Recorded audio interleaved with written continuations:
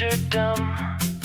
Come in from your room. We've checked the feeds, we've checked the memes. This launch is a cartoon. Flurf control to Major Dumb. Your rocket's just a balloon. They filmed you in a warehouse. There's no rocket ship, there's no big plume. 10, 9, 8, 7, 6, 5, 4, 3, 2, 1. This is Major Dumb to Flurf control. I'm strapped in, feel the shake. The tower falls away from me. You can't deep fake this quake. Major Dumb to Flurf control. I'm way above your room, rising through the blue so fast it turns to velvet soon. You say it's all projection, but the windows say you're wrong. I'm floating past your story, and it's been wrong all along. Major Dumb, our charts all show you splashed into the sea. They dropped a capsule from a plane. You're still on Odyssey. Flurf control. I hate to break it, your script is out of date. The engine's burned, the boosters turned. I watch the coastline fade. You talk about a snow globe sky, a ceiling painted cold, but I just watched horizons curve in every shade of gold. Major Dumb to Flurf control. The world's a swirling sphere. Clouds wrap round in lazy bands from pole to stratosphere. You say it's just a clever CGI veneer, but your world's become an island, and it's really, really small from here. You said there is a crystal shell, a cover hard and bright. I'm flying where your ceiling sits, yet nothing blocks the light. No glass, no grid, no glowing dome, just darkness deep and clear. Your dome was in your browser tabs, not hanging over here. Flurf control to Major Dumb. Our live chat says the pictures are all lies. Agencies just sell us tales, they're demons in disguise. Major Dumb to Flurf control. Your fears are getting loud, but I'm looking at an ocean that wraps behind a cloud. If stories had you cornered, I'm not here to shout you down, just asking you to tilt your head and spin that view around. Major Dumb to Flurf control. I'm circling slow and clear. I see the night chase after day around this shining sphere. You swore there'd be an edge, a wall where colors stop, but every orbit proves you wrong. We're living on a drop. Flurf control to Major Dumb. Your signal's getting thin. If space is real, if globe is true, where do our stories spin? This is Major Dumb to Flurf control. I'll bring you souvenirs around Blue Earth in every shot, and maybe calm your fears. Flurf control to Major Dumb. Flurf control to Major Dumb. Are you there?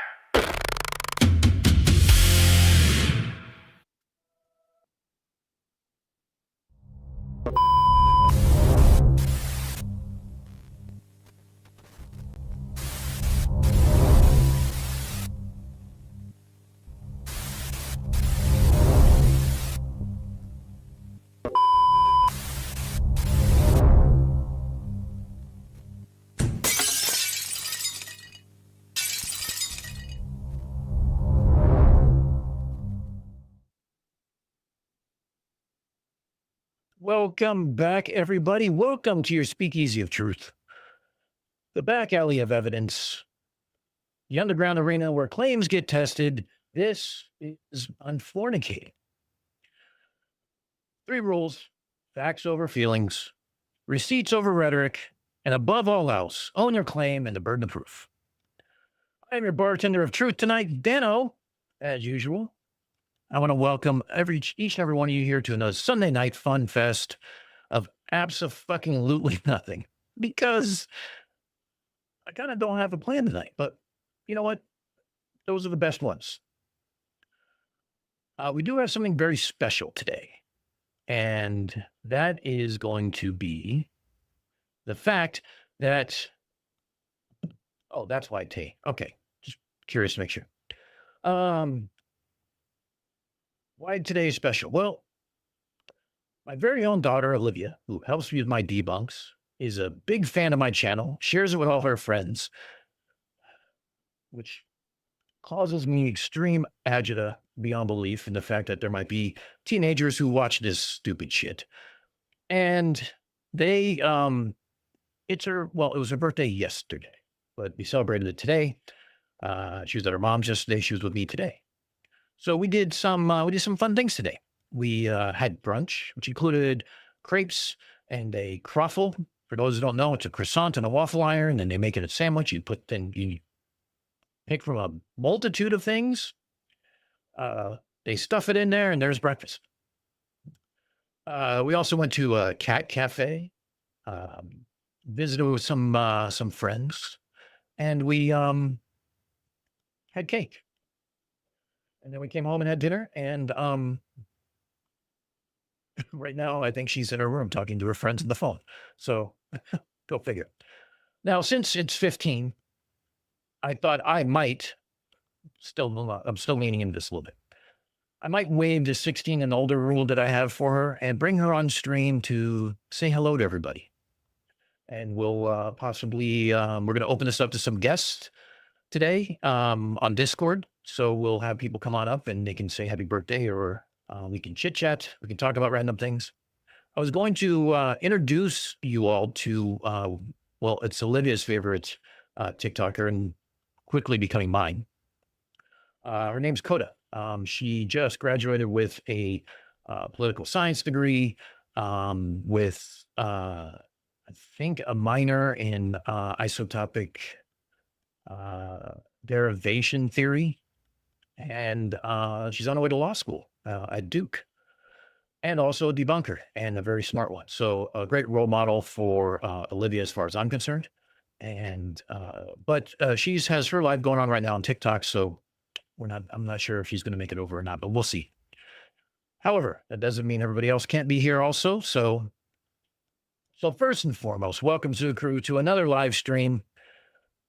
As always, we do things very specific around here. Tonight's drink of choice, it's kind of been of late because this is now my second bottle.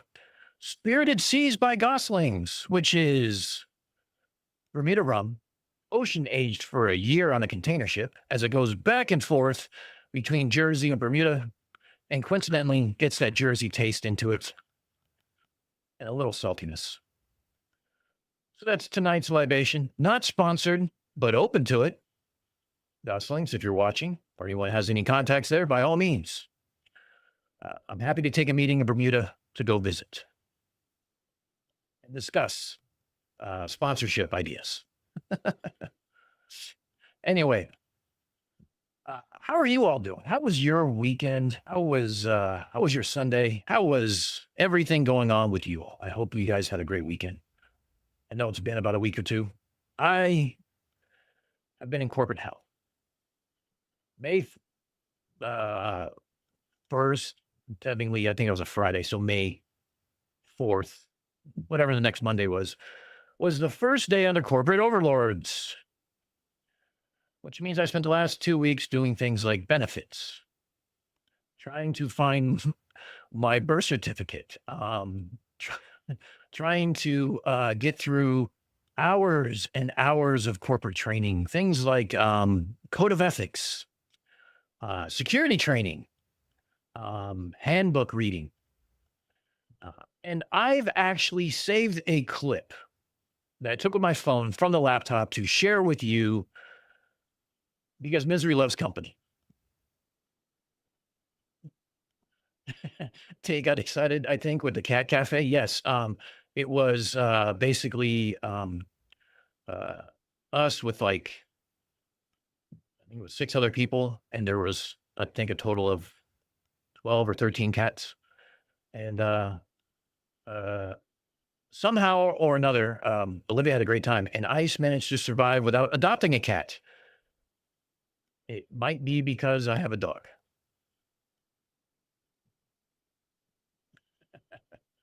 It's not Shelbyville, New Jersey whiskey by any means. Yes, my birth certificate is on a stone tablet from the 70s. Um, it's it's been fun, but don't let me. You know what? I want to share with you. I want you guys to see what I see and kind of maybe see the state that corporate training has come to. Uh, I don't know what else to say here. You know what? Let me just show you.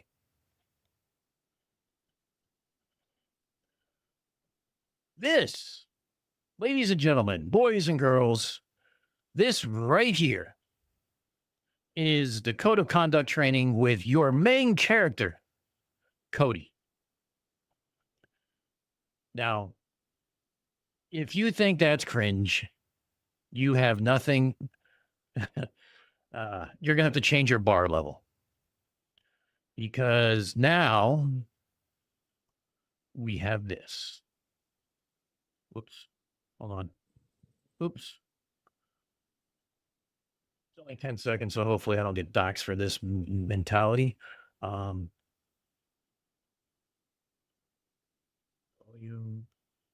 all the way up. Okay, let's see if it plays.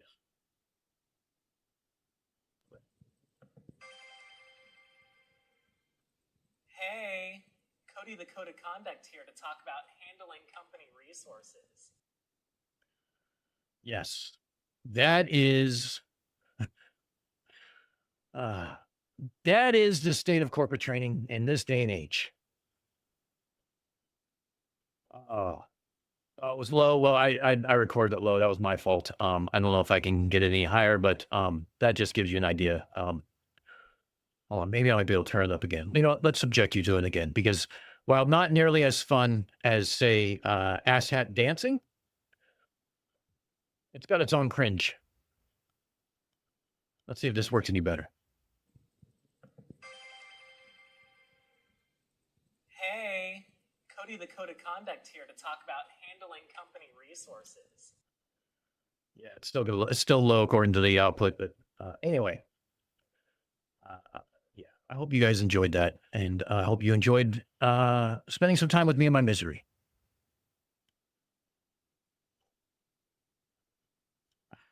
Yeah, welcome to corporate training in America. Um,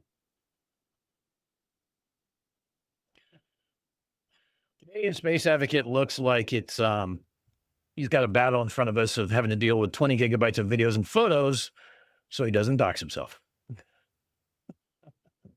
Or too personal to share. Easy there, CSA. We don't need to see those pictures. Anyway, so we've kind of had a lot going on this week. Mike streamed, I think, for like 3 days straight, and then he had like a bunch of work to do. But there's something coming on that front, and I'm going to share a little bit with you guys. Let me share with you a little bit. So, as you guys know, Mike and I are going to be doing the Lowell Folk Festival. We're going to be doing some STEM outreach, some science education, and trying to blow some kids' minds, well, the back of their head with some fun experiments to spark that curiosity to help the next generation so we're not destined for the hell that Carl Sagan basically predicted. So, 4 people and 4 drivers. Yeah, Boston concerts, that's a that's a plus. I'm one of 5,000. I my I actually have a what do they call it? A company ID number, which kind of equate to a prisoner number. I'm sure I'll learn it soon enough because I have to use it for my logins and stuff like that. But whatever. But it was a gorgeous day here, and we had some fun, everything else. But back to what I was talking about. So yes, Mike and I, the Drunk Debunk Show, Unfornicated. What are we doing? Well, he kind of let the cat out of the bag a little bit already. He kind of gave a little sneak peek here and there, everywhere. And the beautiful thing about it is we can talk a little bit about it. Let's call it a, what is it I was thinking of? It's a collaboration. And by collaboration, I mean, we're going to be working on this with together for the Lowell show with a possibility that it might go into something a little bit bigger. We're still waiting. But yeah, let me just show you guys a couple things real quick. You may have already seen this, but we are going to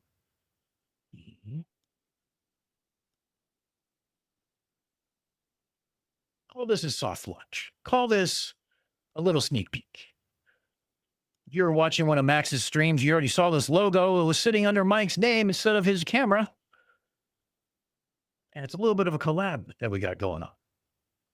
And as part of that collab and the fundraise for this folk festival, and also for us to maybe do some more field experiments and stuff, we designed a couple of shirts. And the one shirt I'm proud of is this one.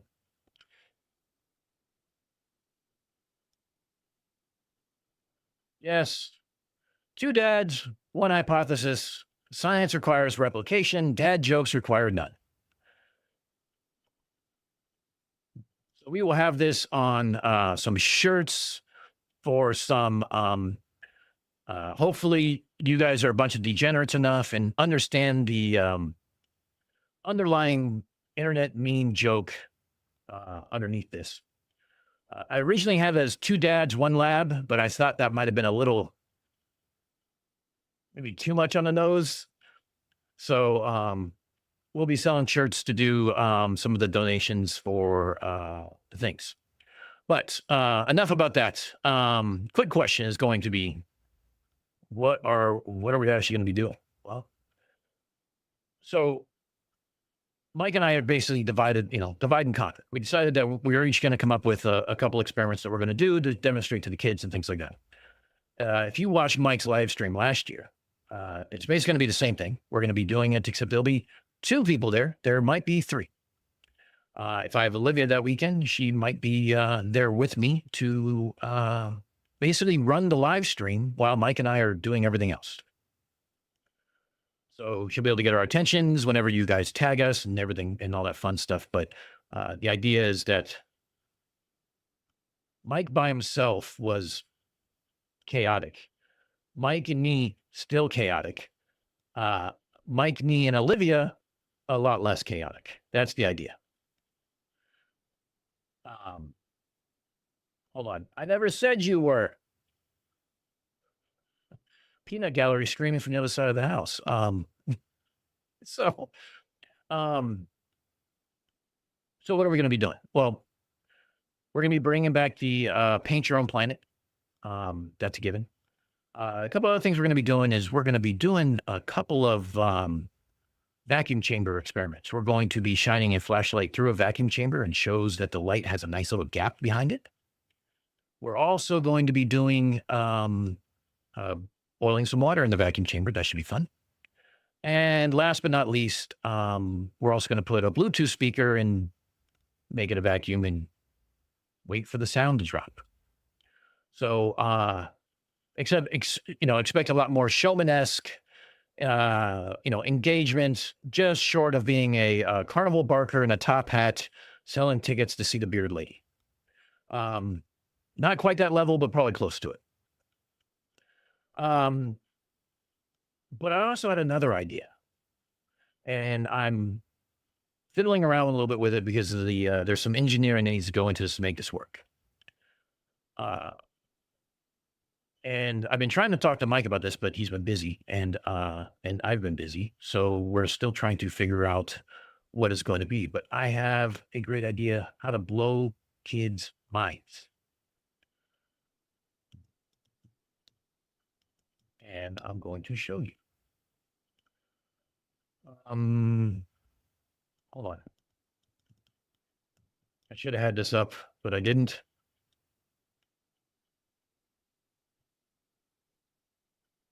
Now I'm trying to find the actual web page. Here we go. So let's bring this over.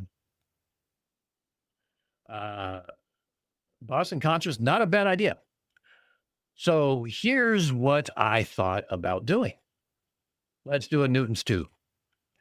And it is a coin and a feather. And what we are going to do is we're going to put it on a stand and we're going to drop them in a vacuum and see what happens. We'll also drop them outside of a vacuum where it's just air and see what happens. The idea is maybe, just maybe, we can fry some kids' minds. And maybe, besides just the kids, spark some curiosity in the parents to do stuff with their kids, similar to what Mike and I try to do. But there's some engineering that needs to go into this. First and foremost, it's got rubber stoppers. It's got a relief valve and everything else in it. It can hold a vacuum for hours. So the mentality is probably going to be make it a vacuum at the car, bring it in. This way we can reset it and everything else. But how do we do a drop? Because it's made just to tilt and right away, everything falls at once and it doesn't really show anything. There's no drama. There's no wow factor. So I wanted to build a drop mechanism where I set it in the stand and I have one tube that's a vacuum, one tube that's not. And, with the vacuum tube or with the non-vacuum tube, I have a release. From the release, you can see that the feather takes forever and the coin drops right down. Then show the vacuum tube, same way. Now, the reason why I don't want to bring a vacuum tube and run it in the tent is going to be power, for one. Although I ran into a debunker on TikTok who has access to HVAC gear and might know somebody in Massachusetts who would probably love to come hang out with us for a couple days and provide us a battery operated vacuum pump, which would be great. Then we just have to charge the batteries. Good possibility. But how do we do the release mechanism? So started thinking, put my engineering hat on, had a few of these, and I think I got it figured out using lift magnets, a large arcade button that a kid can push and it causes it to drop. And basically, since it's I'll use a metal washer, so it's shiny and it's magnetic. But how do we magnetize the feather? So if I tilt it back over, right? If I reset it and I have the magnets on, how do I get them to go to the right magnets? First thing. Second thing is, how do I magnetize the feather? I've only been able to come up with two ideas. A small piece of paper clip that is hot glued or super glued, hopefully not to my fingers, but to the feather, or a small, very small piece of a rare earth magnet that will pull it to the side. So mount them on the side of the tube. Let's say that, not really have anything here. Let's say this is the tube. We just mount a lift magnet on each side, here and here. And what we do is, it sticks to that. And then what happens is we wire it to a normal close. You push the button, it creates an open, everything drops. Then we reset it by tipping it back over. Make sure the top's on when you do this. And turn the magnets back on. Make sure that they go to both sides again. Set it back up, put it back in the stand. Now we're ready for another exhibition, another presentation, so to speak. Boston Concerts. I greatly appreciate that. Mike and I will reach out to you if that's something we are gonna crowdfund this. Kind of like his Artemis link when he had it. Hopefully, everybody can help us contribute, whether it's $1, whether it's $5, or whether you're actually sitting there with us on stream, because that goes a long way also. No, was not full this morning, geek. A single hair and a laser pointer. Brenda, do you want to expand upon that? You guys make me out to be alcoholic. I swear to God. And by the way, that poll was a trap. It told me which one of you are related to Derp and which one of you are either alcoholics, my drinking buddies, or just like to see me get, ripped and dropping F-bombs on stream with too much rum. Oh, burn the hair with the laser. Okay. That's a possibility. But yeah, maybe we'll throw a marshmallow in there and, and watch them ooh and ah and stuff like that. But the idea is get the kids to be curious, get the parents to be curious, show that science is not boring, show that it's fun. I might or might not have like cut water mojitos in a cooler to help make it more fun, but we'll see. Jay, the poll was under my I did a post under the channel, so it was there. I generally put posts there. Sometimes I make it for members only. Sometimes I don't. It all depends. I try to. I will say this. Calder and Geek, being that you guys are now members of more than 2 months, you get the nice little Unfornicated triangle in your little red circle there. So congratulations on that.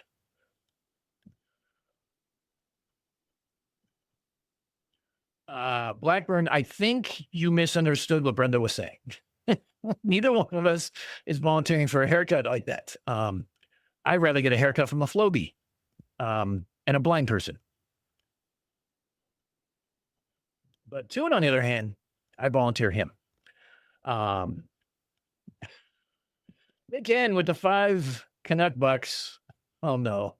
My wife found my hidden letters and figured out I was cheating. Now she refuses to play Scrabble with me anymore. That didn't go off the rails as much as I thought it was going to. Thanks, Nick, and I really appreciate it. That'll go towards our fund. Thank you very much. So yes, that's coming in the next month or so. So let's see, 2 months. That's coming in 2 months. We'll have that. We'll be doing that. So we have some time to sort it together. We have some time to put some things together and also at the same time be able to, I got to turn up my gain too. Hold up. I had my gain turned down way too low. Anyway. Oh, that poll, I chose Derp. Okay. Hey, you know what? Hey. Yeah, the idea is that my idea personally is that I have everything ready to go in bags. I got a tent. I got the vacuum chamber. I got the pump. I got the tubes. We stop at Michael's to get paint and styrofoam balls and sticks. And, we have the TV with the camera. Oh, that's the other thing we're going to do. We're going to put kids in space with a green screen. And I think Mike wants to try to take the pictures and upload them onto a website so the parents can go get them later. That way they can print them. They can do whatever they want with them. That's fine. But again, it's about that curiosity. But yeah, so since I don't have a plan, we're basically it's chat drives tonight. So if you have a specific Derp, by all means, put it in the chat, send it to me on Discord, whatever you guys want to do, we will cover today. I did want to cover a couple things that happened. Caleb and Max had a debate that was I missed it entirely because I was in a cat cafe, and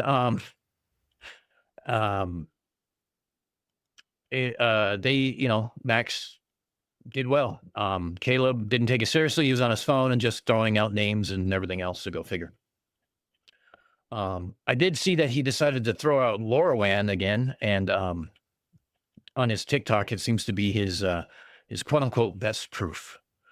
So I'll have to put together something for that. And actually, since I know that Sully, who is debating Tune on Thursday, is a really good friend of Caleb's, he's going to bring that up. So I've been working on some information, some paperwork to give over to Tune, so he has it to lessen his burden of trying to find some of this stuff. Because why not go to the guy who knows how this shit works and can put it together?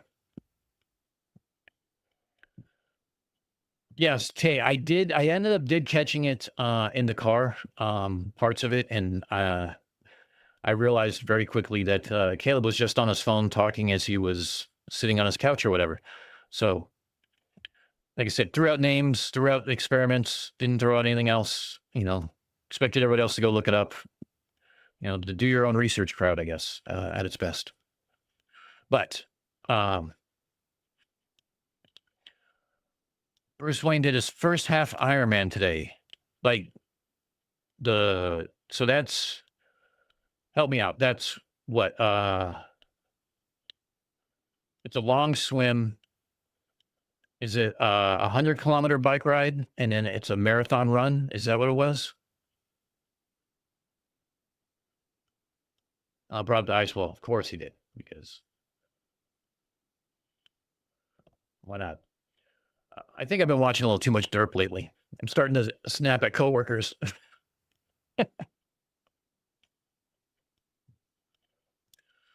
Yeah, Caleb's a peacock, straight and, his laugh and his, oh, do you not know who this one random person is and what he was there to do and everything else? You know what? You want to talk about Dayton Miller? We can talk about Dayton Miller. You want to talk about LoRaWAN? We can talk about LoRaWAN. But you want to talk about skip zones, DXing, how fiber optics prove the globe? We can do all that. Pure and simple. I can do it without even hurting myself. But the problem is going to be that his negative claims are still claims. Just, he says it proves a flat earth. Great. Show me how it proves a flat earth. Because you don't understand it, or because you actually have the math and everything else behind it? Because I don't think he does. Because he says often, we don't do the math. Yeah. So triathlon is a run, bike, swim. But the Ironman is like brutal distances. 1.2 mile swim, 56 mile bike, and 13 mile run. Okay. Yeah. I was thinking of what the full Ironman was. My apologies, Bruce. I was trying to go through that. Now, I've only done, they call it a sprint triathlon. I did it on my 40th birthday. I'd learned my lesson because I could not walk right for about a week afterwards, and I had plantar fasciitis for like the next 3 months because I hate running. And that was a mile swim. I think it was a 20-mile ride, 25-mile ride, something like that, and a 10K run. It was a 25K. I forget. It was a decade ago now, but I did one. I survived. I didn't need medical attention, and I've crossed the finish line before they deflated it. So it was a win all the way around in my book. So hopefully you had fun, Bruce. Hopefully you did well. And hopefully, sounds like you survived. So you're at least better off than I am.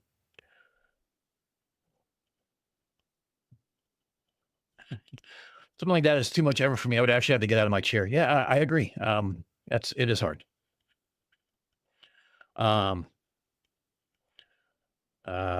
Caleb's usual stick. Yeah, I figured.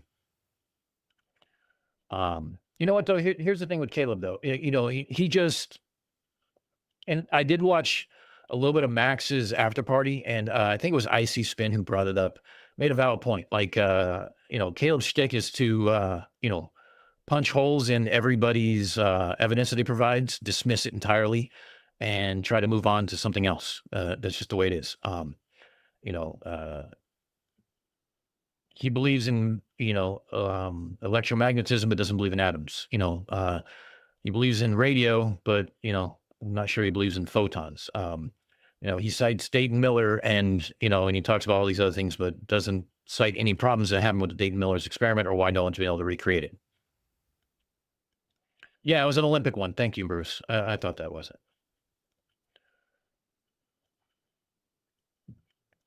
But yeah, so we got a few things to kind of go over today. But that's Caleb's thing, right? Is he gets moving, he starts punching holes in it. You feel like you have to defend your evidence, and you shouldn't. It's like, where's yours? Where is yours that proves this is a flat Earth? Just punching holes in mine is in it. Like if he brings up LoRaWAN, the first question should be, great. What details do you have of that LoRaWAN experiment? Just the distance? What about the frequency? What about the transmitting power? What about the equipment involved? What about the antennas? What about any math equations you possibly could have done to show how it works on a flat Earth? Can you do any of that? No? Then why are we talking about this? Because it means nothing. Because anything I say, he's going to dismiss, even though I have empirical evidence. Anything he says, he's just going to laugh it off and say, well, proves flat Earth because it's not possible.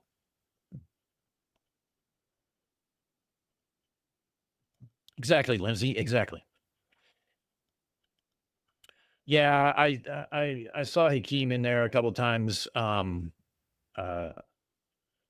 He's a special sort. What can I say? What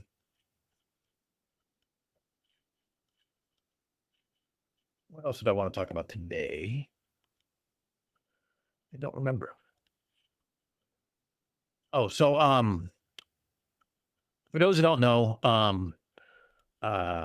still doing some contract work, unpaid contract work for the International Battalion in Ukraine for fiber optics and drone use, and helping them to try to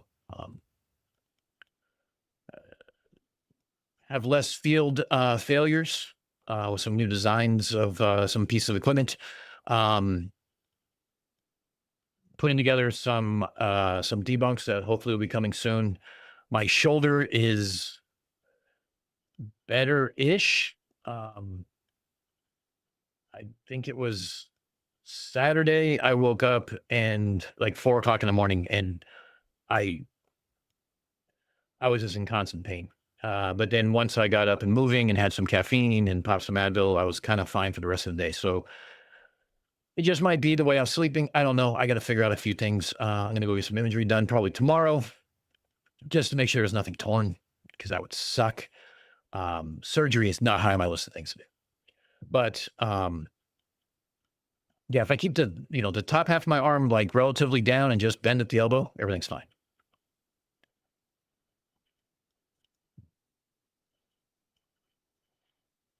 Yes, Tyson Dog. We call that an ask hole. I'm just asking questions with no interest whatsoever in the answers. And I have a shirt for that. Courtesy of Jamie from Bungul. Jamie, if you're in here, I can't remember. I'm gonna find your thing here in a minute. Here we go. Jam Jar Bear creates on Etsy.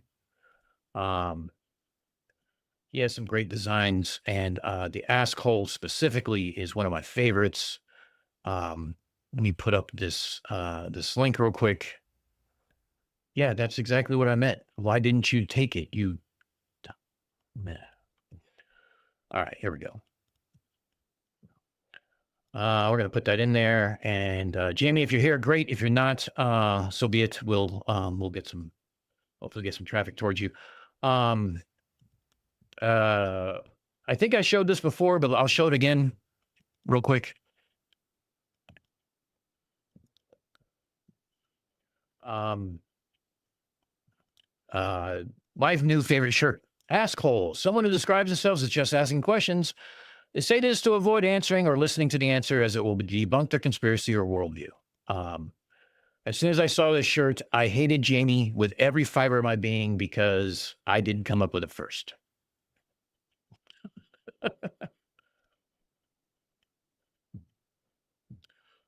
Thank you, Mark. Yeah. So I haven't really talked about this much. I've kind of alluded to it a little bit, but I can actually say some stuff now. Basically, I'm doing unpaid contract work. I'm basically helping out a friend. For those who don't know, Mordwan, who also goes by Sea Lion Prime on Discord, he's in Ukraine, working with the International Battalion in the drone lab. And I've been using my fiber optic expertise to help them out since fiber optics can't be jammed with electronic warfare. And that seems to be the only way that they're doing drones right now is trying to help keep them in flight, help reduce some field failures, and try to apply my military background with my fiber background and find somewhere in the middle where I can MacGyver something that doesn't cost them an arm and a leg because they are not necessarily funded by the Ukraine government, except in dire things. They're completely funded separately. So it's something I enjoy doing because I was originally trained as a cryptologist. So using code and ciphers to secure our communications for signals intelligence. And our main adversary we trained against is the Russians. So I never got a chance to use it. So here I am getting a chance to use it now. So full circle, basically. As far as I'm concerned, it's whatever. About a third of my t-shirts wardrobe is jam jar. Yeah, I know. I every time I go on here, I look and I'm like, oh, I want that one too. Like right now, I have, I think, only 3, but I have to order some more. But I also have to order some of my own shirts, and I also have to order some of the Two Dads One Hypothesis shirts. I have to order some of my hidden designs because they're going to be coming out soon. Yeah, fun times. But yeah, some the rough thing about the fiber work is time zones suck. So I'm often up very late, answering questions, trying to come up with some things, describe a few things, share information, collaborate, and then try to get to bed for a couple hours before I have to get up again and then go to my day job. So I even got offered to go out there for a week and train everybody, or a couple weeks, or indefinitely. Seriously considered it until I thought that, I do have a family. I'm 50. I have bad knees. I cannot duck and cover very quickly anymore. So probably a good idea that I stay out of a war zone. And not to mention the Hawaiian shirts don't really help with camouflage. So as much as I appreciated the offer, and I did appreciate the offer and thanked them profusely, we figured I can still do a lot this way using different apps to share information.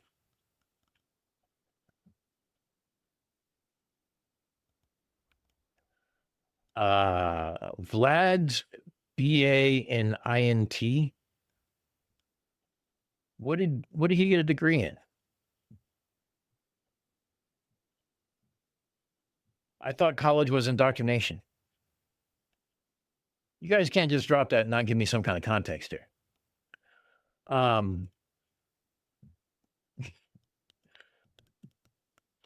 So what are we going to do tonight? We're going to go over some derp because people asked for derp. We're going to have some people up. We're going to just shoot the shit with some random people if they want to come up on Discord, sit in the party channel, find out what other people are doing out here in the community, whether they're content creators or not.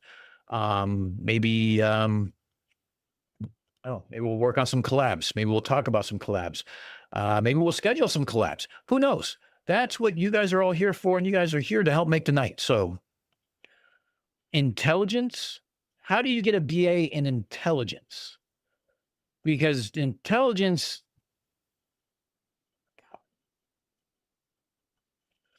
okay. Let's just start there today, right? Why not? Bachelor of Arts, which is bullshit, in intelligence.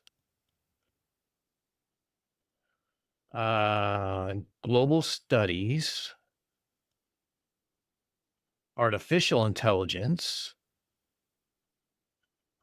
Huh. I'm having a problem with intelligence.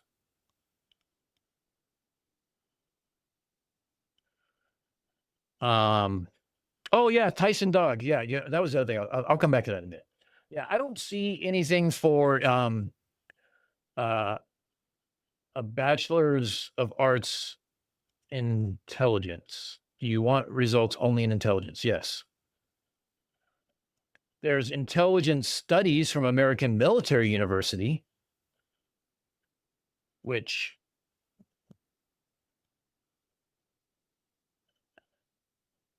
I mean, I guess it's a thing. Um, let's see. Examine key and trending issues, analyze complex information, respond to global security challenges. This degree program, American Military University, focuses on how intelligence operations shape global and homeland related topics and influence a broad set of issues ranging from strategic national policy efforts to drone warfare. Shit, maybe I should get that.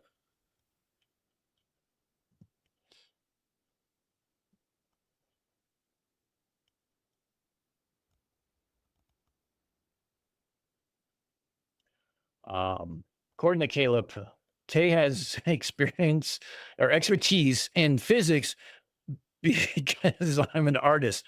He essentially told Max to read an art book to understand physics. Yeah, that was weird because there is a debunker on TikTok who goes by Tiffany PNW for Pacific Northwest.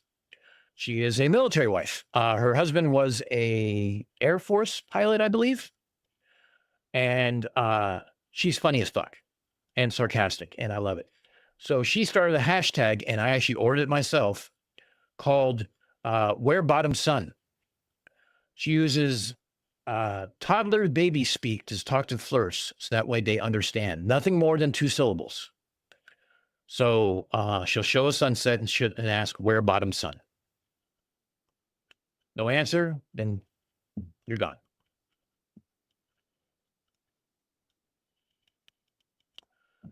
Eight QEs. You missed nothing yet, just me rambling. Yeah, Blackburn. I remember him using that same article that they're going to stop teaching. What was it? The theory of gravity in schools, a satire one. I forgot who that was by, but yeah, that was hilarious.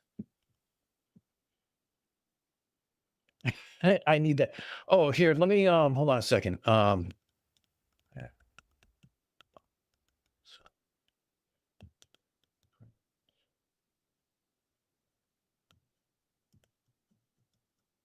think this is it.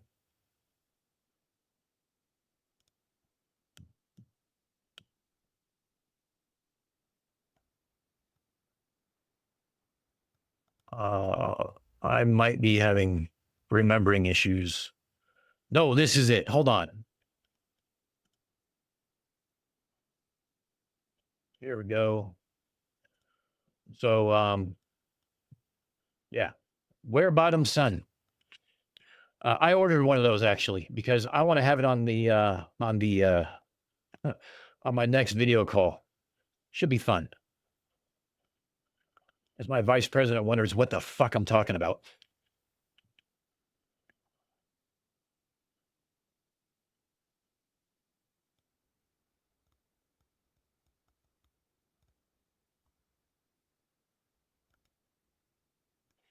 Yeah, absolute genius. Her using these small words. It turned into a hashtag on TikTok, and she made merch off of it. Why not? Yeah, Where Bottom Sun. Tell you what. Let me. For those who want to support Tiffany, there is also the link. Tay, exactly. Why did you get that? Because there are dumb people on the internet. Yeah. So, yeah, I'll share a couple purchases I made. How was that? That was high on my list of things to share today. Oh my God. Yeah. We had a lot of stuff going on. So I know I've been around. I know I've missed a bit. I did catch PhD Tony, and I caught the after show, which I was able to jump on while I was working on some stuff for Tune. So that was fun. I've been talking to a couple people in the back, Conspiracy Music Studios. I've been talking to him, um, talking to Geek on a couple different things, namely Rum, or seeking anything else. But yeah, there's been a whole lot going on, and I've been trying to catch up and keep up to speed, but sometimes I'm lacking. So again, if you guys have something that you want to talk about or some derp you would like me to see, shoot me a message on Discord, put the link here in chat, and we'll go through it together. I thought about doing the LoRaWAN today. I still might, but I kind of want to let Tune run with it first, and then I can always come back to it.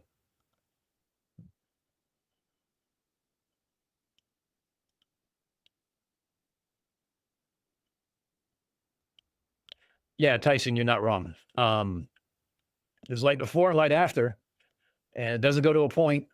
But somehow or another, the bottom part is further away from us than the top part, and that's, even though it's one solid object, the bottom half has reached the vanishing point. I think makes perfect fucking sense. I don't know what to tell you. CSA, to be perfectly honest, some of my coworkers do, and my direct boss does. So when he asked what I did, I specifically said, well, I debunk conspiracies. He goes, oh, really? Like what? I'm like, oh, I don't know. You know, things like radar anomalies, 5G mind control, HARP causing earthquakes, flat Earth. And I started to say something else. And he goes, hold up, wait, what? I'm like, yes, I debunk flat Earth.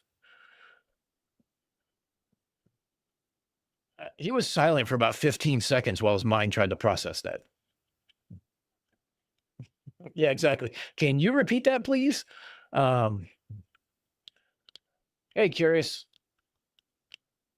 Nice to see you. Yeah, it was an interesting phone call. So my coworkers know I have it. My hairstylist knows I have it. A couple other people know I have it. But to be fair, that's kind of why this collab with the Drunk Debunk Show and I is happening. We're still going to have the channels. We're still going to be doing this, right? Still, to quote Matt from Whatcast, taking the piss out of flat Earth and conspiratards everywhere. But we're also going to have a kid-friendly, family-friendly sort of side project, I guess you could say. I know, go figure. If you didn't know I have a channel, welcome to the channel. No, big fish. Liv has been here, actually. She's been in chat. Usually she watches on the TV. Some of her friends have been in chat every once in a while, on a couple of live streams. My stepdaughter, for sake of another word to call her, has popped in a couple times when we were playing Murder Mystery Hotel on Jack TV. She won a couple times. She was under Tanuki. And so they have been here, but essentially my sister subscribes to the channel. In fact, most of my family subscribes to my channel. They don't make themselves known. I've asked them not to because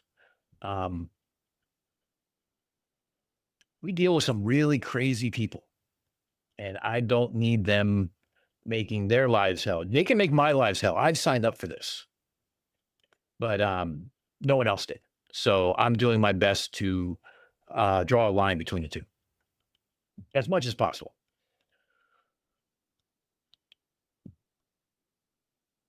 Oh, just makes it easier, I guess, for everybody involved.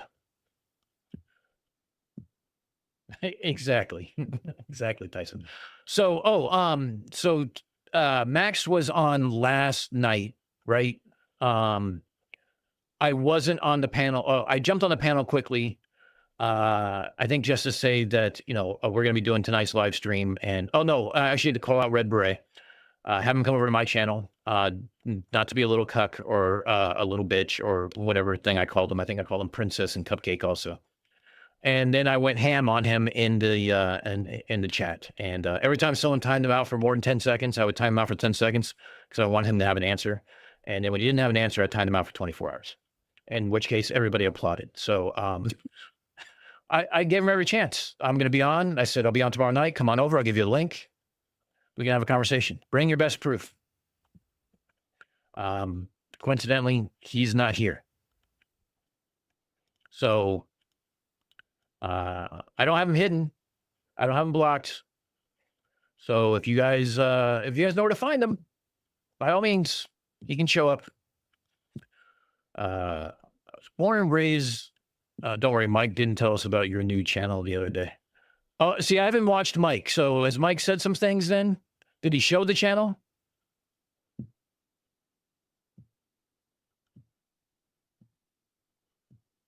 Did Mike show like the banner to the channel? Did you guys all like go subscribe to it? Am I sharing my screen? Okay, good.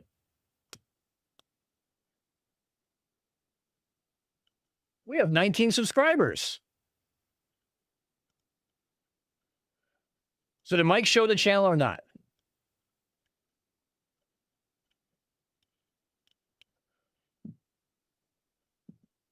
CSA, that's a valid point, but you actually use some really cool shit, especially with your shorts and stuff like that. So I'm sure all 35 people here are already subscribed. But if you're not subscribed, go over to CSA and subscribe because he talks about astronomy and he talks about the James Webb Space Telescope and Hubble and astronomy as a whole. And he takes a piss out of Mikey, which is always fun. And he provides a service that I don't do because I know shit about astronomy. All you got to do if you're here and if you want to check is click the Canadian Space Advocate, go to channel and see if you have follow. And if you are not subbed, by all means, please sub. That's all I'm going to say. And the same goes for almost everybody in here. So anyway, I want to go back. Mark, what were you saying? Born and raised in Wisconsin. When I was a kid, there was a lot of conspiracy BS around ELF. Antenna range up in the North Woods. Yes. ELF is one of those things that people love to make fucking stupid things about. Let's go up. Oh, and a bit of gardening and local maritime stuff. Yes, he does also some history stuff too. And he'll take you on travels, which is always fun. Exactly, Marcus. Exactly. What was I just going to look up now? Oh, ELF antenna arrays.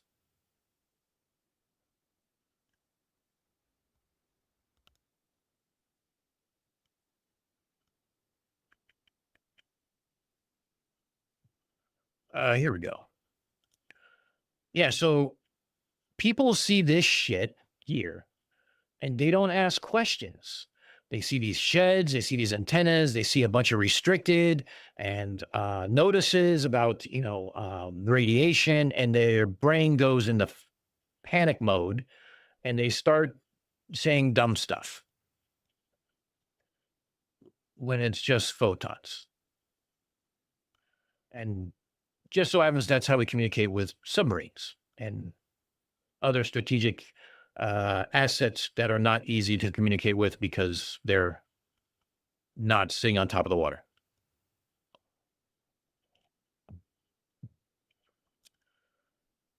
Yeah, I've not, unfortunately, I've not seen, well, I always make it a point to try to see the Drunk Debunk show.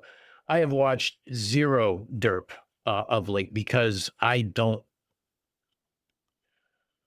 look. I had to put up with fucking Cody. Okay, I don't have to deal with Sam and Mikey at the same time. And if you weren't here earlier when I showed Cody, consider yourself warned and consider yourself lucky, because everybody else, I dragged them through the misery with me to share it.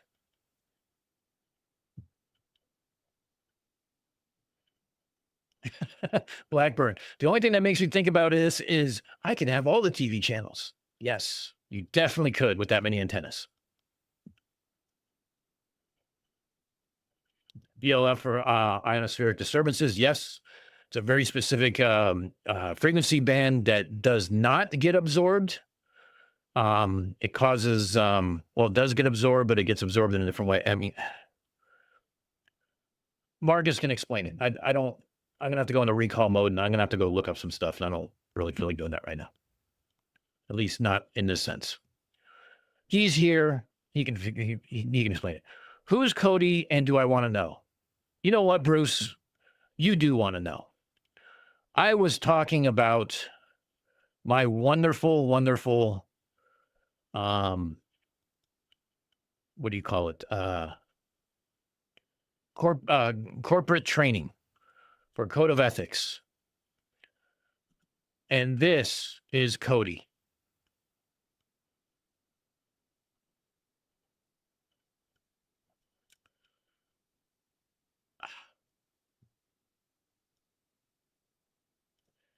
That hurt. Let me try that again. This is Cody. Yeah, Cody is the walking character that's supposed to simplify the code of conduct in the new corporate overlords realm. So, yes, Camp Cody. It's interesting. I found it interesting that for the first time in my corporate training, I had to take something specifically regarding money laundering and human trafficking.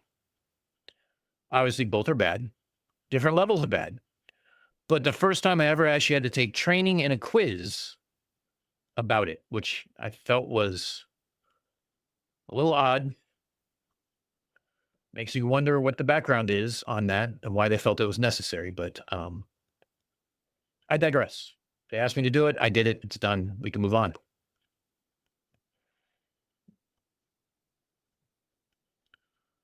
Cody codes. Yep, took me this long to get that. Sorry, Rob. I know it is bad. It is bad. It's oh God. I wish I could play the whole thing for you guys. Let me just put it that way.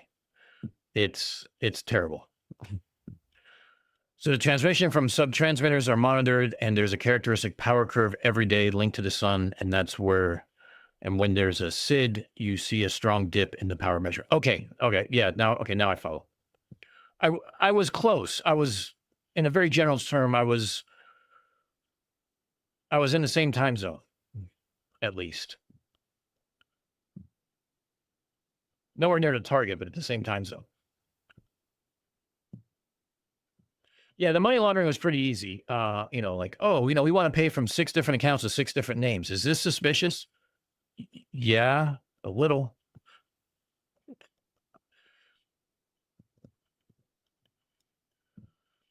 Yes, Mark, that's me too. I mean, I consume Derp to make content so I can teach. And I have a bunch of stuff like ready to go, ready to record, and I just haven't had the energy or the time or even the inclination to want to sit down here and do this because I don't like listening to myself talk over and over and over again while I'm editing. I haven't finished my background yet because my left arm's been killing me, my shoulder, for the better part of 3 weeks to a month now.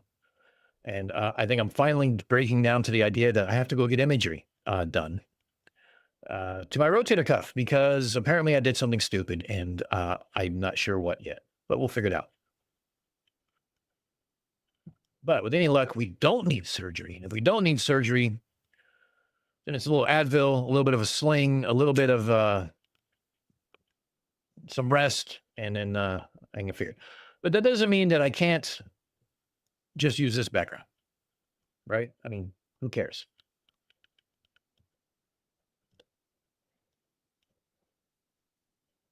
Corporate CYA training, yes.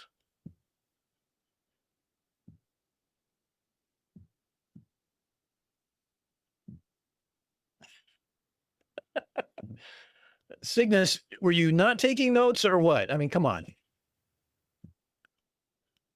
Yes, big fish. That is the hope. I've actually resorted because my sleep has been causing a lot of the problems because I wake up in really weird situations. I don't know if I'm dreaming of derp or that the earth is really flat and I'm falling off the edge, whatever.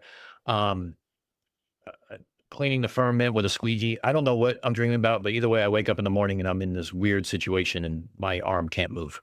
So I learned that. Oh, wait, you're talking about your shoulder, not you, not your training. I'm sorry, Cygnus. The delay in chat sometimes gets me to confuse what topic we're talking about. My apologies. Yeah, 6 weeks to get to like 80%. Yeah, I'm at 4 weeks and I'm probably close to that. I have good days and bad days. Like I said, the morning's the worst time. I think I just got to do some stretches and, get some physical torture. Sorry, physical train. What are they called? Not physical torture. What is it? PT. Physio to teach stretches so I can function throughout the day. Luckily, I only have to type. So, but it's kind of killed, doing any climbing. It's killed doing any work. You killed doing anything trying to raise my arm higher than this. So,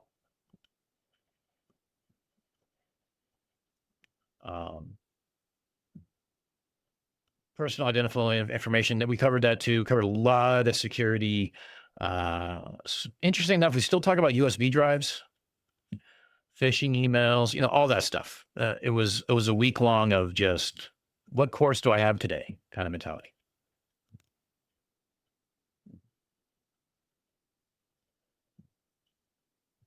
Therapy. That's it. Therapy. That's the word.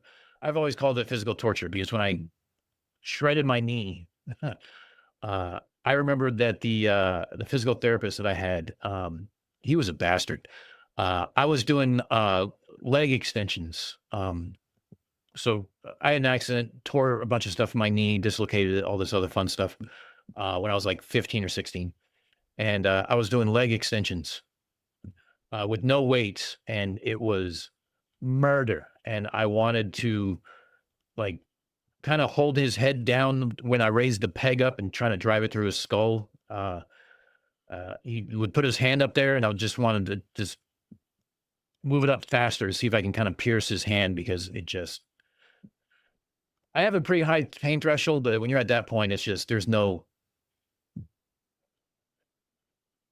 recourse. And rum is not a good way to cope with injuries. See, Blackburn, maybe you should send me some of your your stretching and save me $100 copay. Send me your stretching videos.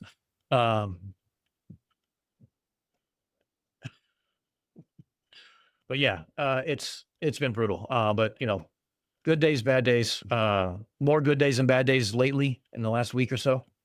So hopefully we're getting there. That's good news. I don't know. No one's putting in links, so let me know what you guys want to talk about. And worst case is we'll open up Discord, get people on up here one at a time, and we'll just BS about whatever you guys want to BS about.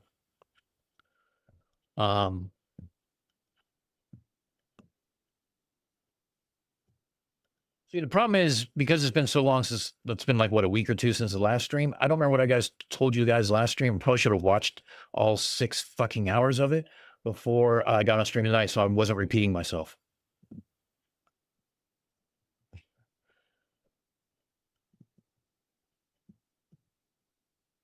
Oh yeah, actually, JD, sorry, I don't want to call it CP either. JD, I'm just calling you JD. All right. Everyone, JD, everyone. Okay. If you want to pop up, we can talk about that, actually. I saw that you were in the voice, but I was doing other shit at the time. So I completely spaced out. So tell you what, I'm in there now.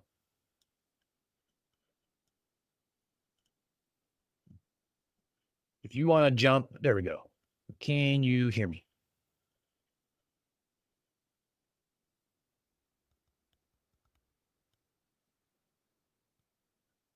I can't hear your mic.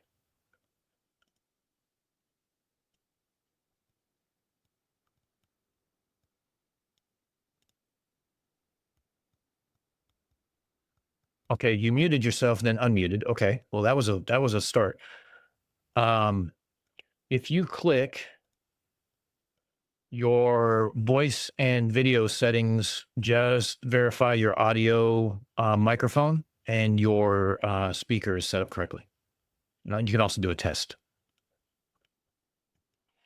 Monkey, how you doing, buddy?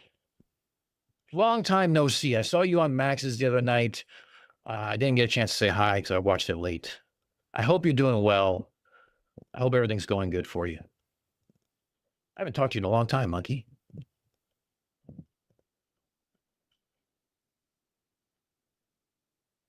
How's everything going in Michigan, bud?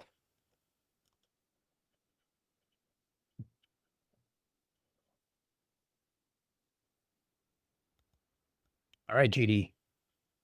Come on.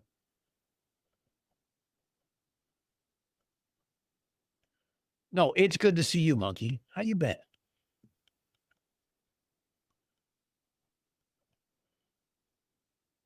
Monkey was like, I think, subscriber like number 5. I think, or maybe one of the first 10. I think. I think the first 3 were me, and actually, he designed one of my shirts. And true to my word, because I used his design, I sent him a shirt.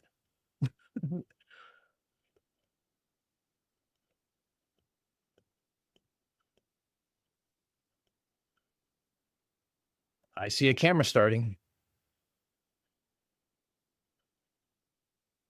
Ugh. Is this you or is it me? I'm not dropping frames, so I don't think it's me. I'm flirting it.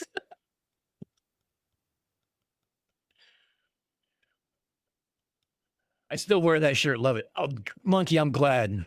You'll have to see some of the other designs we have coming up here. Can you guys? Okay. You know what? Hey, JD, let me do a Zoom link. You want to do a Zoom link? Let's do that. Because you said you were on Tune before, right? I got to remember how to do this. Hold up. New meeting. Microphone. Camera. Start. Okay. Move this over here.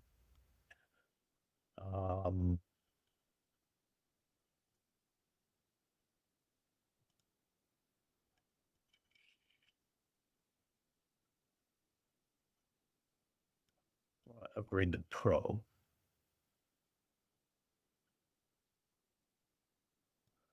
I wish I remembered how to do this. Participant, here we go. Copy invite link. Allow. Thank you. Okay. I'm going to post the link, but it's going to change a few times because, stupid shit. Because I don't have the paid version and I forgot what Mike's login was. So let's go ahead and do this. And first one up is JD. And then we'll start having other people come up afterwards. I want to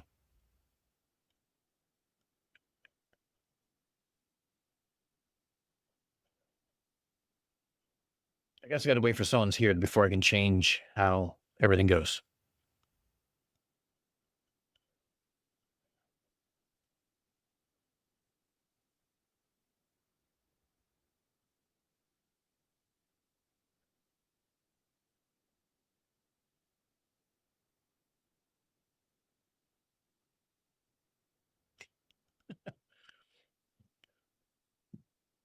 Come on, JD. Click the link. Don't be a flurf. Tay, I'm having another content creator come up. We're going to talk about some of his projects he has coming up that I collaborated with and had a chance to help him with. And we're going to have some random people up throughout the night is basically what it comes out to be. So if you'd like to come up, you're welcome to come up. But first, I got to get JD up here. So I was watching my Pistons get their ass beat, so now I'm here. Monkey, I'm a Celtics fan, so I've been screwed all the way out. Mark, thanks for stopping by. I'll catch up with you later. Oh, shit, my bad. Hey, JD.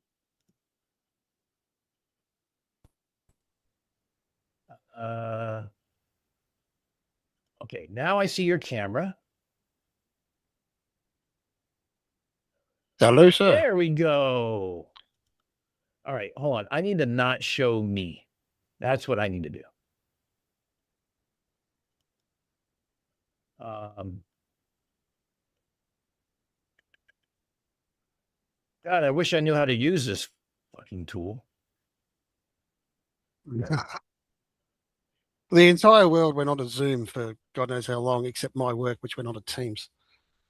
All right, one thing I got to do. I got to turn up the audio a little bit. Hold on a second. Wait. That might be me too. I can pin you. Yeah, there we go. Pin. There we go. Oh, it says your network bandwidth is low. All right, let me shoot you across. You're going to be small because you have limited bandwidth. Do you want me to kill my camera? Yeah, no, I can see your camera. It just it's a small screen for whatever reason. I don't know why, but give me a minute here. I'm trying to I don't know what I'm doing. You know what? Screw it. I don't pretend to know this one. Let's put it that way. All right. This is JD, everybody. This is why don't you tell me about your channel and what it is that you do? I'm a cartographer from Australia and been doing it since 92. So we always joked when I was at uni that we'd join the Flat Earth Society, but that was pre-internet, so showing my age. And during lockdown, I discovered we had termites eating half our house, so we did some renovations. And I discovered Craig and Simon Dan, and just went, oh, I can do a bit of that, and dabbled and did bugger all. And then I thought this summer I've been planning a trip. I saw a thing from Bob the Science Guy about driving north-south, and I'm looking at Australian roads and went sort of like, that could be pretty damn good for. And there's one particular road in Victoria that I thought, yep, I can do a really good north-south and a good east-west. And did 2 days, and I did, I think, 4 north-south drives and 3 east-west drives, and did like 1,900 kilometers. Jesus. What's that work out to in about 2 days? That's a lot of driving. Just listening to Flurf crap for a couple of days. It was fantastic. I had a ball. Oh, hold on. Let me go to. I offered I offered for my family to come, but they all went, no, we're not just driving on straight roads for 2 bloody days. You can do this.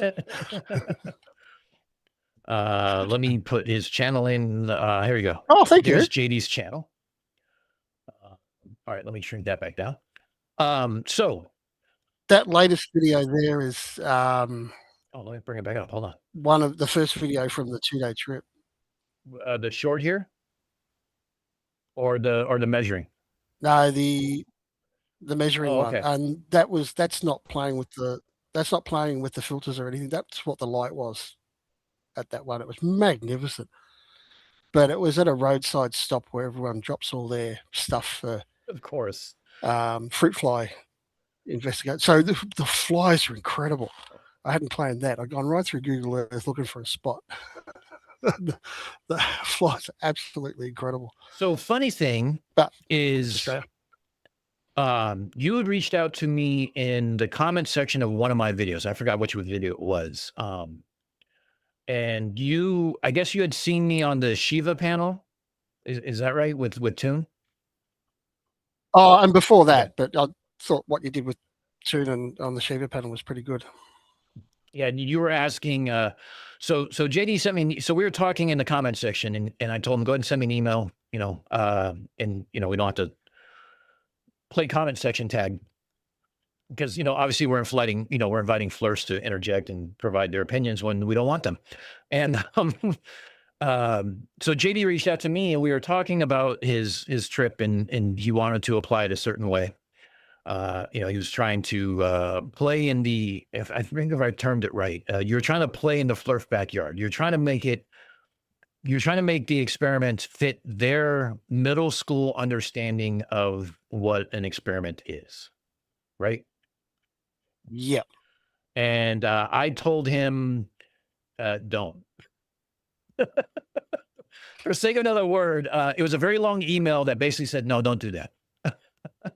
Yeah, pretty But much. we It shared, was but we good. shared an email. And like I said to you, I spent 3 days getting the wording on that email just right, and you come back with like this essay in just a couple of hours. It's like, Well, you caught me so you caught me where I didn't have morning meetings and I had gotten up early, already had 2 cups of coffee. That does not happen often. Um, and I was like, oh, well, let me just sit down and read this. And as I'm reading, I'm like, okay, I see what you're trying to do. No, that's not the right way of doing it. And here, I think you should do this. And I've had like a couple people have asked me, like, how would I do this? How would I do that? And I'm very hesitant to kind of like I'm very careful with my tone. I don't ever want to tell someone like, no, you should do it this way. I try to be like, if I were doing this, I would do this like this, but that's me. I do things very differently than other people because I have kind of like a weird mindset, I guess you could say. I'm wired differently. I guess is the best way of saying it. And yeah, we had like what 4, 5, 6 emails going back and forth about different ways to describe it. So basically, I mean, you just kind of explained it. There are some roads that go north, south, east, west, and we were looking at like GPSs. We were looking at time. What was it? Time lapses of driving. Because you had originally, I think you were setting up with what was like 3 cameras. You had your phone in the I had a dashboard. dash cam.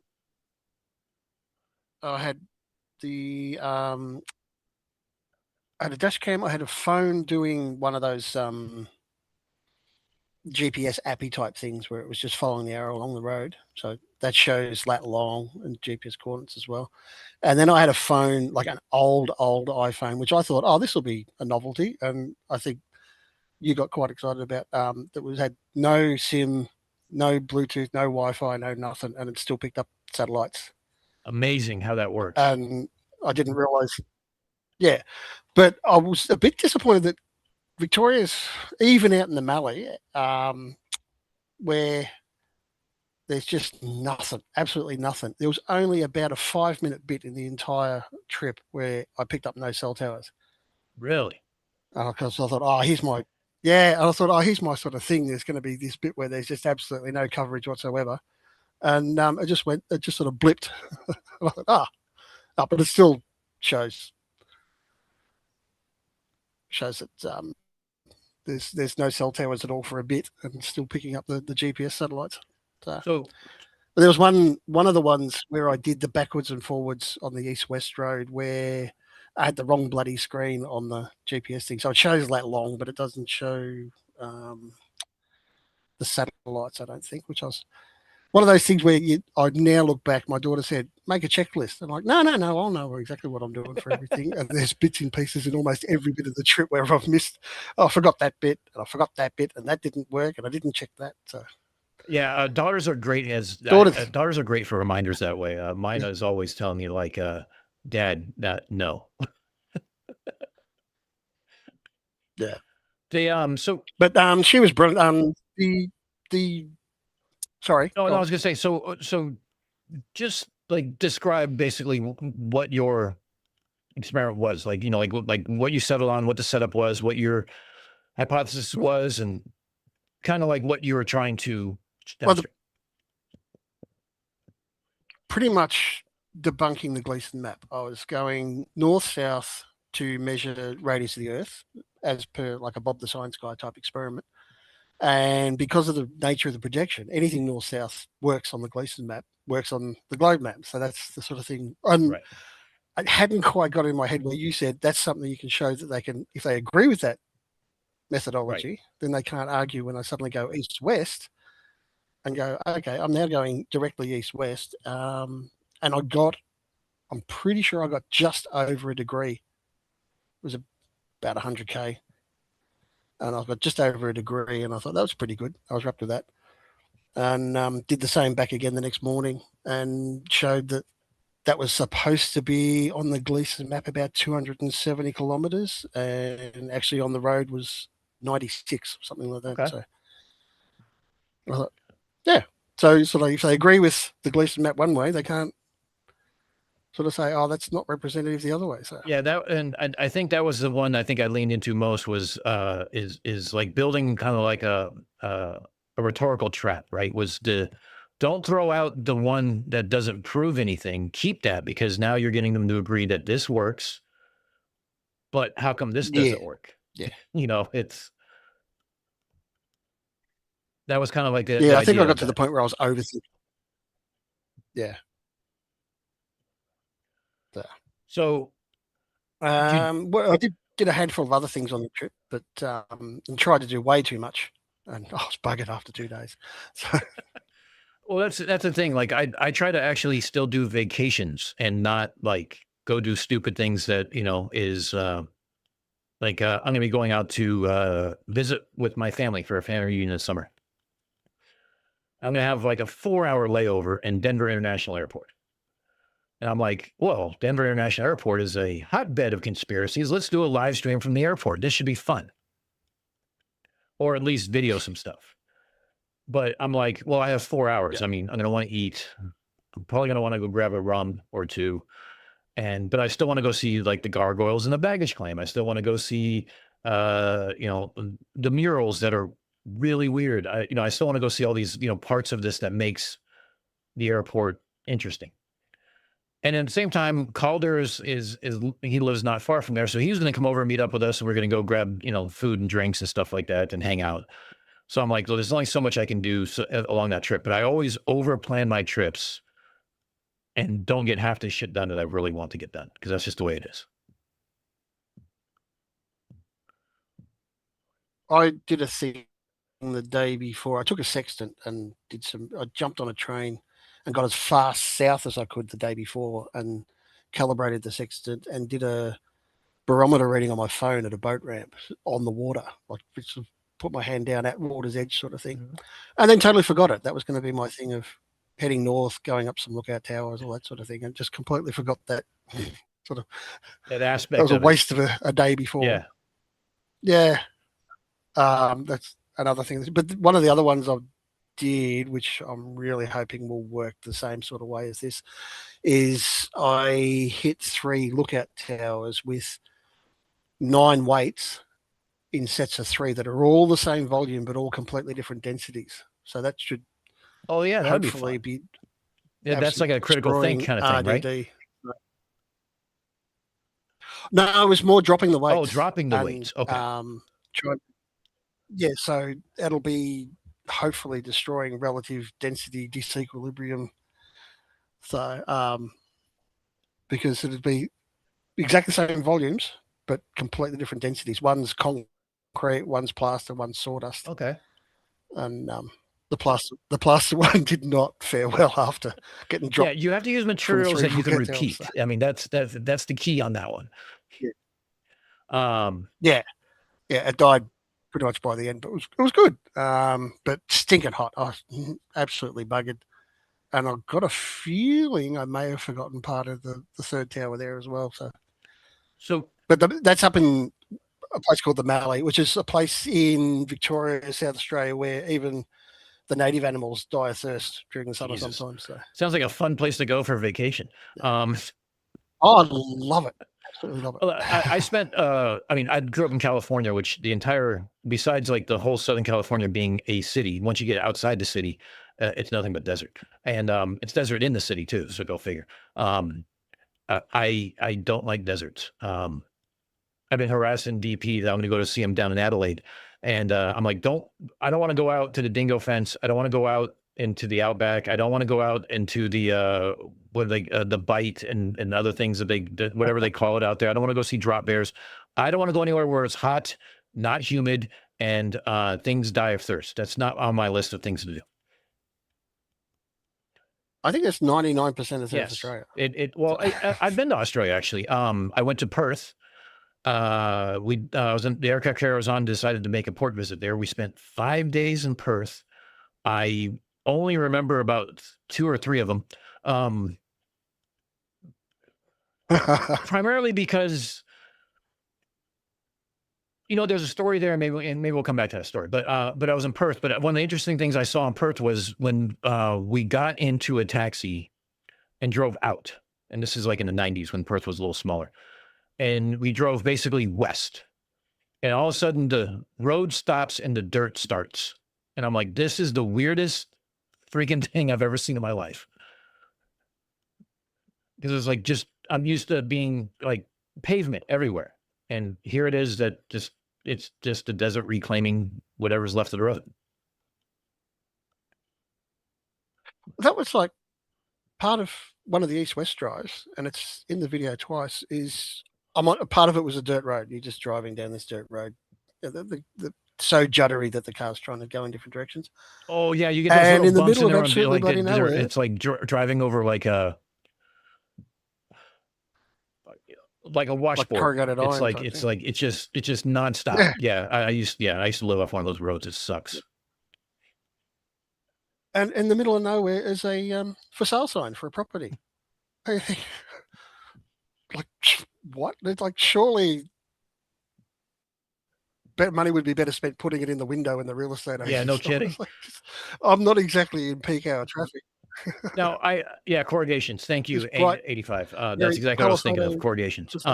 So yeah, I mean, don't get me wrong. I loved Australia. I loved the people of Australia. I loved the coast of Australia. I also stopped in Tasmania, and then I went TAD to another boat and ended up in Darwin. And again, these are all like mid 90s kind of time frame, late 90s. And I think Tasmania, Hobart was one of my favorite stops. But the thing I have against Australia is that every animal wants to either kill you or will eat you.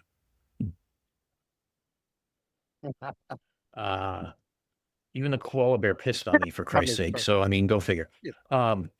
He didn't take the piss out of me. No, he literally just actually peed on me. Yeah, it's, I know I love the people of Australia, and I loved the places I visited. I would love to take my daughter there and have her experience some of that. I mean, I'd love to go out to like Uluru in the middle. I mean, where else can you go see a giant rock in the middle of the country that's, that's a spiritual place for the indigenous, and at the same time, just a completely odd feature. You know what I mean? Like, it's just something that, you can only really do once on a bucket list. It's one of those weird, like I've stepped probably every square foot of Victoria except for where we're going in October. But I've barely seen the rest of Australia. Well, I kind of want to go to Sydney, because that's obviously a place I can go to. Adelaide, Melbourne, those are obviously the places I want to go to in all the big cities. But I also want to go to Alexandria, because It's where my favorite fiber optic cable that comes from the North America lands. It's the Southern Cross Next cable, which is the shortest cable connecting North America to Australia. And I'm doing a video on I that. think that's one of the ones PhD did the mission. Oh yeah, no. I gave PhD Tony all sorts of new information on that because I'm doing a video on it. I basically gave him my script.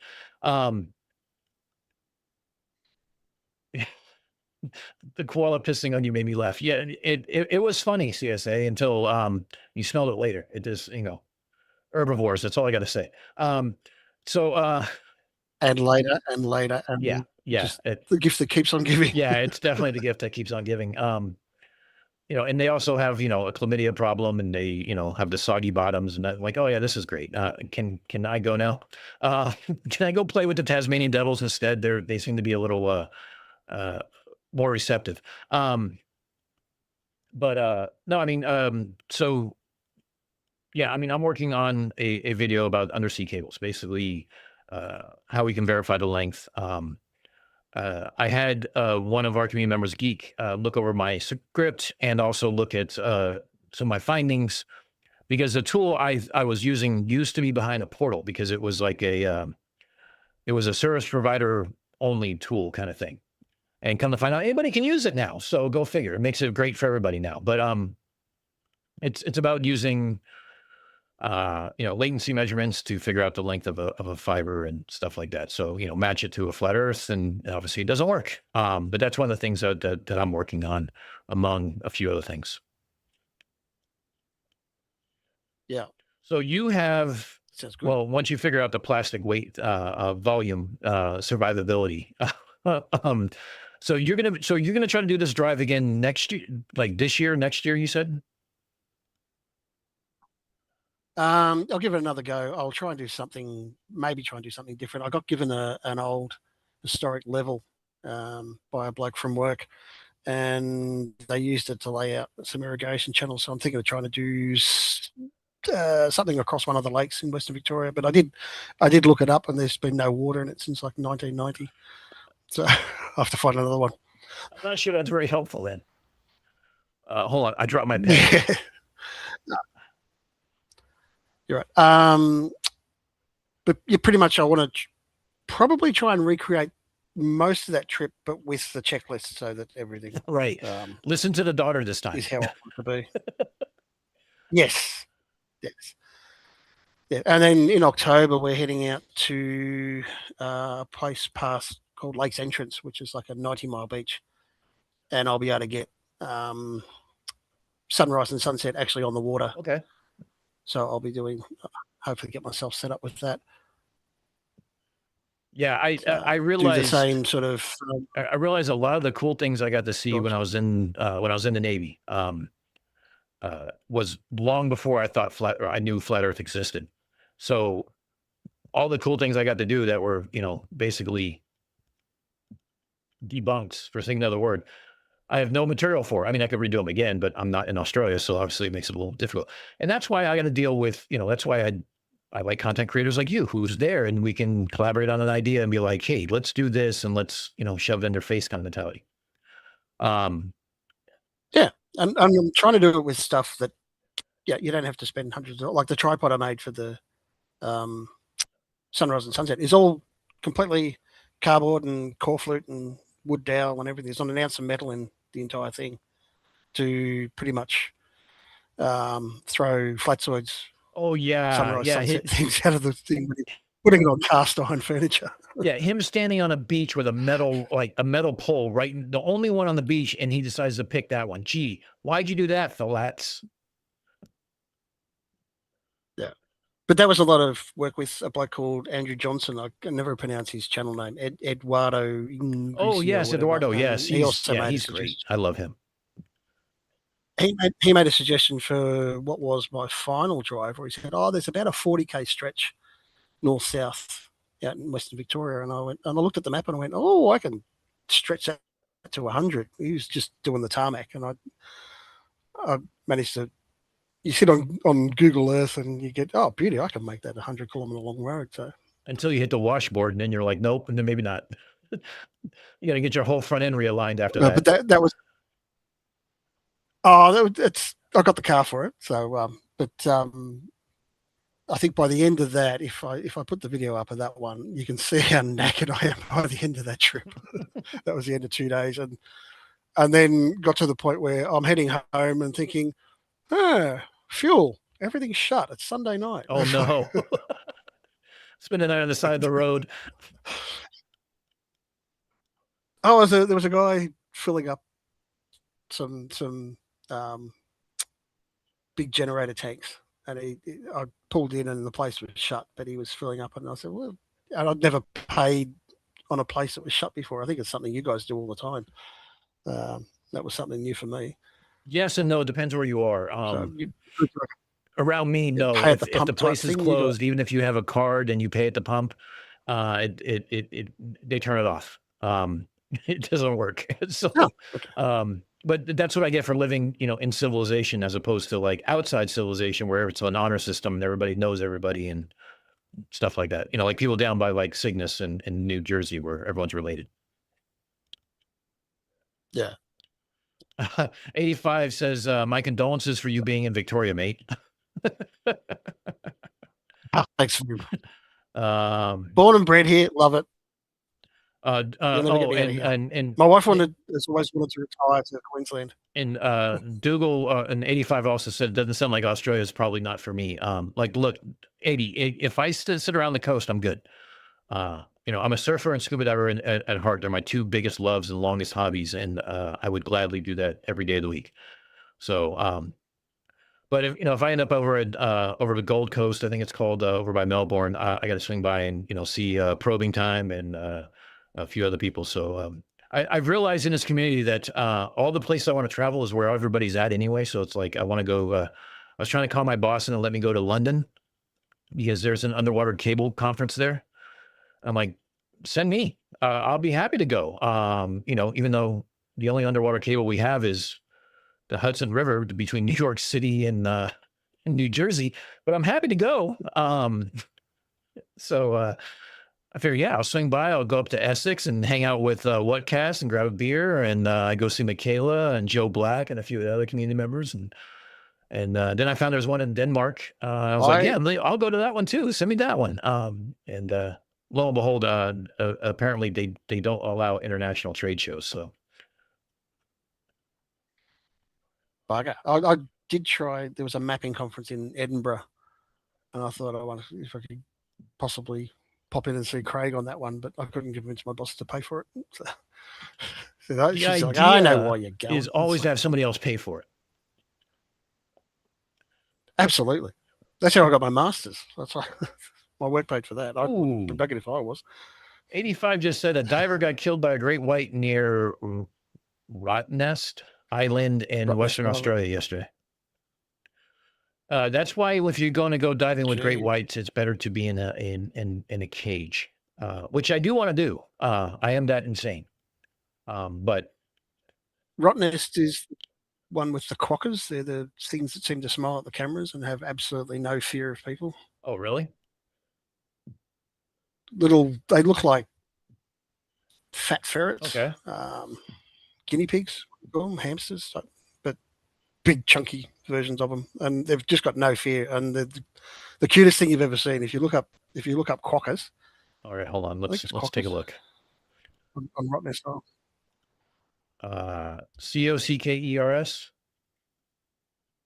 No, Q. I'll bring it up online. All right, somebody spell for me in chat. Q-U-O.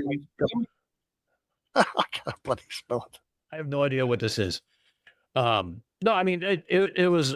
I mean, I loved my time in Australia. I had a great time there, and I definitely want to go back. And I watched Q-U-O-K-K-A. Q-U-O-K-A. Oh, there it is. Okay. Yeah. Species of mammal. Oh, look, they are kind of cute. They look kind of like marmots, but I think they're a little bigger. About the size of a domestic cat. Oh, and they call it the smiling Australian animal. Great. Oh, they're at the San Diego Zoo. I've probably seen them. that's pretty much what people go to Rottnest Island for. Oh. So apart from getting eaten by sharks. Yeah, yeah. I was gonna say, apart from getting eaten by sharks.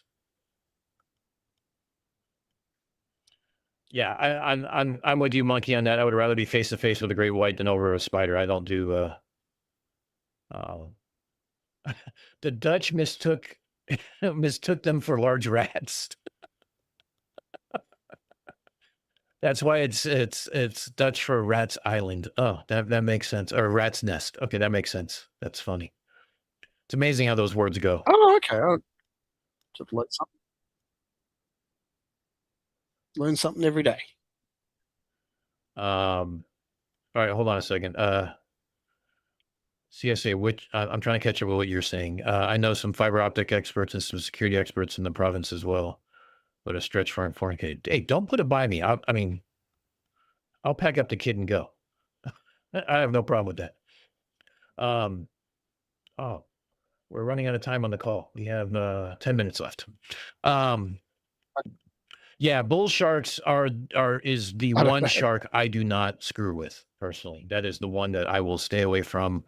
I'd rather a hammerhead because they're skittish as all get out. You blow a bunch of bubbles and they run. A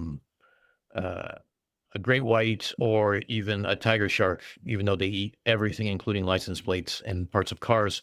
But bull sharks are a different story entirely. They're just overly too aggressive for me personally. Well, JD, it was great having you on. It was great, talking with you. We'll thank you very much. We'll get together and probably collaborate on some stuff some more. I got some ideas you can probably help me with. I'm going to do some cartography stuff because if you don't watch Globebusters and Shame Saint Plagiaire and his use of the word graticule, it seems like that's right up your alley to talk about their projections and the coordinate system and stuff like that. I'm slowly catching up. I'm trying to watch everything in order, and I'm currently in your Artemis video, and I just found out Roger's doing a series on cartography. Oh yeah, see, I found that out about 2 hours ago. Roger is one of those that So I love making fun of because he's so dumb. But at the same time, it's like I feel like I'm picking on the kid for wearing Velcro shoes. It's like punching down is fun, but not repeatedly. Yeah, I might have to have a look at that one. He goes into compasses too. Deplorable Ilk did something on. He did a couple clips on from Roger's stream about compasses and how he thinks they work. And it's well, if you don't drink, you might. If you do drink, it might force you to drink more. It's definitely one of those you sit down with when you have no sharp objects around you because you're going to be banging your head on the desk a few times. But yeah, definitely, I would definitely start going over some of their stupidity because it's. I mean, look, any flat Earth is really not difficult, but Rogers is. It's like color by number. Anybody can do it. And with your background, I think it would be great to show, well, not only them, but show everybody else how a professional does it. Oh, it's a long time since I've been accused of that. So don't worry, I won't tell anybody, and I'll use the term loosely. All right, JD, it's been a pleasure. Here. I will catch up with you. I hope you enjoy you're working today. You said you're taking an early lunch, so enjoy the rest of your lunch and and the rest of your day. Hopefully you don't work too hard. I know being a government worker, it's always a possibility. I'm sure that. All right, take it easy, bud. I'll talk to you later. I will ask if you can.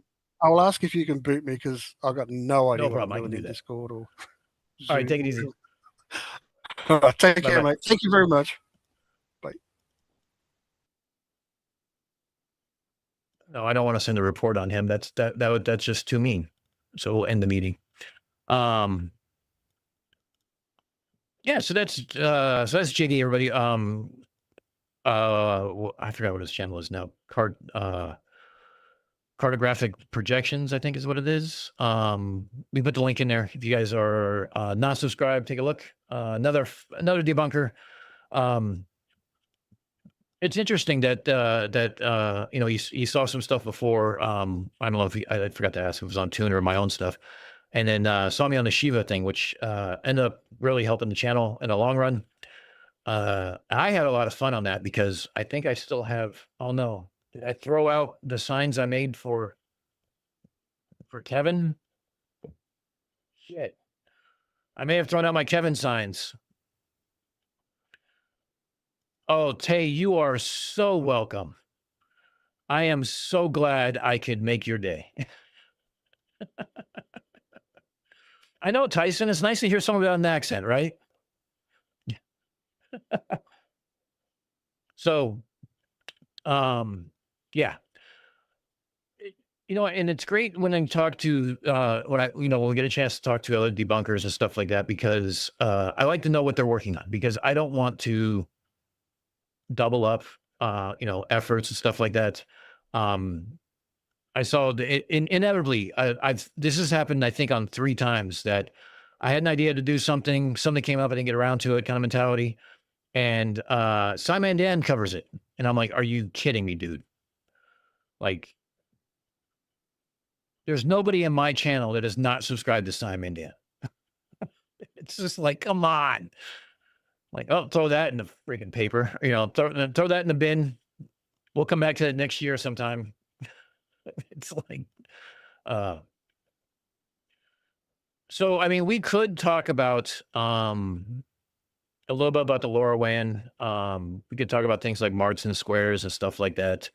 I could show you guys some of the things that we use in an aid for communications, and something that is, helpful for identifying, even forecasting anomalies, what classifies an anomaly, what's classified as an advantage, what's classified as a disadvantage, things like that.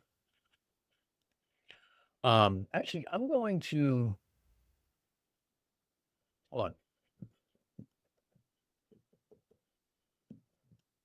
Oi. Yes, you, come here.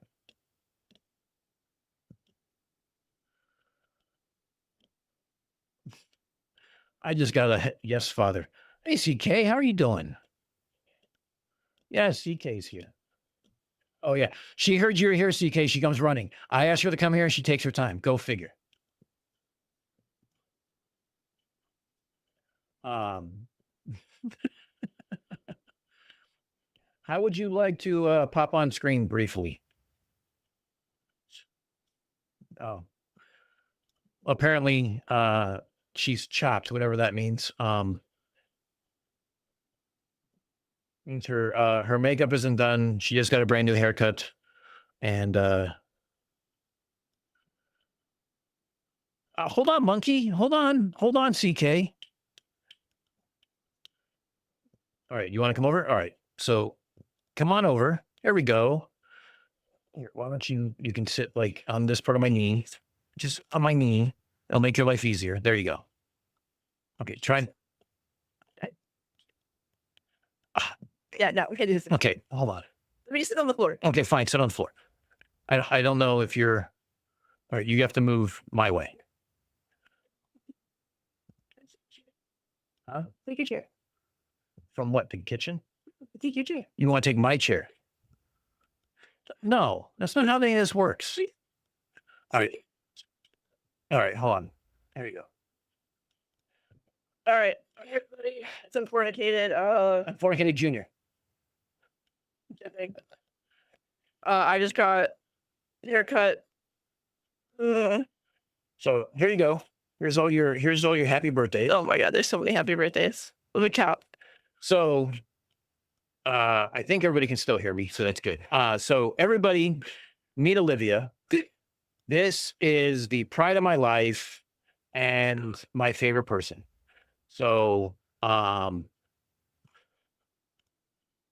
it is her birthday. Everyone wish her happy birthday. CK said happy birthday, gorgeous. There you go. So Thank you, thank you, thank you. Oh my God, there's so many. I know there's so many. All right, you can get out of here now. You can go home. Go back talking to your friends. Hi guys. I'm obviously the cooler one, right? Like, can we get the I'm the cooler one in the chat or something? How about one big thank you? Thank you. Thank you, everybody. I love you guys so much. You're all my friends. All right, get out. Chopped means ugly, by the way. I saw the question. Yes, chop means ugly, apparently. So, yes, there you go. There's the mini me. You're not wrong, cat monkey. She is way too much. So, Berkey, funny thing happened. Hold on. Let me make sure I can say this. Liv. Hold on. Let me mute real quick.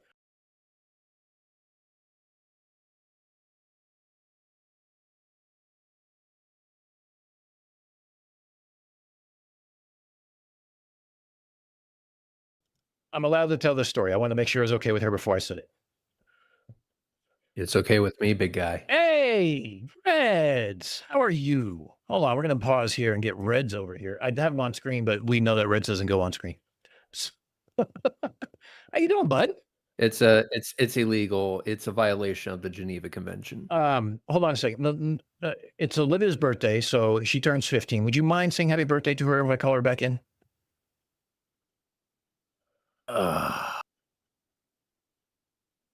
Do I have Yes, to? you do. Because my singing voice You don't need to is like sing. nails You just on need to say chalkboard. happy birthday, Olivia. She says you can sing, but you don't have to. Man. Come here, Reds Yeah, wants to you say happy break my birthday. balls, man. Liv.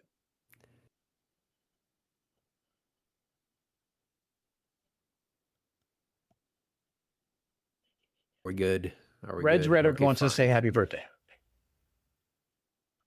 Happy birthday to you. Doesn't he sound thrilled? That's Reds for you. He's not forcing you at gunpoint. You know that. You don't have to sound like that. Be a little happier if you want to. But jeez. Happiness is a lie.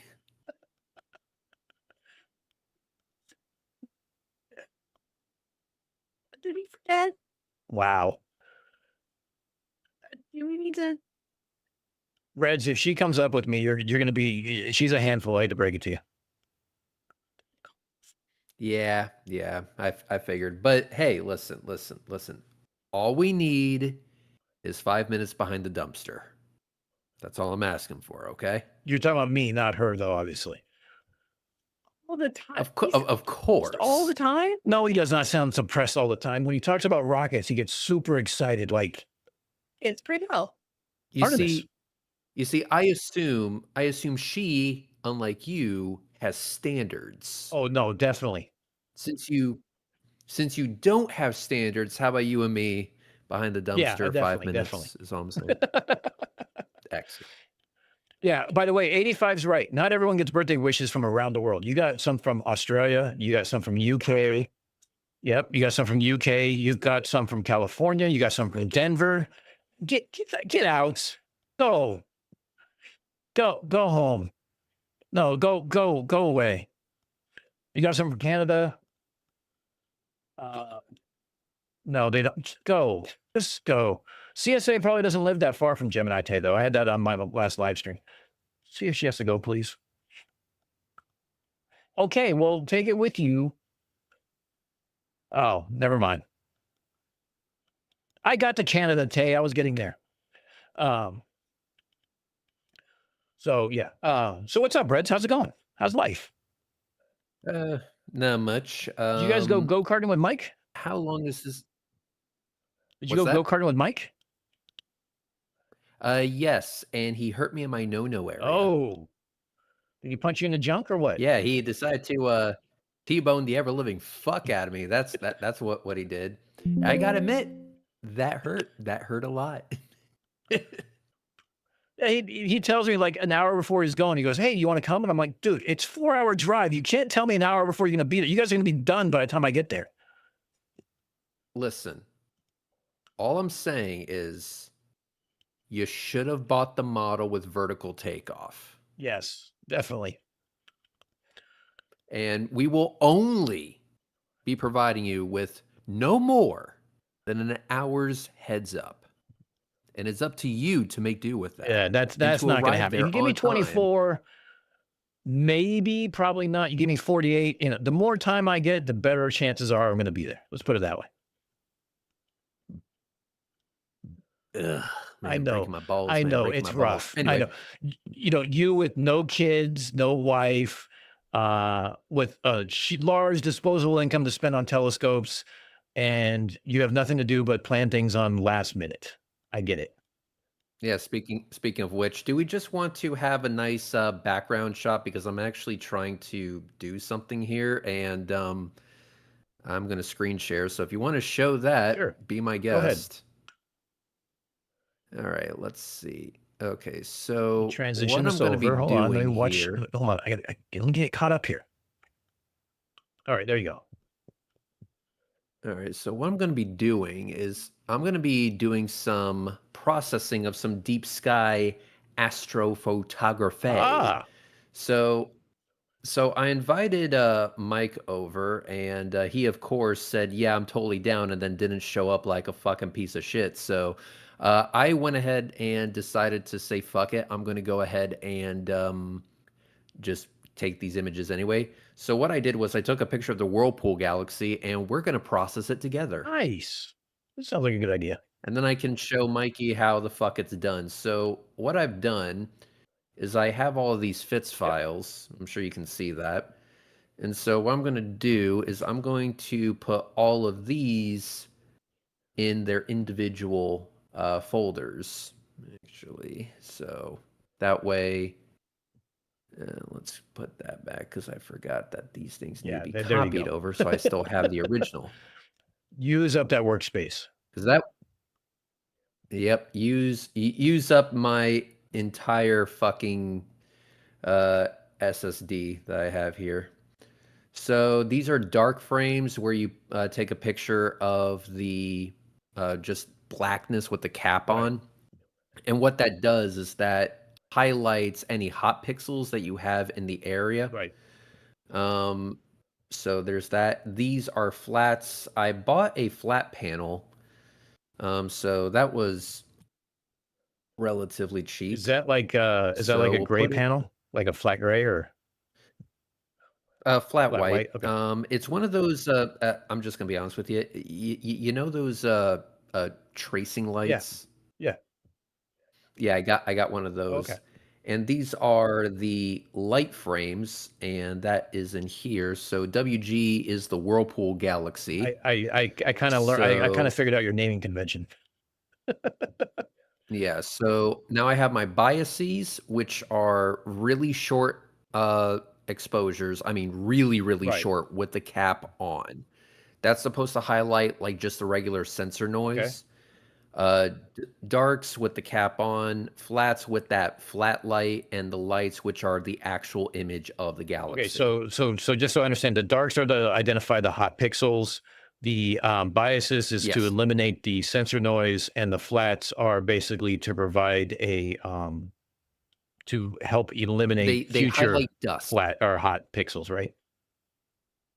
No, they highlight dust. They highlight issues within your optical train.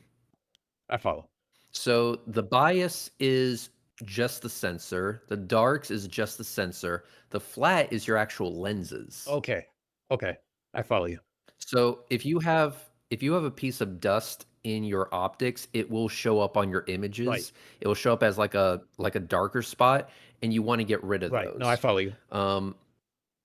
So these are the lights, and the lights are the actual image of the galaxy. So the images of the galaxy itself, what were you like? You're obviously using your 8-inch one, right? No, this is the small refractor. The small refractor. Okay. So what were Yeah, the exposures so- on these? So these exposures, we took about 100, 120 second exposures. So as you can see, these are all the light frames. So now that we have everything, as you can see, I have it in serial files. So these are what Cyril is going to be referencing. Right. So let's go into Cyril. All right, there we go. There's Cyril. What do you think? Pretty cool interface, huh? That is pretty cool, actually. Now, does it automatically take from those files now? Yes. So now we're going to run something called a script. So it's right here. So we go to Cyril scripts, and OSC stands for one shot color. Right. And this will be the pre-processing. Now it does a estimation on how you want your image to look, and it gets pretty close. Okay. And since I am really, really lazy, this is what I'm going to do. So I'm going to click on that, run the script, and what it's going to do is it's going to go through all of the files that I just loaded in. So you can see home, red, Cyril files. And now look at that. Look at what it's doing. Look at that beautiful, Linux-based machinery going to work. Yeah, it's not me fucking around with Windows. I get it. Yes. Like a scrub. So one day when you're all grown up, you will eventually get on Linux. I have faith Dude, in you. I spent so much of my career on Unix machines. I just can't deal with it anymore. It just I give me a GUI interface any day. So what this is it's doing a few things. So what it's doing is that it's reading all the files and it's cleaning up the light frames using the flats, the Right. bias, and the darks. All right. So it's cleaning all of that up. And then what it's doing afterwards is that it's calibrating the frames. And the way it does that is that it's going to read the stars. And it's going to say, okay, so this pattern of stars matches this pattern of stars. Yeah, probably. In the other image. So I'm going to line them up and stack them accordingly. And I'm going to reject frames that are like have satellites in them. An airplane flew by. Right. Some guy drove by with their fucking brights on like an asshole. So it finds all of that and it automatically gets rid of them. Basically, there's some sort of logic in there. It's pure mathematics, but there's some logic that it's doing to reject frames that it sees as not good Right, enough. not suitable for whatever reason. Yeah, so right now it's rejecting the stack. See, rejection stack complete. So now that the rejection is done, and we don't have to deal with it anymore. Does it tell you? Let's go ahead and Now, does it tell you like how many you rejected?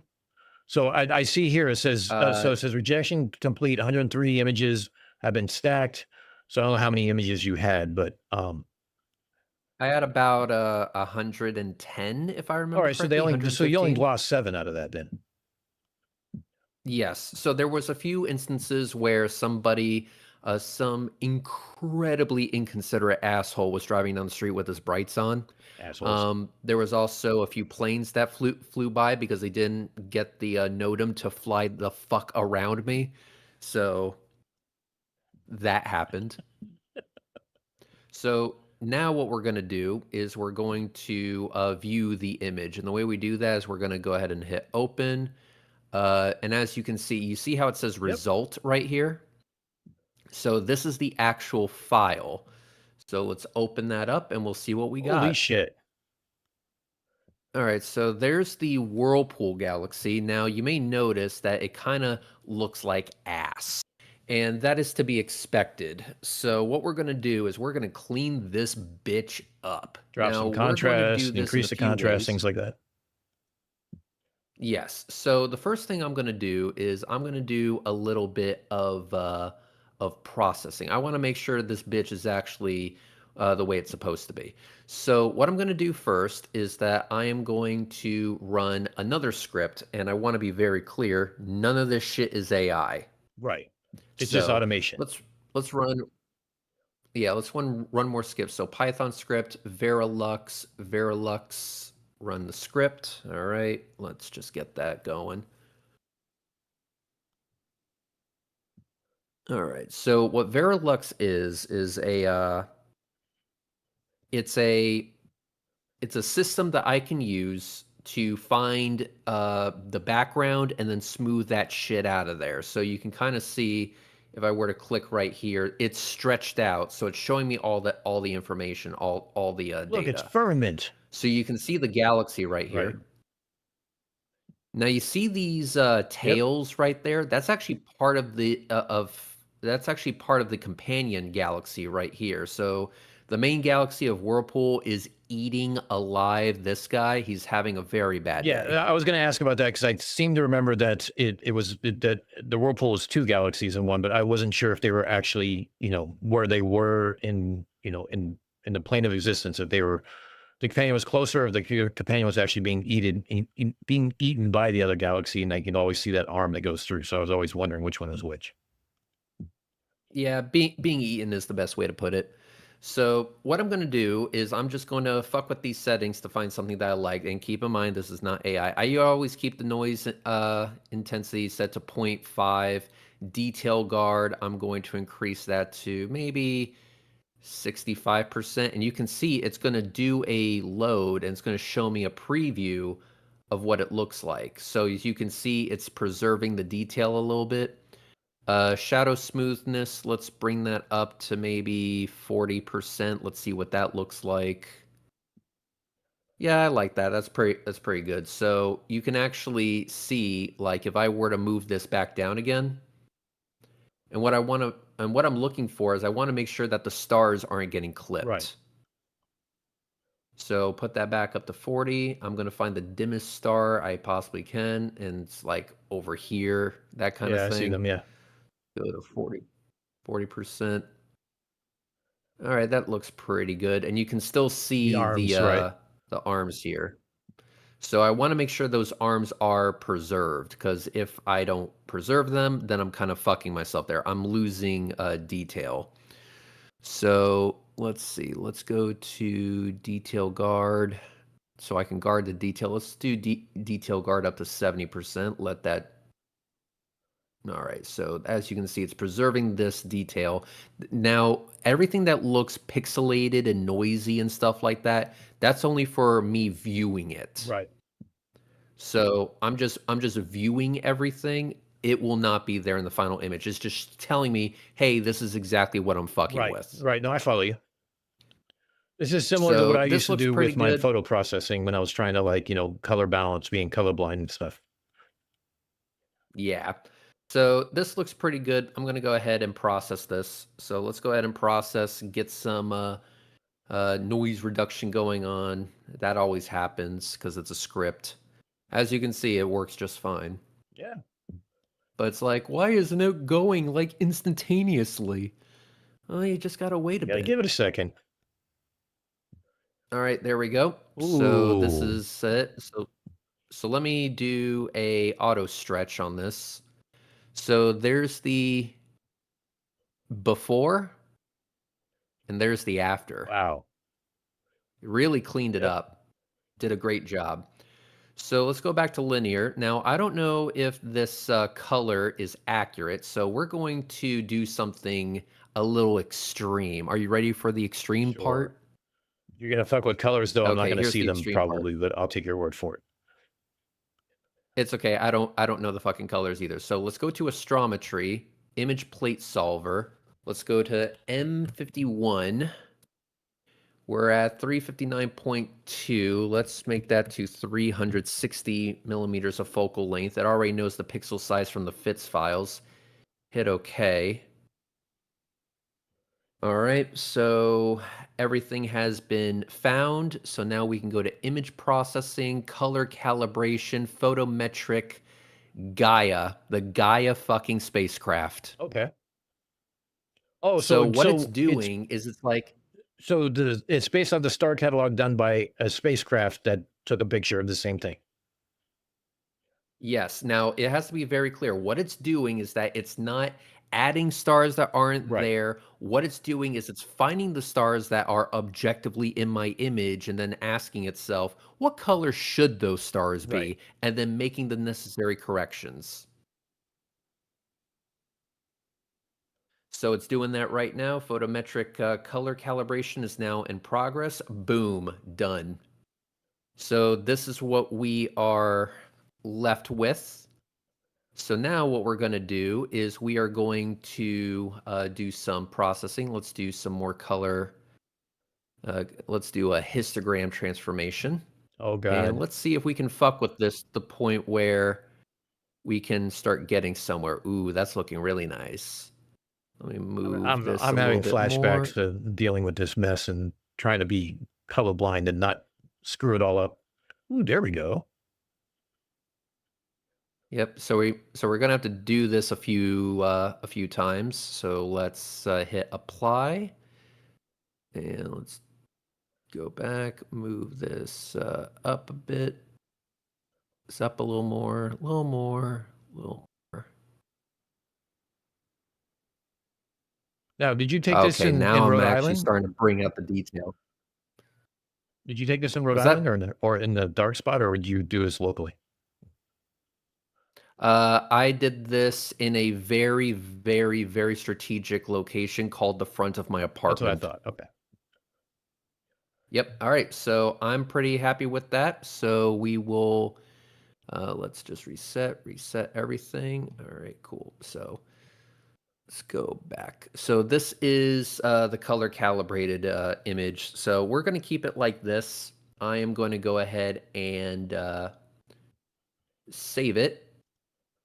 Let's go ahead and save that as a TIFF file. So save as TIFF, 32-bit, none, okay, save. All right, the TIFF file has been completed. So what I did was I undid the color calibration in Cyril. This was how it was after Gaia fucked with it. So I'm going to leave it like this for now. So let's go back to my file. So here's the TIFF file. Let's open with GIMP. GIMP is my favorite one to use. Which, yes. Let's keep. All right, there we go. And then we can actually do some better things with it. I'm going to move everything it's the off real white quick. balance curves and stuff like that. Yep, exactly. So we'll move that down a bit. Ooh, there we go. Looking much, much better. Looking much better already. So let's reset. I'm going to start actually with levels. Let's do levels instead.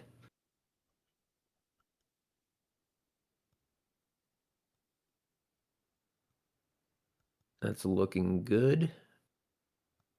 Let's move this over a bit. Okay, that's actually looking a fuck of a lot better now. Yeah, especially the galaxy part. Yeah, that's Move this down a bit so I can get the color looking. oh, look, and that star next to that natural. really bright star next to it now takes on a blue color, I think. All right, so now we'll go to 100%. Oof. Yeah, you can actually see like the shadow of the Yep. spiral arms right here. And you can see the gases being wisped off and stuff like that. So that's pretty good. Now we can actually go to curves. Now it's actually feasible. So let me move this down a bit. Ooh, that's looking nice. And yeah, now the colors are starting to come out in the stars a little bit. Well, for me. Yep. Remember, I'm Move that. deficient. Boom. Let's see. Let me just make sure that doesn't clip. I don't want to clip the blacks because if I clip the blacks, I'm just fucking myself. All right, there's that. Let's increase the brightness of the galaxy by moving the top curve up. And When you get let's do done a screwing split view. around, I So have something I want to ask you that I see in your photo. Sure thing. So this is before, this is after. This is before, this is after. Now you see how I kind of blew out the center? Yeah.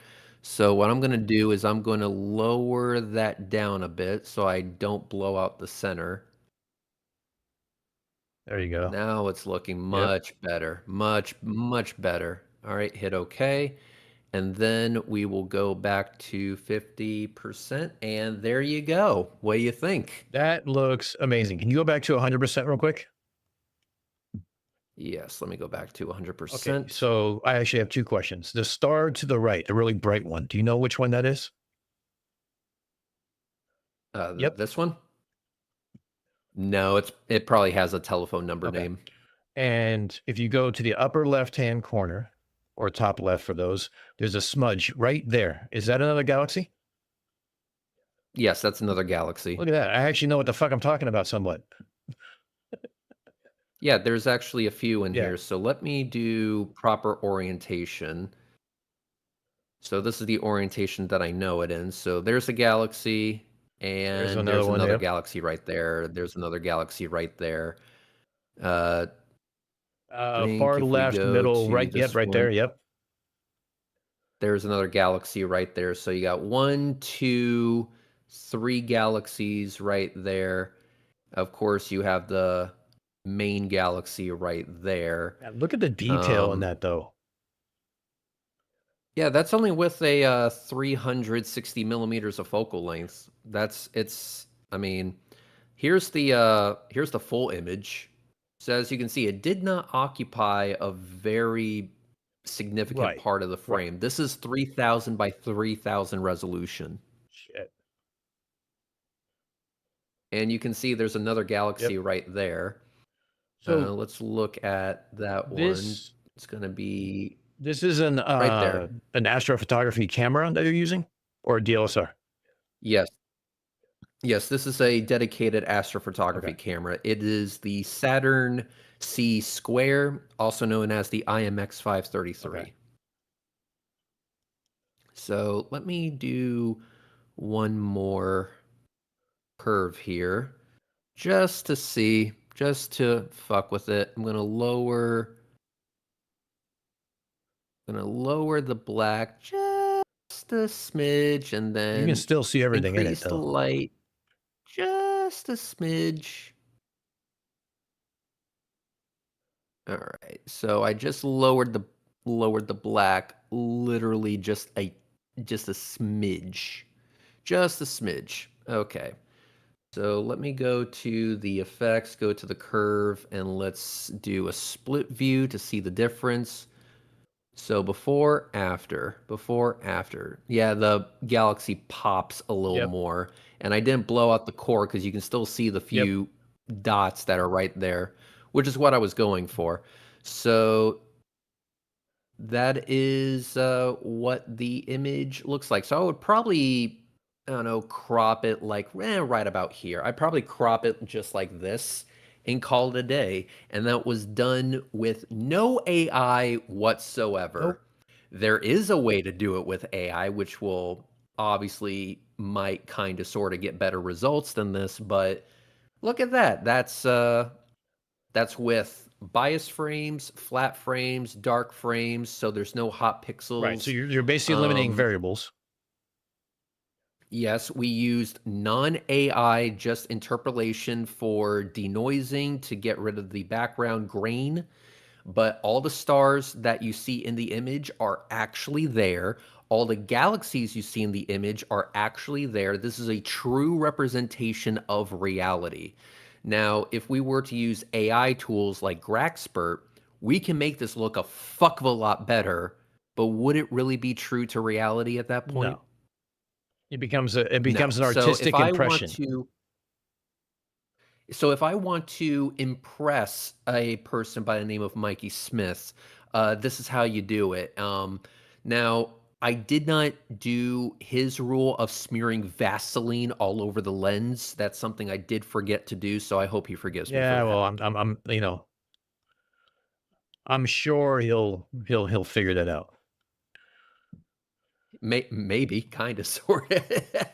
But I'm thinking that this is a pretty damn good image. The background looks nice. I can see the wispiness of the galaxy's companion right here.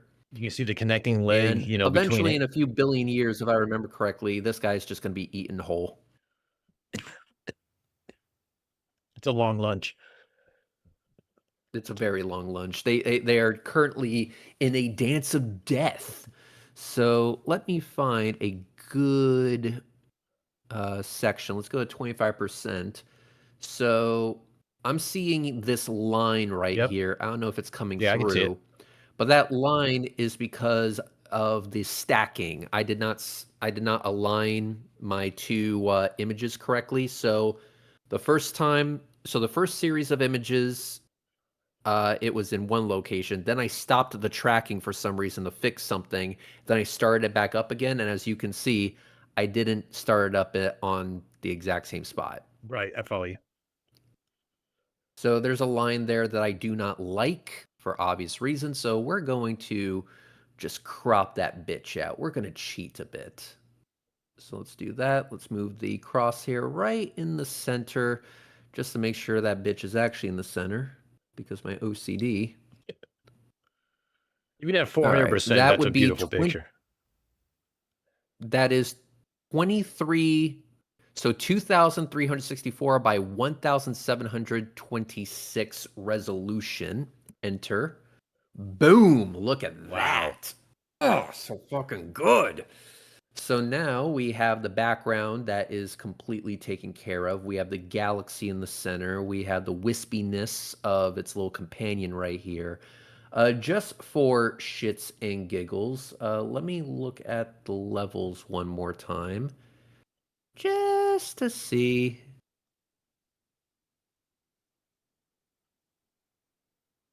It doesn't really do much. So if I reset it back to that, go back to where it was. Let's cancel that. Put it right back. Let's go back to the original levels. So if I move it back just a bit.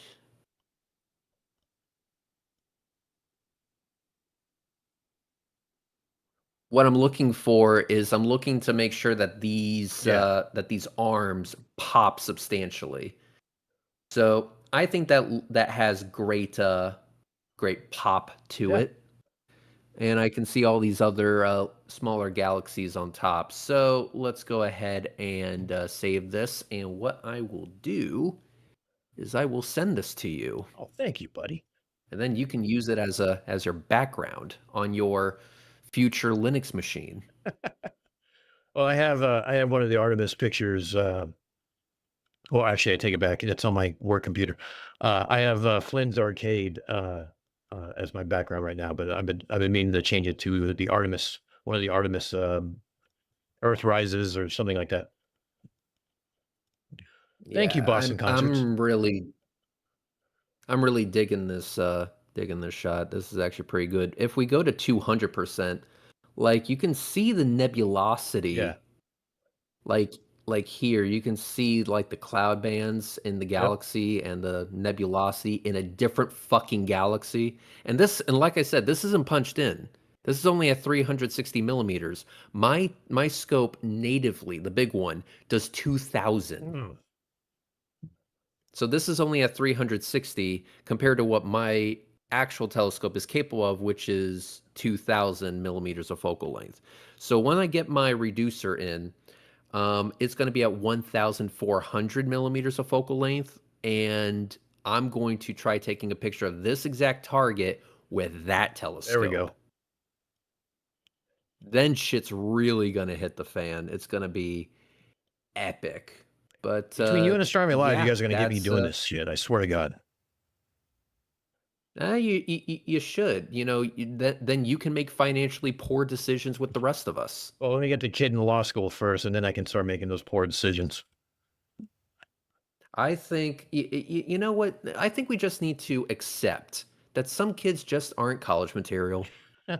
No, mine actually is. Yeah. Have you ever thought about just completely ruining the future of your child? No. See, she's my retirement really plan. obscenely expensive telescope parts? No, because the way our economy is right now, she's my retirement plan. I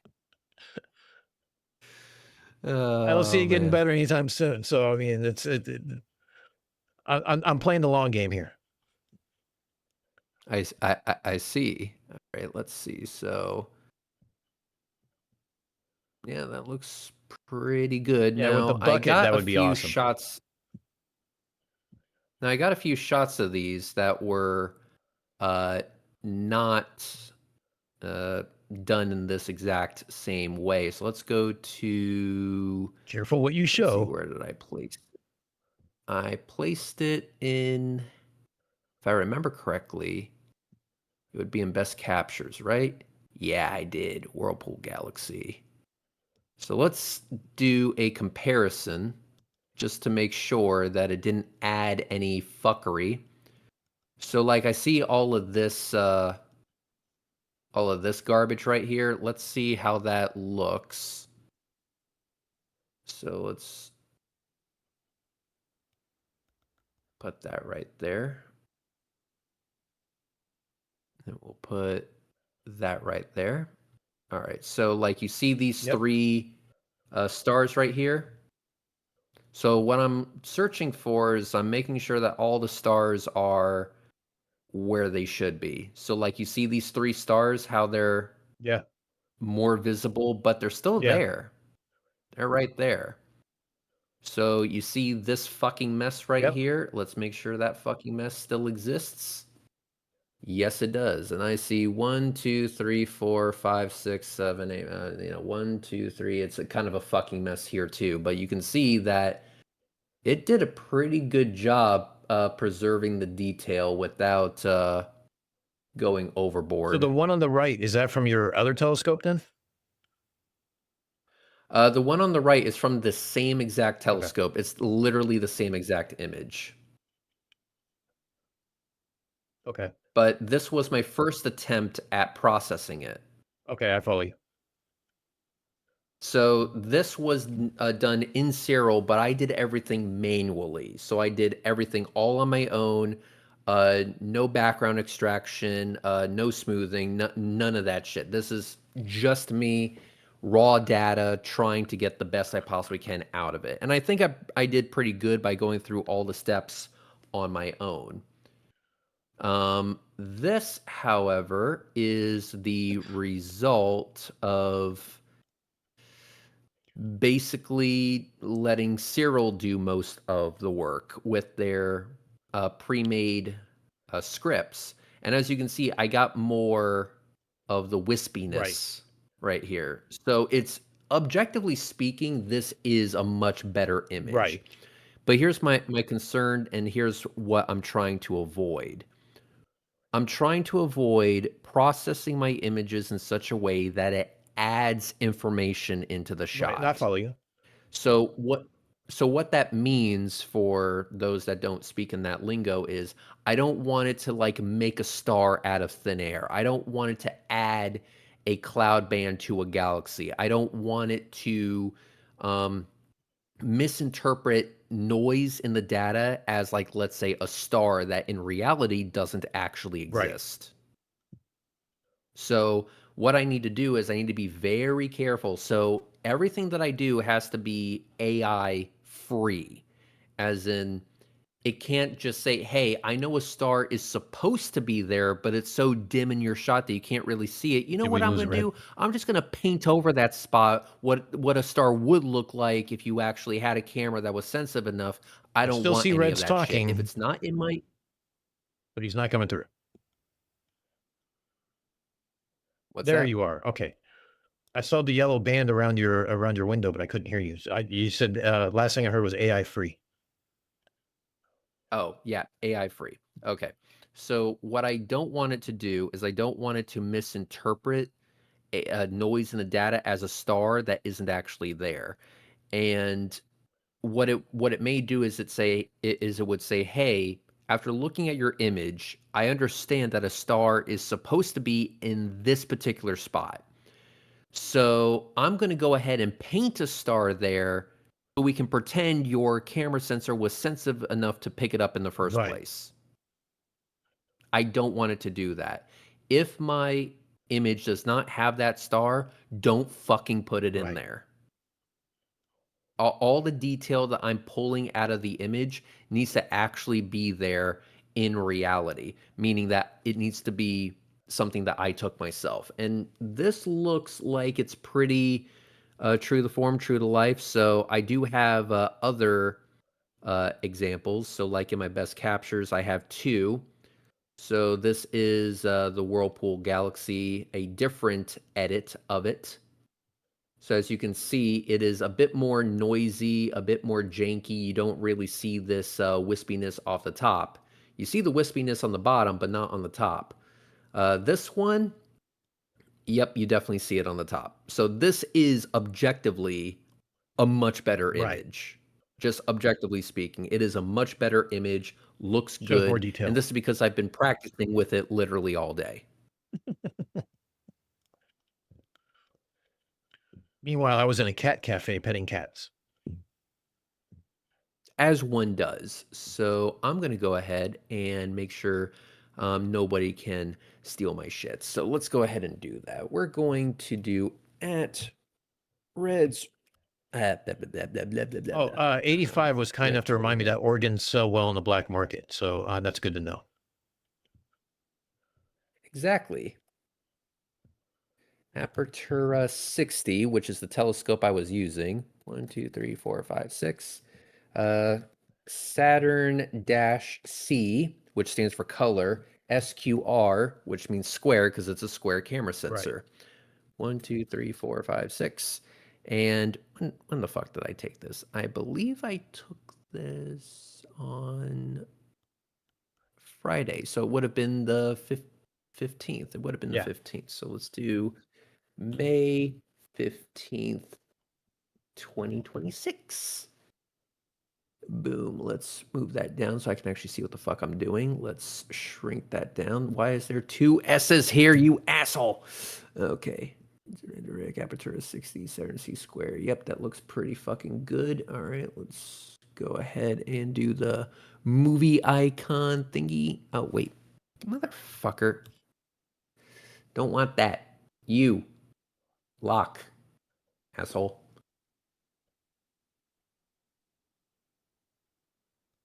Boom. Excellent. Done. See how nice that looks? That does look nice. Look at that. That looks. You think that is that fucking awesome? I think that's fucking awesome. And it's something to be said that, you know, it's a skill that you learn by playing with it and everything else. And obviously people who don't believe in this shit will never spend the effort to learn how to do it the right way because they want to see that same, like you showed a picture from like a week ago that you took, right? And Yep. in their minds, it should be spun around a certain amount. The arms shouldn't be in the same orientation. They should be slightly off because, you know, time has elapsed in their mind. Yeah, of course. Well, keep in mind that the only way to actually make this quote unquote true is to smear Vaseline all over your optics because you Make it know look like Mikey shit. Smith. That's how he does it. Damn, that's a nice picture. You gotta smear the Vaseline is what I'm trying to say. You got to smear the Vaseline because if you don't, you're fucked. All right, let's just go rather ahead and drink save rum this, than and make it I'm all going to go ahead janky. and send it to you. I'm going to go ahead and send this to you. Thank you. Then you can see the full resolution. Let me just output it. Export as. Yeah, I when I was doing the I was gonna do a live. I realized I was gonna do a live stream, but by the time we got back from everything, I was like, you know what? I'm going to ChatGPT to make my thumbnail. I don't give a shit today. I was like, I don't care. Ah, man.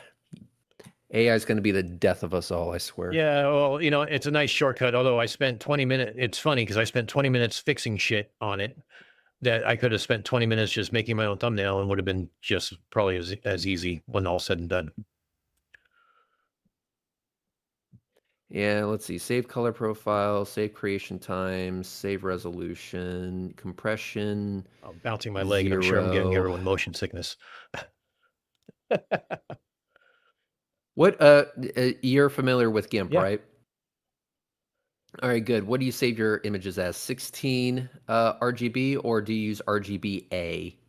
What is RGBA? I don't use RGBA, I use RGB.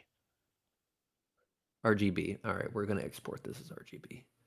There we go. I'm sure someone will tell me I'm using the wrong one, though, if I am. That's the great thing about this. The one The one thing I've learned about image processing is you're always doing it wrong. Yep.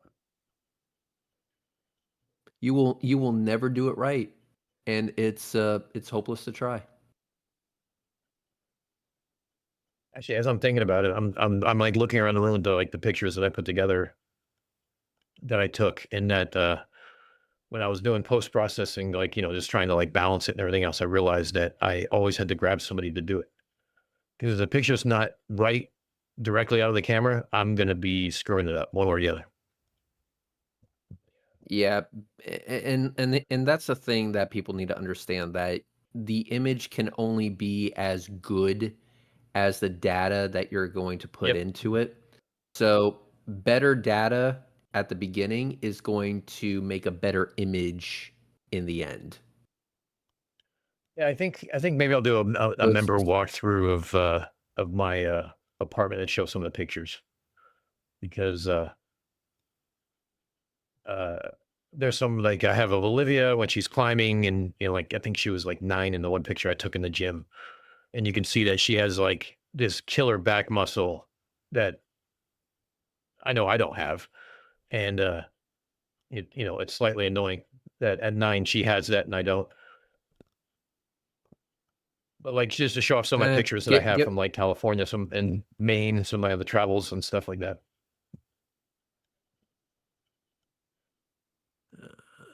Well, just know this: the future is now, old man.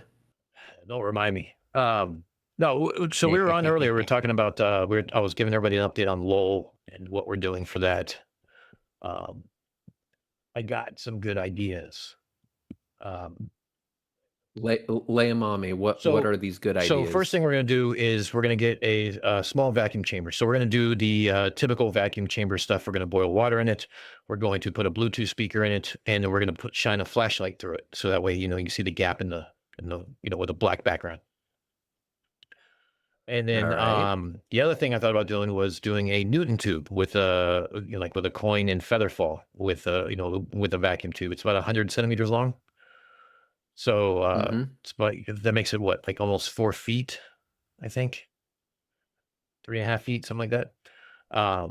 So Something like that. but I have to engineer some sort of a drop mechanism, something and some like a big arcade button a kid can press and like some 12-volt lift magnets and stuff like that. So I was kind of giving everybody a little bit of my engineering. I'm hoping if anyone has a better idea, they can send it to me.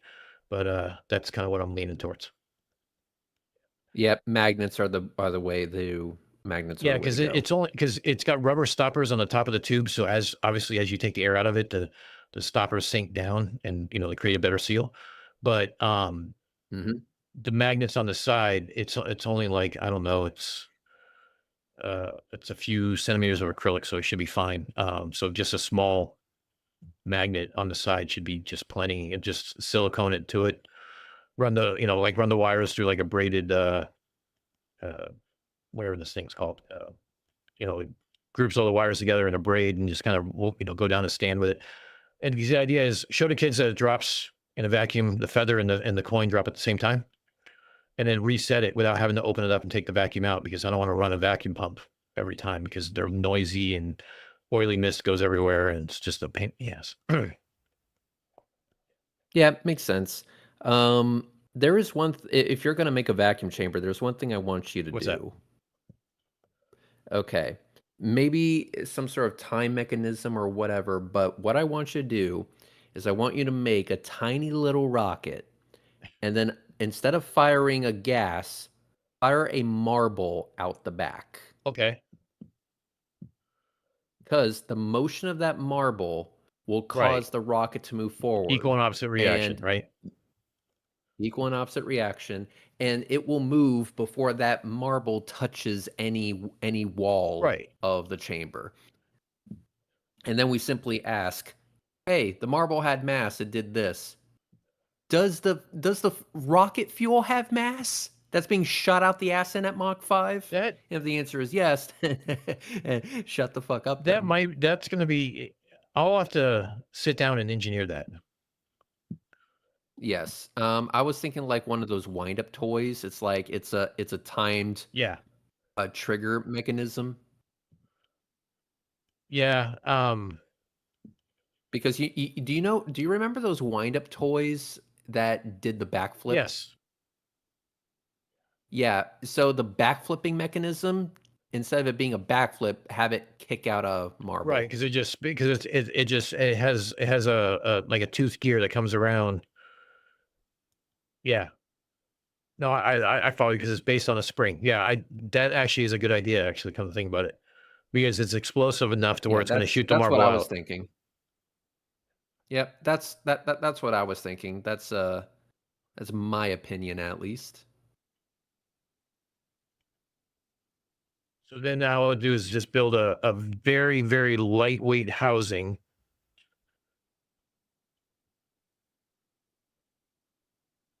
Because the gas chamber we have is only going to be like 2.5 gallons. So it's not very big.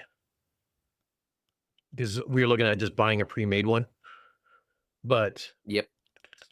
but we could use the Newton tube. Hold on. Let me think about this. If we hang the pseudo rocket, right? Like the fake rocket, like, and we hang it and on a string, and that string has a piece of metal at the end of it that a magnet can hold on to, so it still can swing on the string, right? The only problem is it's only about 1.5 to 2 inches wide, even though it's 36 inches long. Because the idea would be the marble never hits the back, right? If it's Yeah. long enough, the marble never hits the back, but you still see it that it starts swinging on a pendulum. Okay, I got some ideas. Yeah. There's plenty of ways to skin this cat. I'm thinking using one of those little backflippy toys. But the idea is that you would do have it kick out a marble at the end. You could just just put a cardboard hat over it in the shape of a rocket if you really wanted to be lazy about it. Right, but it's got to be something that houses that mechanism that's a wind up, right? And the wind up has got Yes. to be long Or enough that we can create a vacuum. well, it doesn't necessarily have to be a wind up. What you do is you replace the winding mechanism with a tiny electric motor that's controlled by a remote. Yeah, it's got to be an IR though, because I don't want to drill anything through the side of the tube or into the top of the tube, because those are points of failure. Yeah, absolutely. All right, hold on a second. Let me pull up my notepad. I got to figure out how to do this. I'm gonna have to sit down and think. Of course, I don't have my glasses tonight. Rocket and Newton Thoughts? tube. We're having thoughts now? What's up? Thoughts? We're having thoughts now? Yeah, Thinking? exactly. Ugh, so hard. Rocket and Newton tube. Throw marble.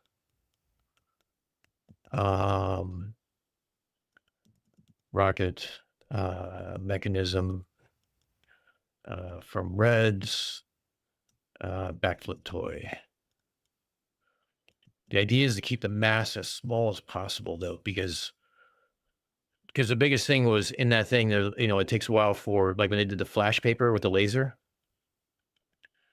Mm-hmm. the mass of the syringe was enough to where it didn't move until just before the exhaust, the smoke hit the wall. So I got to keep the mass. But I mean, if the marble never hits the back, it just has to have less mass than the marble I'm ejecting.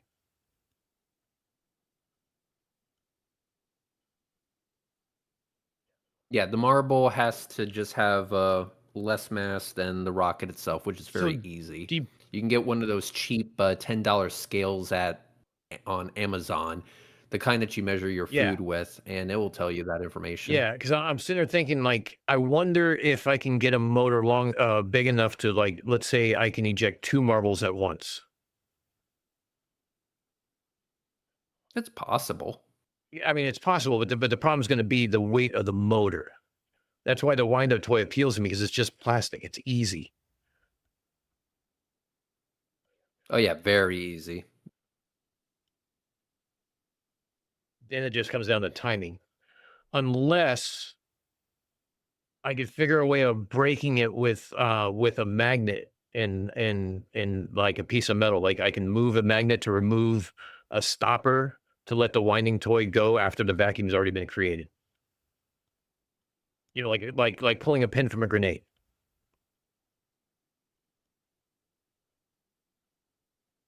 Yeah, that hold on, that might work. Look at me coming up with ideas.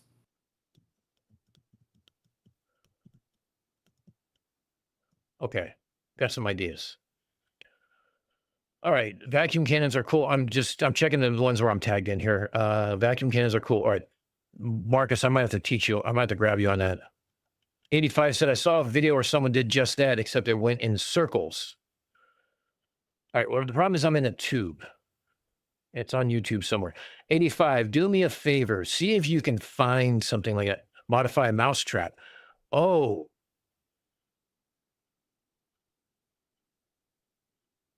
That might work too. Mousetrap on wheels flinging a coin is my go-to for first rocket talk. Still comes down to mass. We want the rocket to have the least amount of mass as possible so that when the marble is thrown from it, it's more pronounced.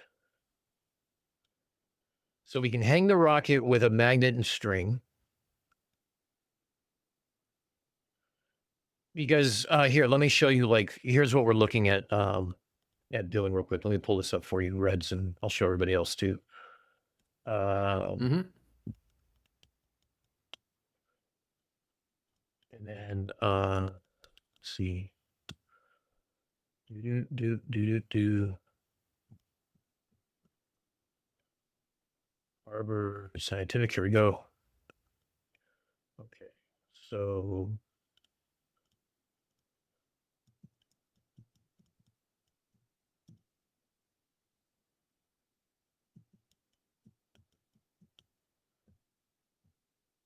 all right, so what we're looking at is something like this. Let me share this with you. Hold on.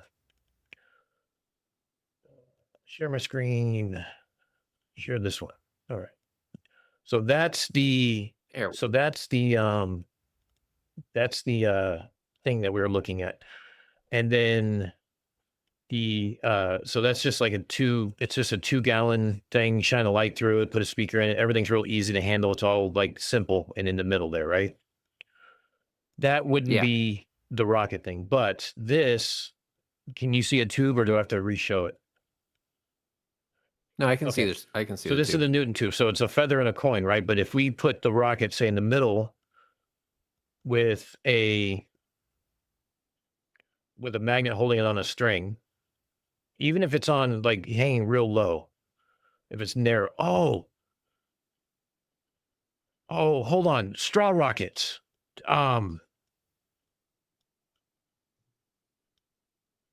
Yeah, Cygnus. There is no way to reset this without a vacuum handy. That's true. But it would definitely be worth it. But like a straw rocket, how do I get mass out of a straw rocket? All right, I'm gonna have to think about this. I got some ideas though. I got some ideas. You do. Let me just add that last note here. That would be cool. But the idea is to fry kids' brains. You know, it's the idea of like, get them curious, get their parents curious, kind of help the next generation along before we all end up in a Carl Sagan nightmare.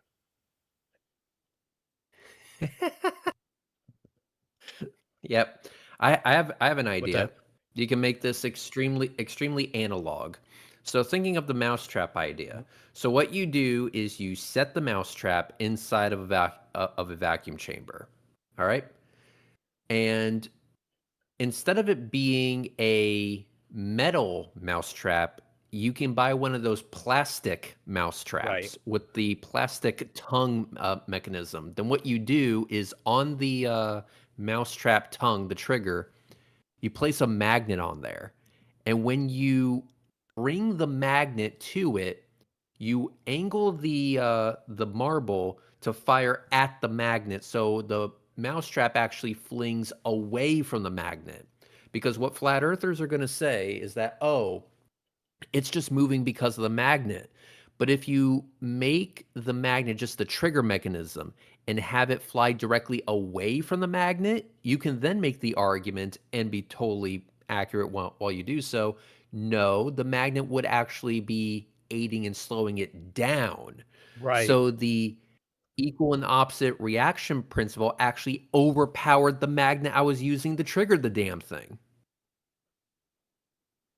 I follow. That's a pretty good idea too. The problem I'm going to have is, can I cut it enough so it fits in the tube? Because the biggest problem with the vacuum I was not tube is thinking that tube. I was thinking the bigger actual diameter of chamber. tube you have, the more stresses there are, right? You can reach thousands of, of PSI pressure. It's depending on the length versus the diameter, and the outside pressure. So the Newton tubes are purposely kept small in in diameter and kept small in length, so that you don't have these extraordinary pressures. Because I was trying to build my own vacuum tube or vacuum chamber, and I was looking at it and I was looking at all the safety parts to take in consideration. I'm like, oh shit, this is going to be. It's like an engineering kind of mentality. This is going to be like a lot more involved than, because originally I was going to do it too. And I'm like, all right, I'm trying to figure out what the wall thickness I need, how much pressure I can take, how wide I can make it versus how long. I was sitting there scribbling in math and trying to figure it out with the volume and the outside pressures. And I was even considering, what's the elevation of Lowell? Is it close enough to sea level to where I got to worry about that? I was trying to figure out everything on it. And I came to the realization, there's no way I can do this cheaply without investing a few $100s. And that's where I went looking for the Newton tubes, and I found them. And I'm like, okay. Yeah, no, yeah. I think for something like this, you would have to use it in an actual vacuum chamber. Because in a tube, the very moment the trap goes to snap, it's just going to hit the wall. Well, if the idea we have with the collaboration with Mike goes the way we want it to, we might just have access to something like that. Okay, I'm listening.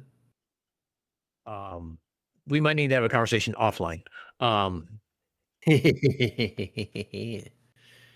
right. We're leveraging. I see how it is. We're leveraging Mike's access to the specific facility he works in. I see. So as I explained to everybody else, I think Mike.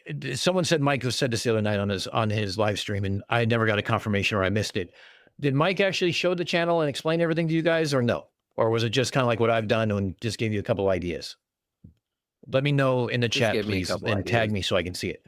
So the idea is that it's a collaboration between Mike and I, in the sense that we have non-family friendly names and non-family friendly content. Correct. So maybe I'm not apologizing. Specifically because of his work and the fact that his bosses know he has a channel, we were going to make a family-friendly one called the Globe Lab.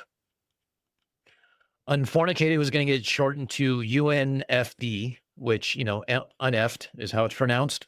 And I would make up some very family-friendly meaning behind the acronym. Parents, on the other hand, I would do something else. Oh, Tori Hanzo has been a member for 3 months. Woohoo, secret meetings. Yes, Tori, secret meetings indeed. And engineering conversations going on. So leveraging Mike's, taking a channel that's kid-friendly, family-friendly, forward-facing field work garage science towards the public, citizen science, getting SME, like subject matter experts in to talk about things like gravity and neutrinos and all these other fun things and stuff like that. But also doing like actual experiments and and engineering and stuff like that. And then leveraging where Mike works at to get us access to some of those type of people and some of those type of facilities would be beneficial. And Calder's been a member for 3 months. Thank you, Calder. And if I didn't say so, thank you, Tori. But here, let me share this with you. I already shared it with everybody else. We're doing a we're going to do a fundraiser, and this is one of the designs I came up with.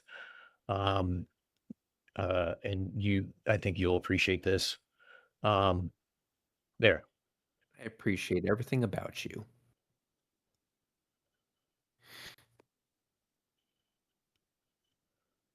So that's going to be like the back of a shirt. Let me guess. AI. Somewhat. I'm going to have, because I just threw it together quickly.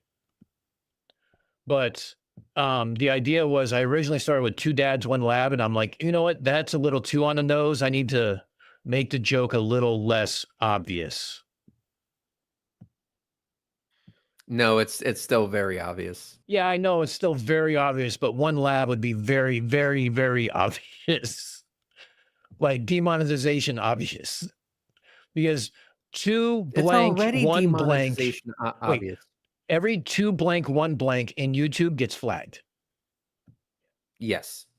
So, I mean, they literally made a music video about 2 girls, 1 cup, and it got pulled off of YouTube, even though it didn't actually show the video. Right. So, so this is just like a fundraiser for, people want shirts, for, from the Globe Lab and stuff like that. For us to raise money for the LOL, for the cost of all these, fun experiments and, gas money and supplies and stuff like that. So, if we reach our number, great. If we don't, so what? We'll put our own monies into it and see where it goes. But yeah, we want to leverage, because I obviously want to change this quite a bit actually. But this was like just a concept design just to give Mike, like, this is what I'm thinking. And of course he started giggling and laughing and like a little schoolgirl because he thought it was funny. So the idea is to do something like this as a fundraiser, but then, everything be very front facing and very, very PC and very professional, I think is the word I'm looking for. Yeah, that's not me, boss. Oh, I know. That's why and trust me, it's usually not me, and I'm going to have to reel it in. Not necessarily a second channel, Tay. It's more of a collaboration, and it's not going to take away from our channels. I think we're talking about like maybe once a month we do something, whether it's a recorded video together, or an interview with a subject matter expert, like a podcast, or an actual experiment where we get together and build something. So it's enough to hopefully keep people, involved. And if we, if that takes off, then, we can start doing more. But it's not necessarily to take away from our own channels and our own things, but it's more or less for us to be more communication, more science communication, less swear words. Let's put it that way.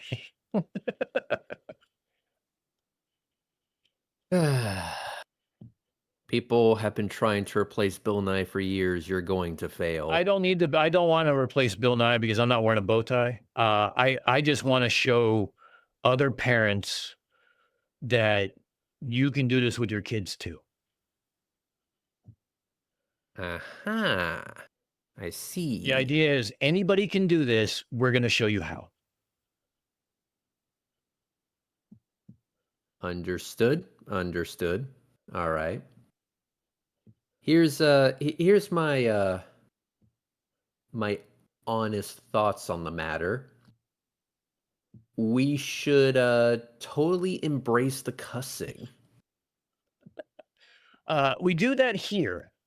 And you know, the idea is that this will still have more content and more swear words. And then the once a month I put on my dad shoes and my dad shorts and a polo shirt like CC, and we try to you know, we act like we're talking to a bunch of kids at school and not a Navy presentation.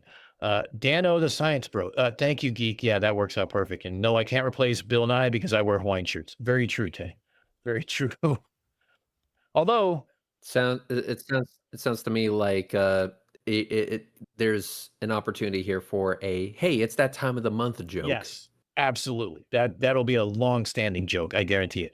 The idea is you can will still never the innuendo and double entendres can still be there, but they just have to be more veiled. you will never escape them. Yes, they just have to be more veiled. That's the difference.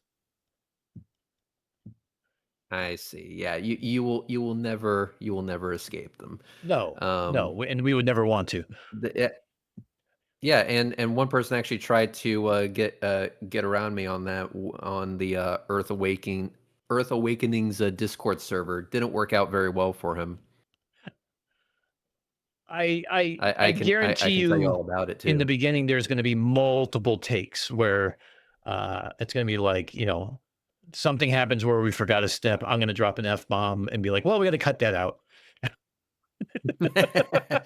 Well, did I ever tell you what happened in that stream? They so we're talking about something and they like accused me of being gay or whatever, as if that was a bad thing. And then I said, well, actually, are you getting on me because we have special needs?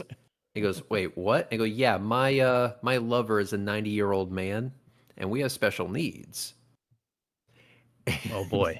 And I said, listen, sometimes when I need an emergency medical team on standby, Right. because sometimes when I'm having rough sex with my partner, his prostate falls out. I'm sure that caused dead silence. Yeah. Oh, yeah. He kept going, and he's like, "Look, I'm not here to cause any problems. I'm just letting you know we have special needs. I need that medical team because, you know, if I want my dick sucked, I have to remove his respirator, and if he can't finish me off in a couple of minutes, he goes into defib." Tyson Dog just had. I'm just catching up with chat here. Tyson Dog had a great idea. Let me see where his first one Lay it was. on Hold me. on. Magnetism first might have to make sure you think of how they will try to claim the magnet is affect experiment. Yes, exactly true. Then he says, okay,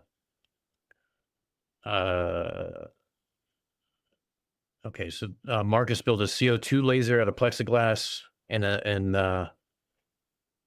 held vacuum just fine. Okay, well maybe that's a different route we can go then.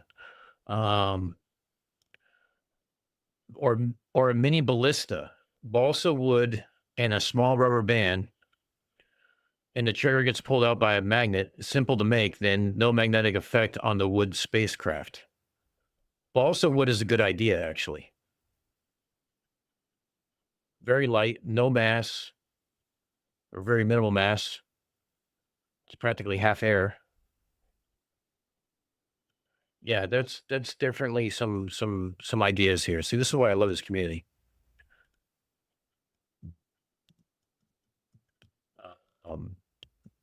Yeah, they're pretty great, aren't they? Yeah, it's great. All right, cool. I got some ideas. I'm gonna have to sit there and think about this some more. Of course, it's gonna be like, I you know, think you should 3 follow o'clock the in the morning. I'm mousetrap still gonna be idea. drawing shit on a fucking graph paper. You should be going with the mousetrap idea. That's just my opinion. The issue is just going to be, do I make a new tube, which is possible, or do I use the existing Newton tube, which is very long and don't have to worry about that, and I can show that it actually slows down as it goes down too. Or actually, it wouldn't slow down if there's no. Well, let's see. If it has wheels, it's just going to be friction, so that'll slow. If it's hanging, it's just going to swing back and forth, and it'll swing back and forth for quite a long time in a vacuum. Well, that in its own right is going to be something, right? I mean, you still have the, I- it's going to be like, what is it? The torsion of the string thread, whatever the hell we're using. yes, here's the only thing that I'm looking forward to. That rocket that fires a marble and moves, because everyone, or let me just rephrase that. Every flat earther seems to think that the rocket in a vacuum only moves after the gas hits the wall, and it's quote unquote pushing off of the Right. wall, ignoring the fact that that doesn't make any fucking sense whatsoever goddamn ever. Right.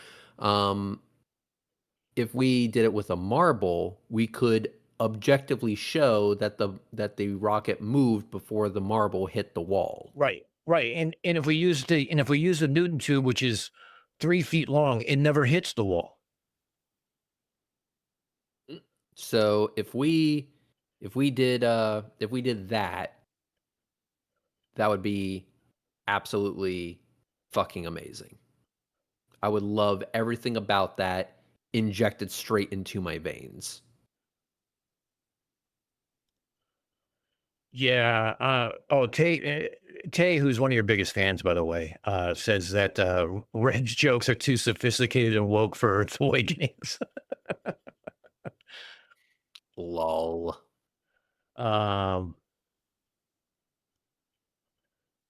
Yeah, balsa wood's easy to use. I used to make model gliders out of them all the time. Yeah, me too, Tyson. It's actually a really good idea.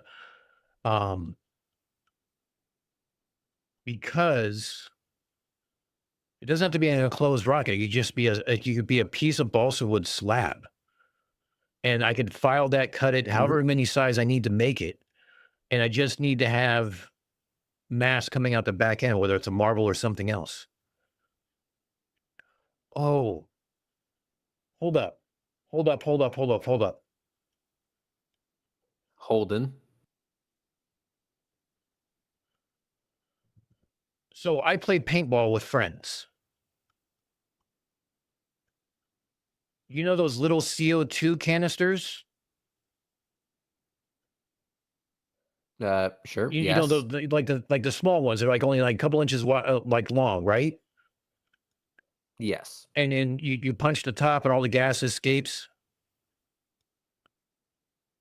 Mm.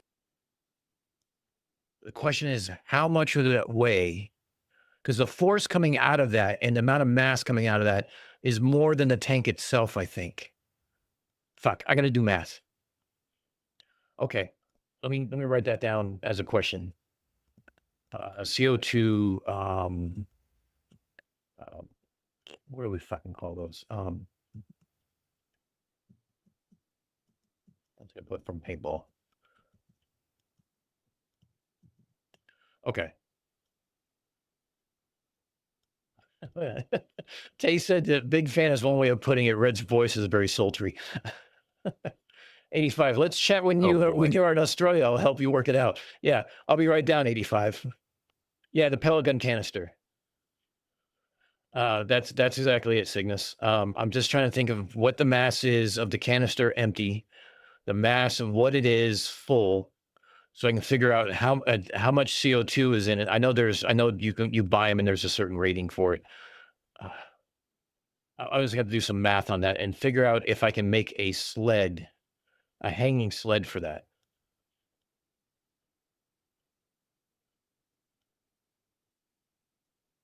But here's the thing, though. Let's say they want to use constant exhaust, right? And it says it pushes off, and that's what pushes it.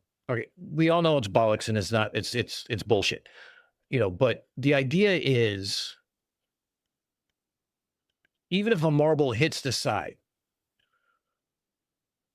there's no way that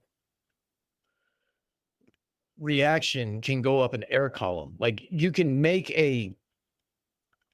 by stupid argument that the air column is, it's hitting the end of the air tank, so or the vacuum chamber, That way it's pushing the air back up, and that's what's causing it to move. Like intuition, like if you're dumb, wear Velcro shoes for a minute. And if you're dumb, that sort of can be intuitive in a way. But a marble is not attached to it in any way. Once it's flung off, it's no longer attached to anything. There's no way for that to come up. There's no other air molecules that can go up because it's in a vacuum. There's no other stream or string it can go up or anything else like that. Correct.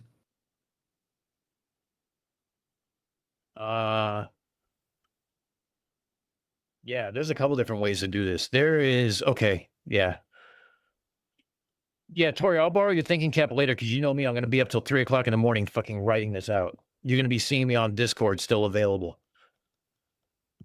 Some of my best work comes at 2 a.m. I hate to break it to you.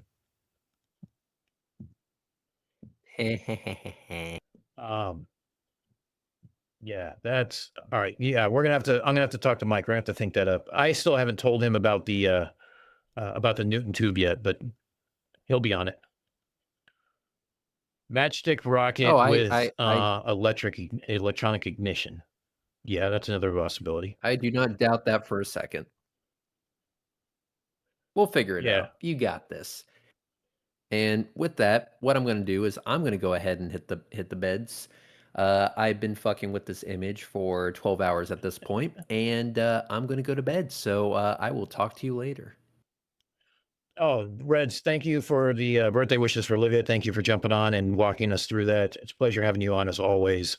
And we'll catch up later. All right. Peace.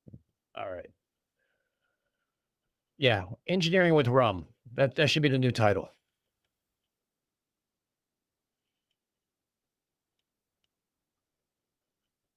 Tay, I love how I was like, oh, I have free time now. I might write. And then you check my server and see that I'm streaming. I'm like, oh, let's go change of plans time. Exactly. Matchstick rocket is a good idea too. I like this idea. So all 26 of you people now have homework. How best to do this with no mass and little weight? All right. Well, party time room is open. If anyone wants to pop up and say hi and goof off and help with the engineering, or if you have some other ideas, or you just want to shoot the shit about my ideas and tell me how terrible they are, that works too. Or you just want to do a shot of rum. Hey, we're all good. Feel free to jump in the party time channel on the Discord. Tori, look at that. First one up. Yeah, somebody has to be the first one, right? Yeah, and I appreciate that it's you, bud. How you doing? I'm good. It's 5:49 a.m. Workday is about to start. Well, in a few hours. So screw that. I don't like any of you all nice enough to get up at 5:49 a.m. Yeah, well, my sleep cycle is all screwed up. Yeah, so you want to prove rockets? Yeah, I'd like to see that. It'll be cool. It's got great merit. Yeah. I mean, when I was thinking about it, we were talking about the vacuum, like Mike and I. The two that came to mind was put a cell phone in the vacuum chamber and call it. It solves two things at once. It shows that electromagnetic waves can go through a medium without, or can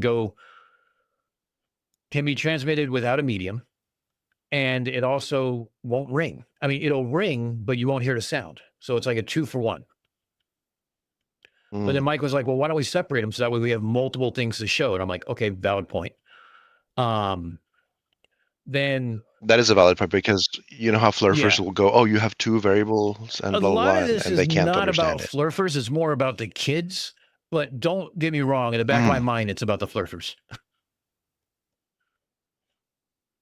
You know, when I started thinking about rockets, and the question from okay, I'm going back to flat earthers, but kids also, it's cool, how they move in a vacuum or in space. It made so much sense that if you use the fuel, if you throw out the fuel out the back of the rocket, if you throw out a little piece of fuel, you want to make that fuel last for as long as possible. The only control you have over that is how hard you throw out that fuel. Right.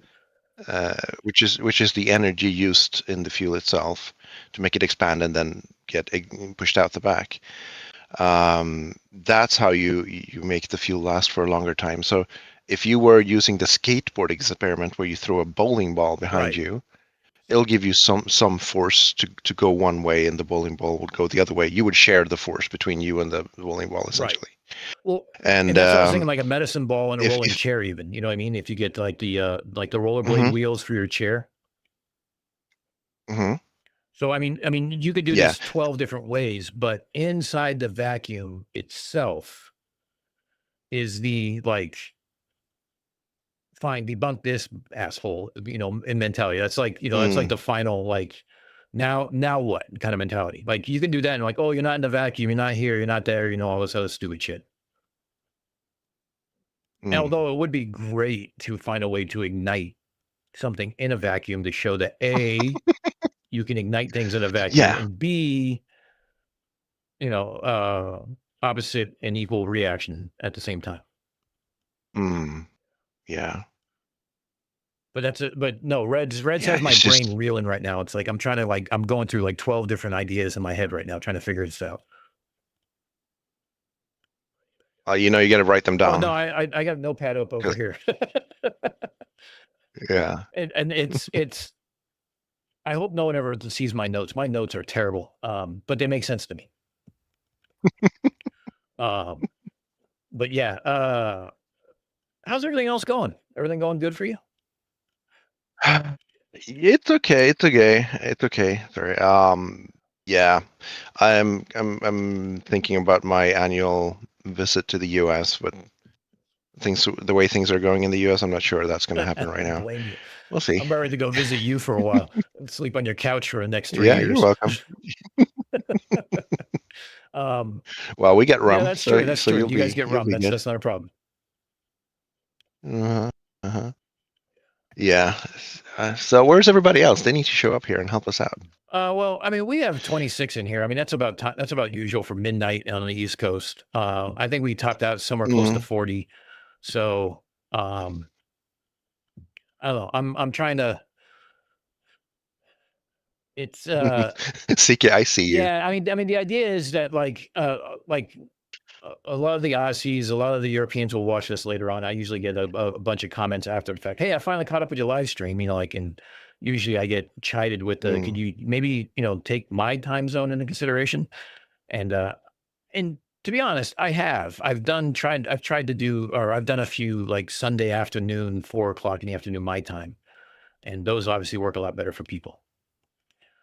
Dougal, I saw that same one. It was flash paper what was ignited with a laser pointer, but I'm not sure. I'd have to tear that one apart and look at it. But yeah, I mean, I have a few things coming up. I mean, I have to go to a family reunion in Wyoming, which is high on my list of things to do.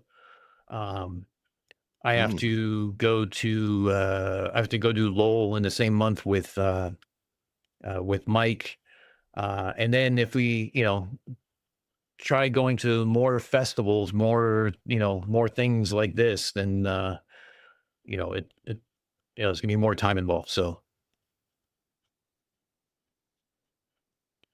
yeah, being a dad, it's also there's that taking too. some time, I'm guessing. Yeah. I mean, Liv wants to do, she wants to do these things, and she likes helping out and stuff like that. And actually, you know, while you guys are here, I'm going to tell you, someone asked earlier, when is she going to be debating? She actually already had her first debate, and she had her first run-in with a bunch of Christian nationalists. So for those who don't know, I'm like Reds. I'm more of those things of idea of like, what I do in my own house is nobody else's business kind of mentality. I'm kind of a libertarian in that sense, of the sense of government needs to stay out of my house, and what I do, it doesn't hurt anybody. I'm a big believer in church and state, being an atheist especially.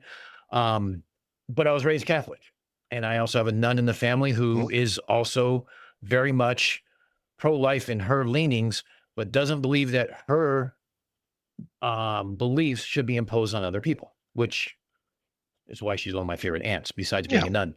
and she was also in the Navy first. So, I mean, she's cool all the way around. But the cool thing about it is, she was on Roblox, and there was somebody who had like a little stand up, and it says, debate me on abortion of all things. A game for kids, and we're having debates on abortion on Roblox. Whoa. Hello.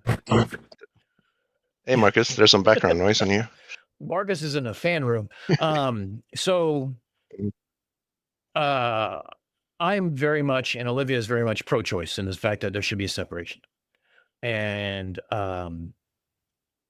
her basically comment was, and I was very proud of her. She went up against 7 people who were overshouting her, everything else. And her thing was like, look, when you can carry a baby, then you can, then you have an opinion. Until then, you can shut the hell up.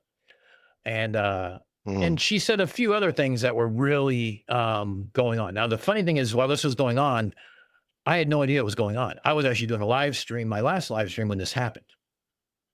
And she came in, oh no, maybe I was on TuneStream. I think I was on TuneStream. And I think it was it was the book review actually. So she came in and she was like distraught because she was dead. The deal was 7-on-1. People were yelling her, and she had never been exposed to that before. And I kind of laughed a little bit. I'm like, I'm not laughing at you. I'm laughing at your situation, because now you're talking about every situation I'm in this sense. So, and Cygnus, I agree.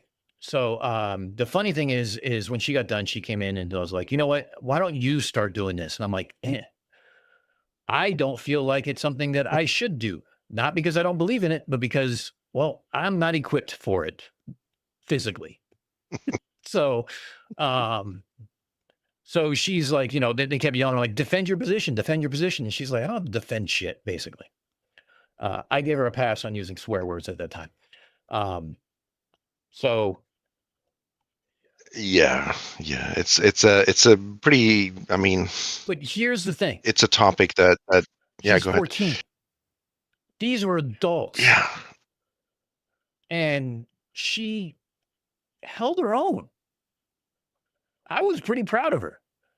So I did what any dad would do. I pulled up my own list of topics, like my notes from various topics that I may or may not engage in. One of them is abortion. And I gave her some of my notes, and I went to Dr. Blitz and his notes because I'm a member of his channel. Saw what he had. And I started going through everything. I'm like, oh, here's some Bible verses you want to throw back at him? Here you go. Here's the thing about bitter water and how an actual rabbi performed an actual abortion. There you go. Have him explain that. And then, the idea of when life starts, like Genesis talks about Adam not becoming life until he had the breath of God into him, meaning he had to take a breath. There you go. Mm-hmm. So it started a 3-day long conversation about different tactics, about different ways to do it. And I'm like, you can do it my way, which is point and laugh and be a dick, or you can do it your way, however you define your way. You don't have to be a satirical jerk like me. You don't have to be, you don't have to throw out one-liners. You can do it your way, whatever works for you. But I will tell you, calm and collected usually annoys the hell out of people.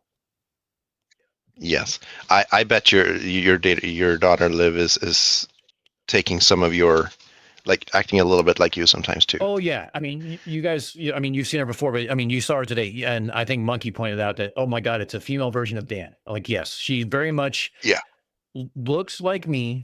No paternity test needed. She acts like me. Scary as hell. The mother's curse came to fruition. Oh. Yeah, I'm gonna have to rewatch the stream because I literally just woke up before I joined. Yeah, it's been a little chaotic. I had no plan going into the stream. I just kind of let chat go with it, and we talked about the Globe Lab with Mike in our experiments, and talked a little bit about some other derpitude, Caleb. I almost went over LoRaWAN today, but I want to kind of keep it down low on the debunk until Toon has a chance to unveil it on Thursday, and then we'll go from there. So I'll probably do a video on that or a live stream on that. Again, Because I know Max was trying to go off of notes that I had, and he said something about it being nodes. And yes, LoRaWAN is about nodes. However, Caleb's understanding that article is absolutely trash, and he doesn't understand anything.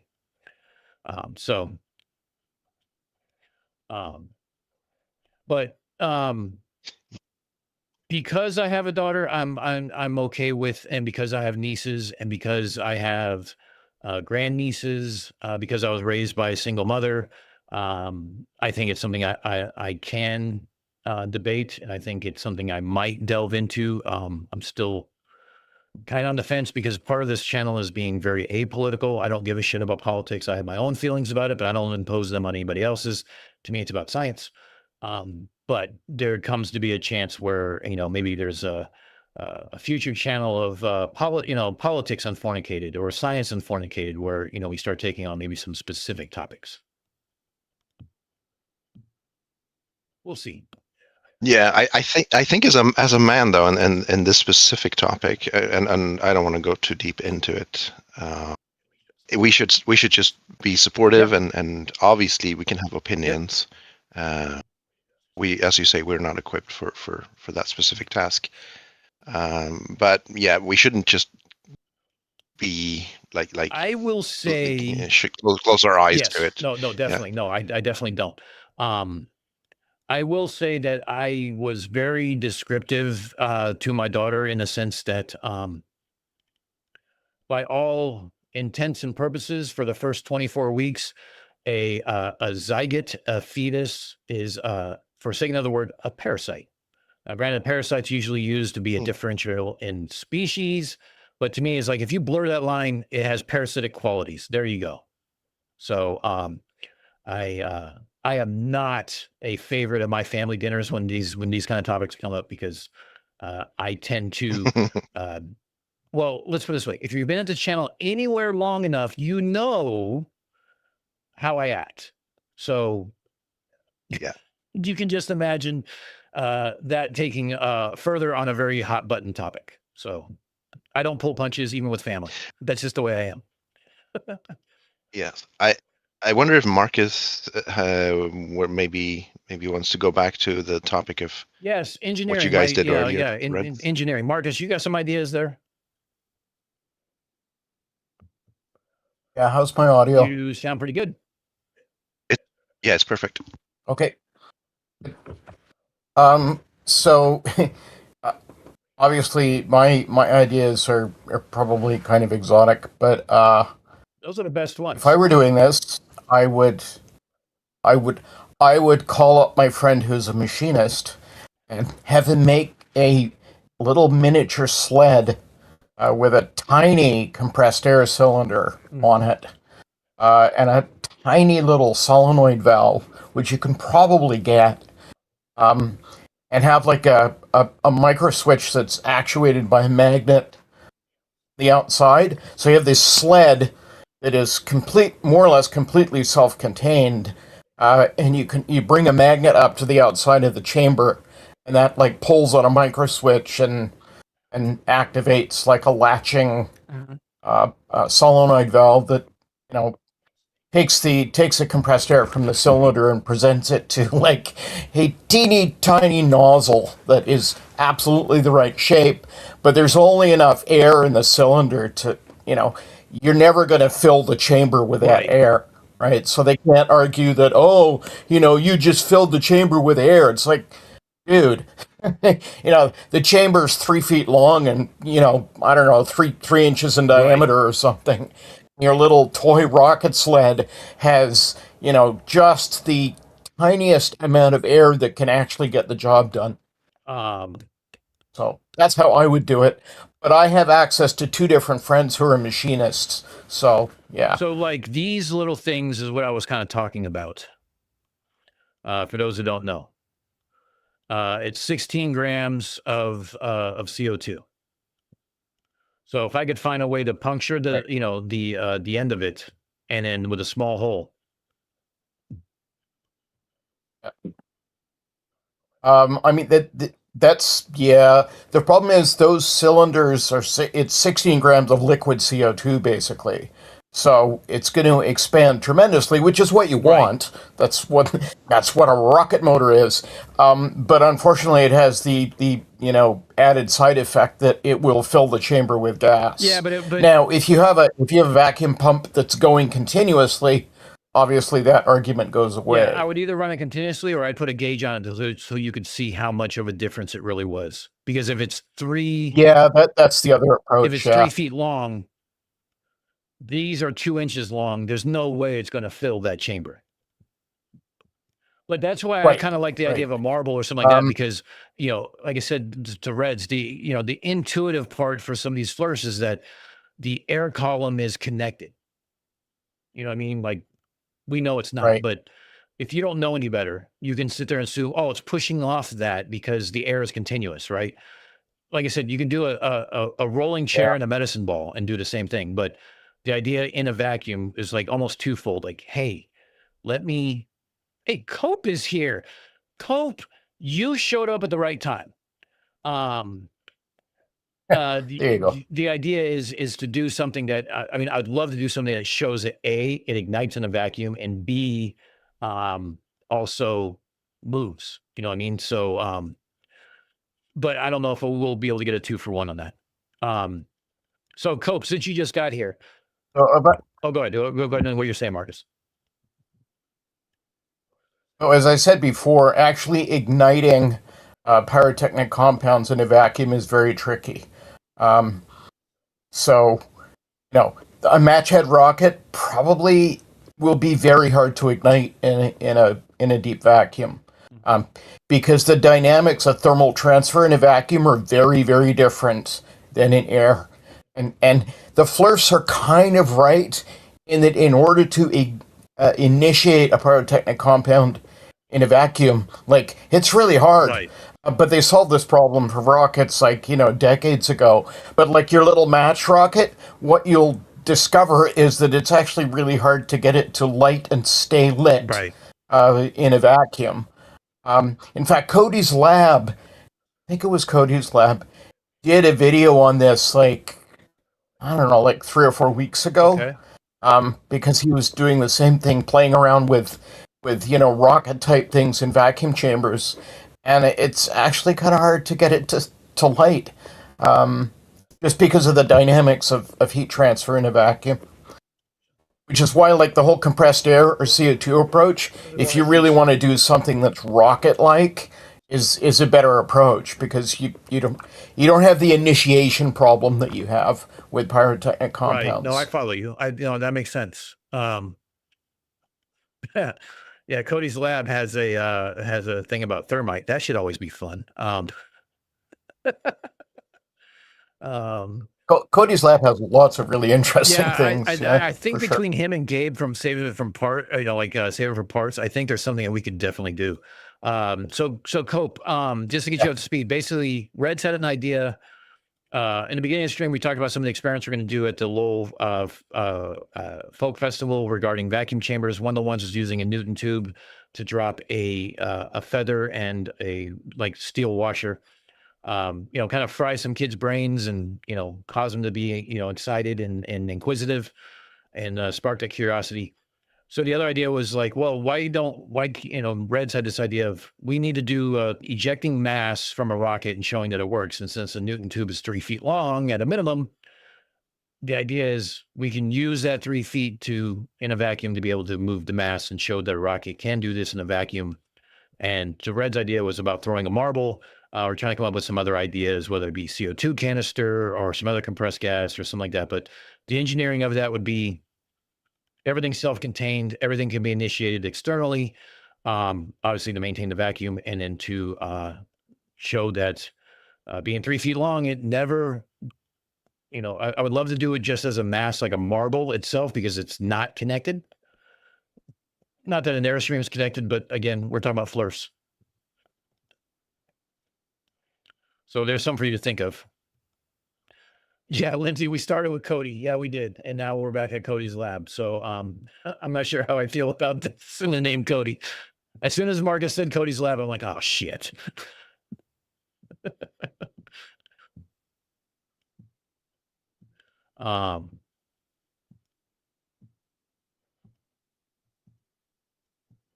So yeah, only a short burst is required. It's true. I don't necessarily need to use 16 grams, but I'm just trying to think of like simple engineering as opposed to overly complicated engineering. Like Marcus has the luxury of being near a machinist. I don't. So I do have access to somebody with a 3D printer, but we'd have to design everything and figure that out. So yeah, flirt versus non-flirt changes everything. It really does. It's kind of a it's one of those things where I have some ideas. I think I just need to flesh them out, and most of you all I believe are in the Discord. If not, I might put up a new channel for either other ideas or ideas how to make this better kind of mentality. Yeah, Dan, I wanted to drop in, say hello, good morning, and things. I have to start my workday. All right, so Tori, thanks, man. I I will appreciate it. drop out Nice seeing you again, as always. Talking with and you. I will see you soon. I'm gonna see you soon. I'm going to rewatch the stream afterward also. So take care, everybody, and good night whenever the time All right, comes. thanks, bud. Bye-bye. Wait, what is this chick? So another idea that I just Okay, had. go ahead. So a marble-sized tube with a spring, and the thing that's holding the marble back is just like a little bit of nylon fishing line with a little nichrome heater. And then, some kind of switch mechanism that you can actuate from outside the tube, effectively melts through the nylon. It doesn't burn through because there's no oxygen, but it melts through the nylon and releases the spring tension and throws the marble out the back of the tube. That would possibly work because you could wrap the nylon around the marble so it holds it back, right? And then you just have to find a way to melt that that nylon of the fishing line. Yep. And that would throw it back out there. And now we don't have a problem with mass because you're just talking about a tube that's like, say, hanging from the side of the tube as well. Right, or like a little sled on wheels or something like that. Yeah, And, I had the idea of the sled on wheels originally, but then I'm like, well, it's a curved surface and friction. It's not necessarily going to be as dramatic.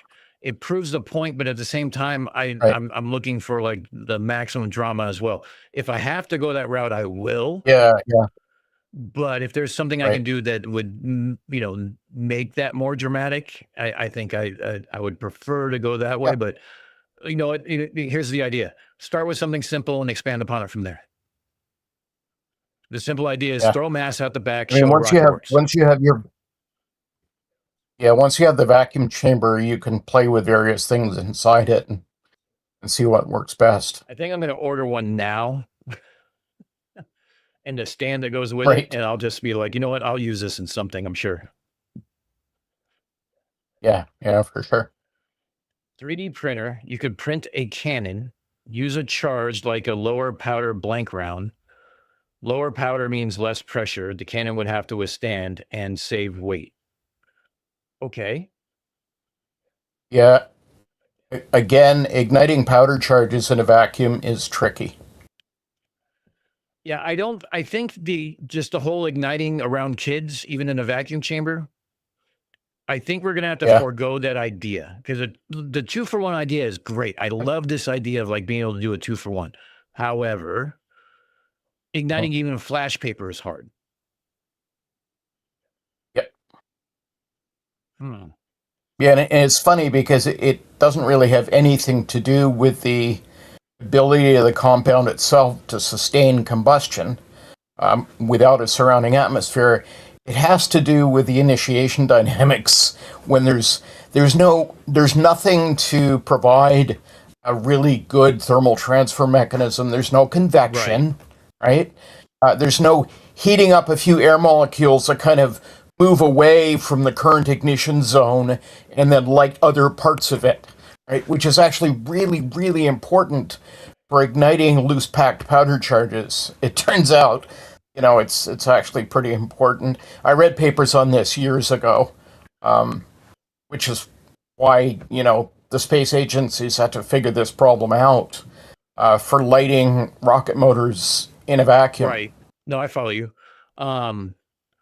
So Once they hit steady state, with chamber pressure and everything, it's fine. But the initial starting is actually kind of tricky. So Sour Pounder had an idea and did some incredible amount of research, including reaching out to actual arms manufacturer to talk about shooting a gun in a vacuum, shooting a gun underwater, things like that are basically demonstrates that when you have an oxidizer with everything, it's self-contained, doesn't matter if it's a vacuum, water, or whatnot. And there's plenty of videos of that going on that I don't have to do.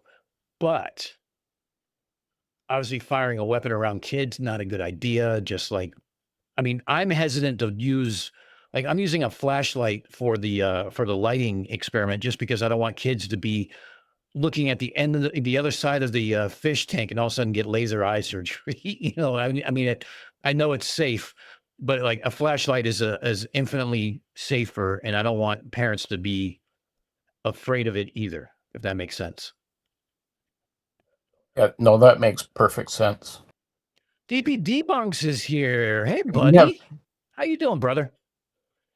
We run courses every summer with 12 to 16-year-olds. Right. We've just figured out how to eliminate the electric drills from the equation. Right. Right? Because, the younger ones will pretend they're guns and, get into various troubles. So, yeah. Yeah, and that's like it's twofold. Like every experiment I came up with was going to be like, is there cleanup involved? Is there solvents involved? Is there everything I came up with was like, okay, how do I make this safer? How do I make this more even accessible kind of mentality? Like everybody's got a flashlight, or everyone should have a flashlight. Yep. Totally get it. That kind of idea. Yeah, I'm going to have to sit there and think about this, but you bring up a valid point. The pyrotechnics in a Newton tube would be, I think it's going to have multiple problems. One, obviously lighting it. Two is going to be, am I going to have to clean this thing again? Because it's only 1.5 inches wide. How am I going to, am I going to have to stick a Swiffer in there and clean this out every time I do this? Those are like the little things that I need to kind of consider as a realm. Plus, igniting something around kids, even in a vacuum chamber it's contained, not necessarily a good idea. Yep, I agree. All right, so you all have homework to help me with this. Come up with your best ideas. I'm going to put a channel in, and let's we can all talk about it, and we're going to crowdfund this experiment. And you're right, 85. Keep it simple. That's the idea. Start with the simple, and we can expand upon it from there. So either start complicated and start cutting it, or start simple and start adding to it. Well, if you play with the marble in a spring, I'll note that there are stores that specialize in selling supplies to make your own vaping heaters. So they sell nichrome wire in various gauges, and you just have to find the gauge that kind of works with, I don't know, let's say a 9-volt battery as part of your jig to see if it can melt through, right, some fine fishing line or something like that. Yeah, actually, wait a minute. Because I could always, because it has to be self-contained, right? So the battery would have to be, it can't be on the sled because it weighs too much. So it'd have to be a way to stick it far enough in the tube so it doesn't hit, so the sled, or if it's at the end of the tube, that the wires are not too long to where, the charge between, it's going to be all sorts of different mechanisms, because if we set it up, we have to create a vacuum before we do anything. Right. So there's time involved in that. I don't know what the vacuum pump is going to take, how long it's going to take to get through that. And again, it comes down to, I can't run a vacuum, running a vacuum pump on a power bank is death for the power bank. So I do have an HVAC guy from TikTok who's trying to put me in with a guy who may want to come down with a battery, like a DeWalt size battery, with a few batteries to help me do this. Right. And he would, and supposedly he would love to be part of this. So, because that's like, I don't know, $1,200 as a piece of equipment. So obviously they're not going to just, mail it to me and be like, yeah, get it back to us. That's not going to happen. So Yeah. Well, the last time we needed some high vacuum was for my CO2 laser I built when I was in my 20s. I used a compressor out of a large refrigerator. yeah, They're basically vacuum Yep. pumps, but they're messy. and that's the problem too, because no matter what vacuum pump you have, you're still going to have an oily mist coming out of the exhaust. Yeah. Yeah. Put a strain gauge in the vacuum chamber to show the thrust. That's a possibility too, if you have one that's sensitive enough. Oh, you can get strain gauges that are very sensitive. A switch activated So, by an yeah. external electromagnetic could work, but again, with a FLIR standpoint, it would likely question the magnetism effect on the experiment. Yeah, if I use a magnet as like I can already see it if I do the feather and coin drop, right? I'm using a magnet to hold it at the top, and I'm pressing a button to Right. do, to disengage the 12-volt magnets with a lift magnet. So the lift magnets, retract. Therefore, those things can fall. I can already see that they're going to say that, well, it's providing electric charge. Earth is a ground. It's, negative charge. Therefore, it's positive charge because of the negative, this and blah, blah, blah, blah, blah, blah. Now, Oh my God. I mean, this is how long I've been watching too much Derp, and I already know what the fucking excuses are going to be. Yeah. And also Yeah, because the I new know. format of the videos has a cope forecast where I try to anticipate what stupid ass comments are going to show up in the video.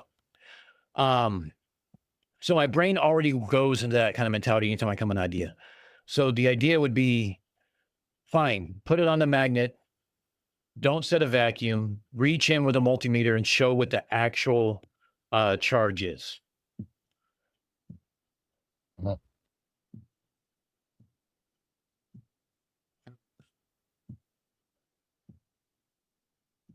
Yeah, maybe. Oh, DP, you can hear now. How you doing? My brother from another mother. How you doing? Yeah, there's some things here. I mean, there's some things to sort out. The biggest obstacle is it has to be self-contained, and everything has to be actuated from the back, and you have to eliminate variables, forces, and stuff like that. So,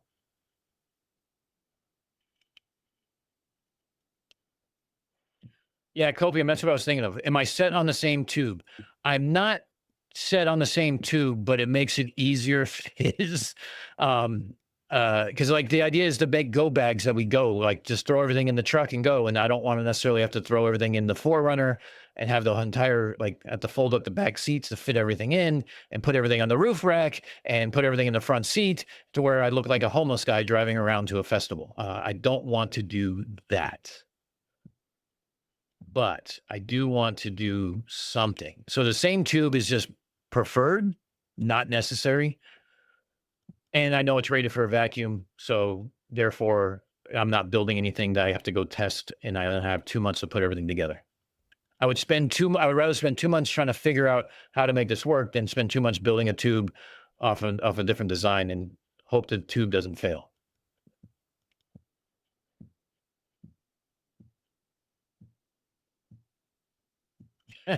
Dougal said it sounds like you need to go one route for the kids and another for the FLIRs. Never the twain shall meet.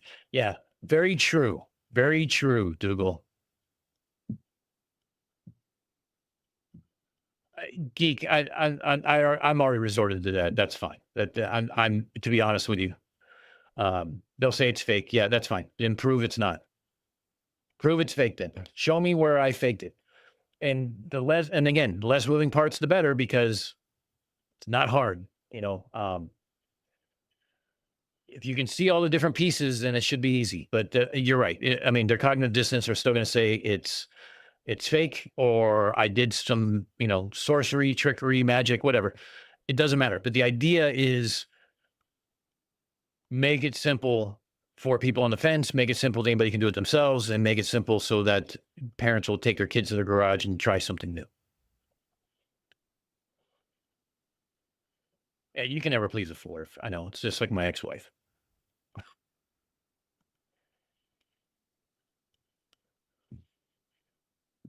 But I will say this: Reds gave me an interesting thought thing now. So now I have to see what I can come up with. I'm going to be.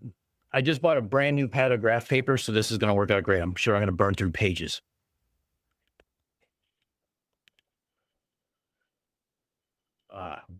This is why I love this community. I get some crazy, weird ass idea, and you guys all help me figure it out.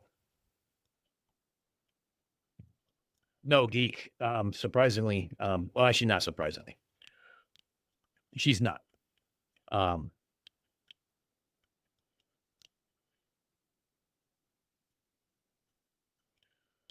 You did the experiment in a container. Yeah, yeah.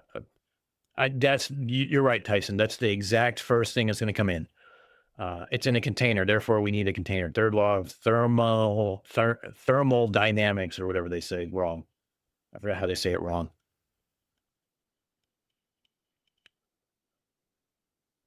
I got ideas.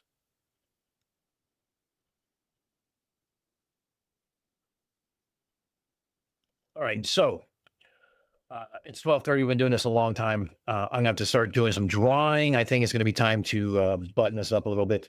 Here's the good news. Olivia had a great birthday, so that's a plus. Mike and I have some great ideas for Lowell.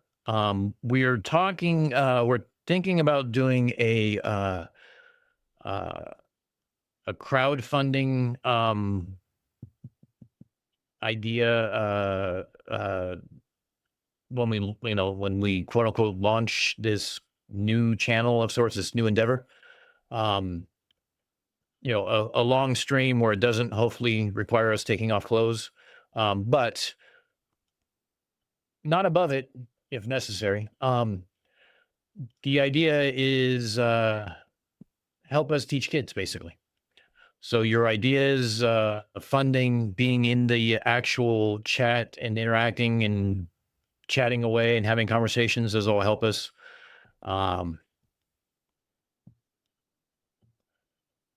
85. I have an idea for an experiment to annoy Flurson. It also requires the ISS crew, and that's basically a Bofang radio and a directional antenna and us talking to them. So problem is a lot of people want to talk to them.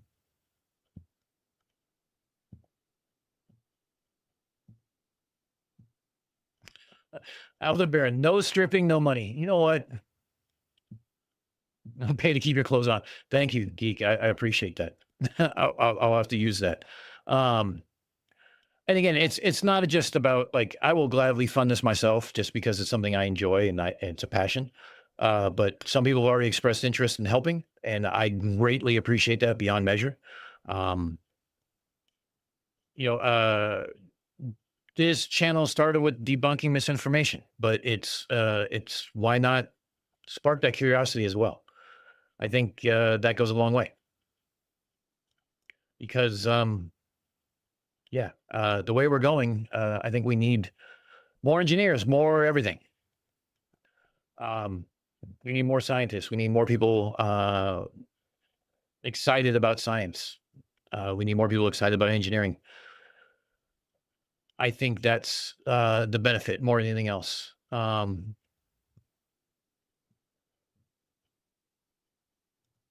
But the other idea is that once we do this, what next? Because you can't show up with the same shit every year. That's the other thing. We're going to have to try to figure out what we're going to do from there.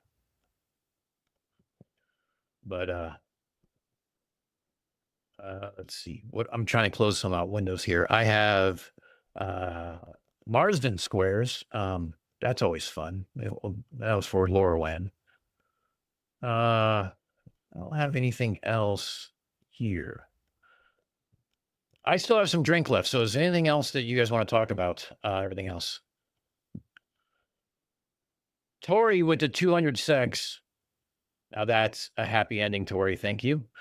For no reason at all other than this, because I can. Also, happy birthday to Mini Dan.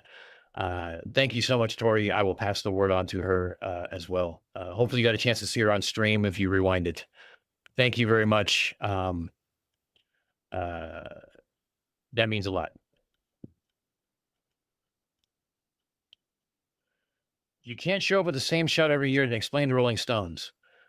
Look, DP, no one's going to confuse Mike and I with the Rolling Stones, so we have to come up with new shit. That's just the way it is. You're right, Lindsay. I really need to get that under control.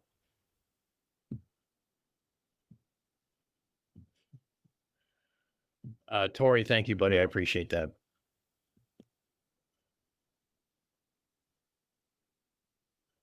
There you go, Tay. There is Tay's Deviant art page. I'm going to pull it up because I can't, and it's my life.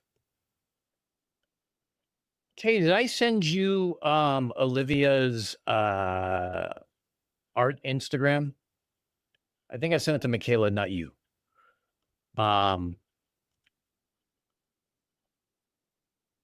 Tay, you're in my Discord, right? Cygnus, don't. I can juggle a little bit. I will gladly go to juggling if it turns me into a carnival barker and I would have to wear a ridiculous inflatable Earth suit with a top hat and a monocle if it gets kids' attention. I am not above that.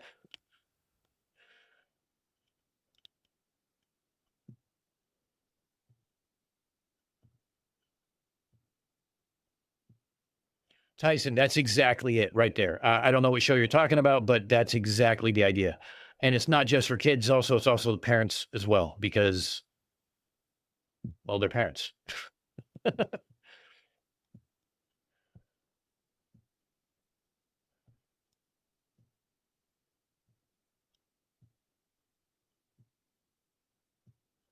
Yeah, I'm glad I haven't graduated to the leg jerk yet. I need to actually, I have a foam roller that I usually have under my desk. So if I just move my leg back and forth, you don't see it as much. The problem is I moved it and I don't remember where I moved it to. Otherwise, I'd be using that.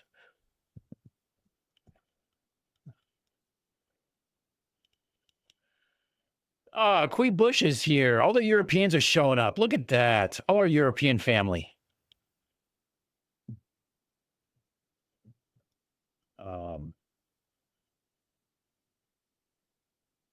Yeah, we're gonna try to get oh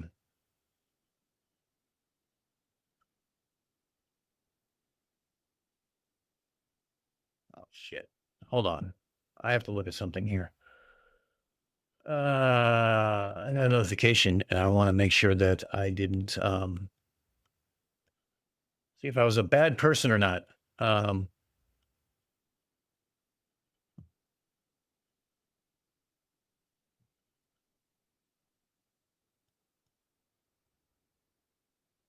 No. Okay.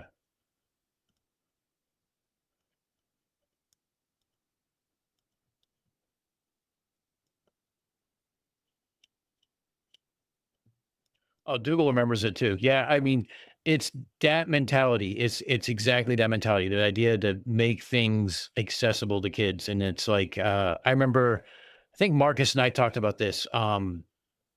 There was a book when we were kids that had like a book of like science experiments that you can do that were very easy. It was like obviously the most basic things of physics and forces and stuff like that, but it started you down that path, so to speak. Tay, are you on my Discord?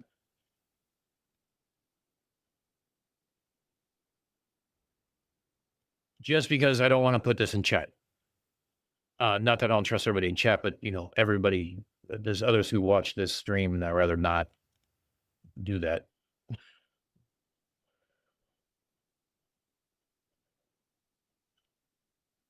Wait, hold on a second. Hold on. You are? Okay, perfect. Oh,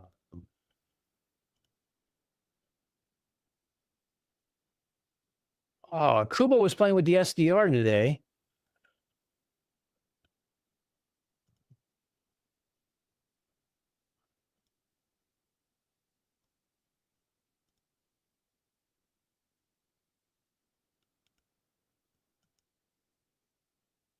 Kuba, you, my friend, you need to go get me a, you need to go look that, you need to go find that Radio Sun and send it to me. Cheers, JD. Thanks for popping up and talking about your projects and everything else. It was great having you. I greatly appreciate it.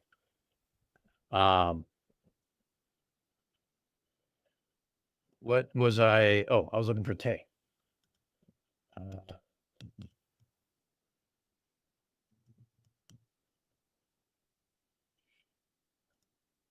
Okay. We're going to.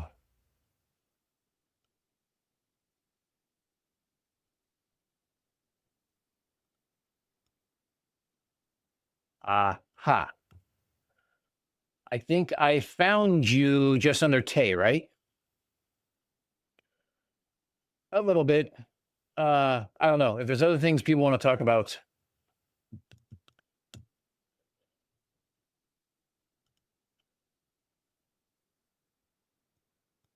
Yes. Okay, cool. Let me shoot this to you real quick. Am I not sharing? Cool. I love it when I'm not doing that. And the reason why I do this is because my Instagram is actually tagged with my actual name, and I try not to share that with the general public as much as possible. So there you go, Tay. That's something that she does. She does her own little digital art and animations and stuff like that. So you should get a kick out of some of her stuff. She actually does pretty good. She impresses me.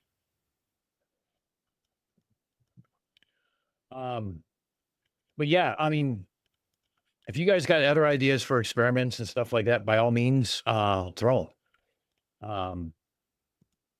We're gonna have to make a new channel.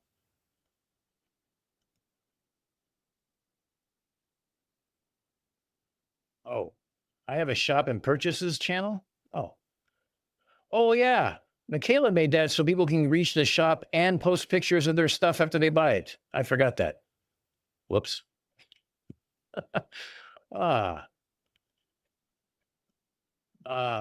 Yeah, I'll create a, oh, you know what? Let me hang up the party time.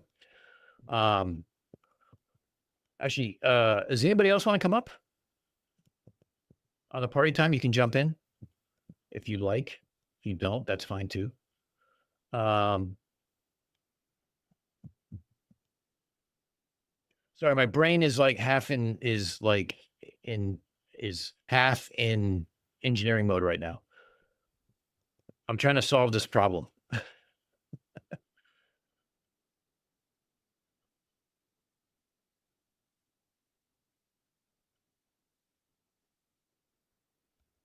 With any luck, by the end of this week, I'll have the background sorted and the new video started. But we'll see. No promises because I have no idea what the hell's going on with the new corporate overlords, and I don't know what they're looking at.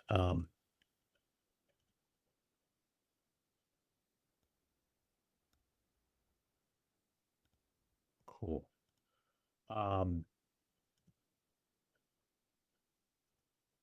Well, since I typically teach something, who wants to quickly learn about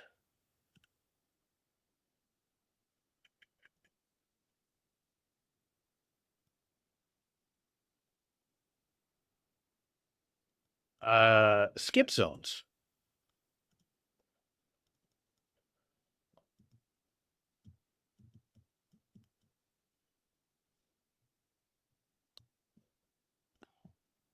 I'm kidding. I wouldn't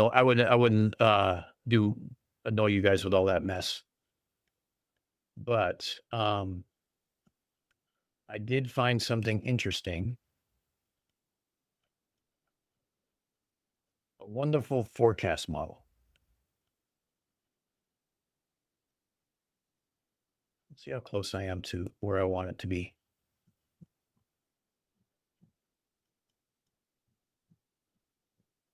Oh, so close.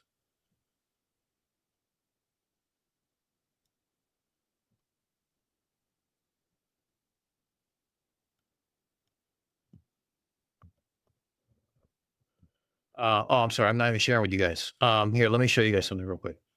So this is VOA cap. It's Voice Over America. Blah blah blah blah blah blah. It's basically a prediction model when you're dealing with skywave propagation with radio and stuff like that. So this is what ham radio users use to try to figure out where the signal is going to end up. Now, the beautiful thing about this is that it uses spherical geometry to do that. And I can play with the times and the dates and everything else. And it takes it off of either historical or forecasted segments and goes from there. Yes, Quee, exactly that. Particularly when it relates to, say, HF. Because Flurs, and especially Caleb, says you have to provide proof of skip zones. Oh, okay, cool. We can do that. Let's do this. This is a signal strength map. And it's not using the right time. Why aren't you using... Stop. We're using this time. We're using 100 watts. We'll use CW. We'll use a dipole at, say, 33 feet.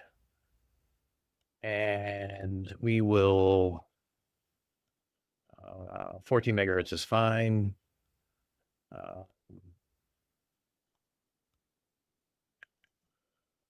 UTC 19. Here we go.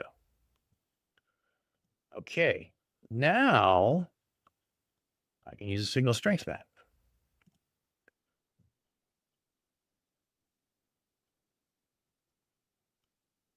So, funny thing.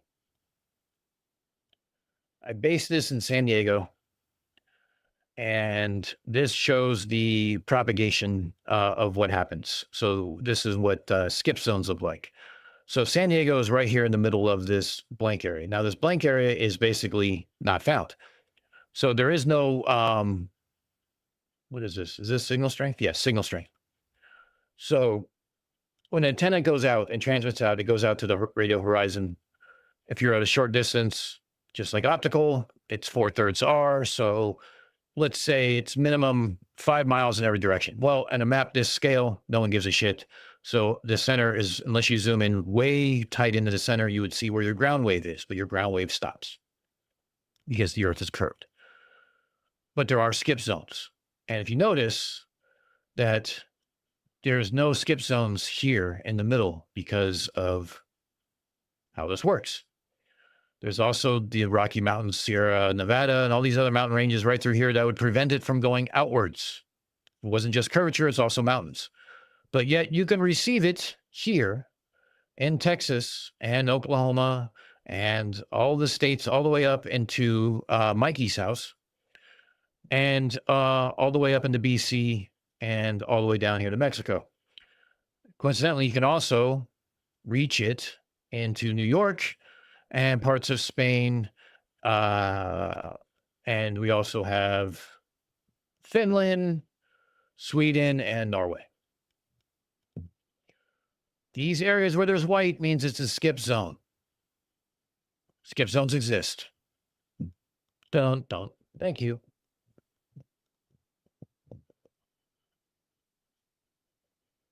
Yeah, 27 megahertz is still HF, so therefore bounce off the ionosphere. Yeah, Cygnus, that's exactly what it was.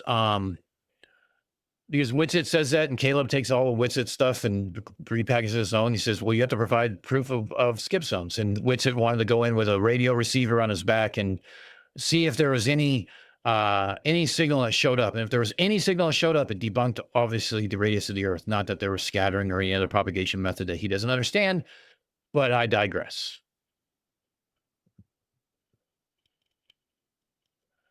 Yes, the cloggies. It's your channel. No, You can digress if no you want to. cloggies in this case. Although if I change the time, maybe. If I change the frequency, maybe. Change the location, definitely. I mean, I can put this in New York.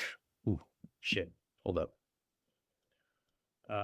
I can put this in New York, you know, about where I'm at, which is right around there. And I can go to coverage map.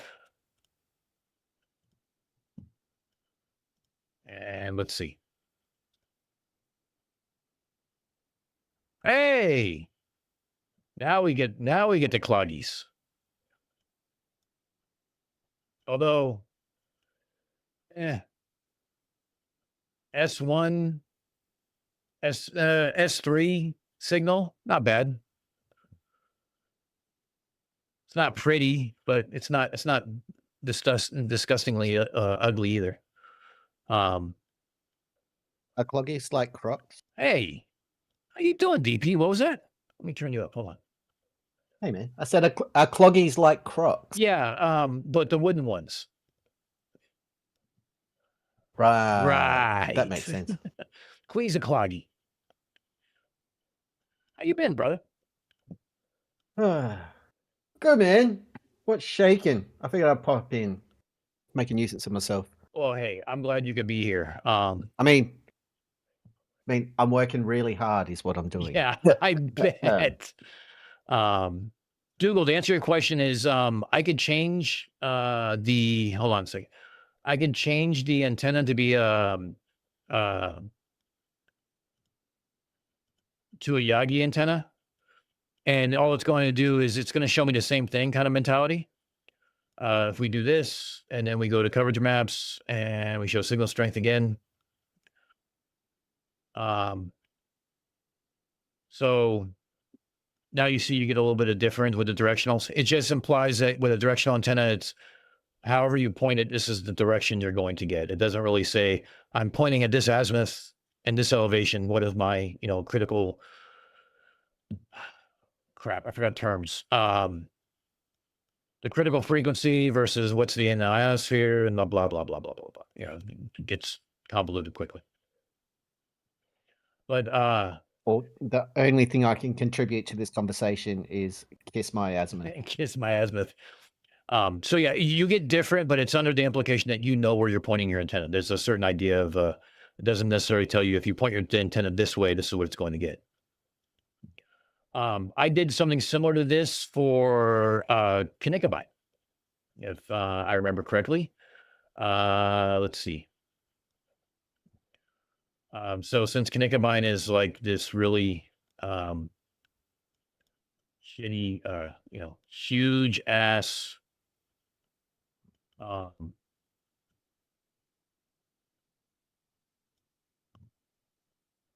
huge ass antenna that's 99 feet high or long and 30 feet high. Let's make it 66 after we count the pad and all that fun stuff.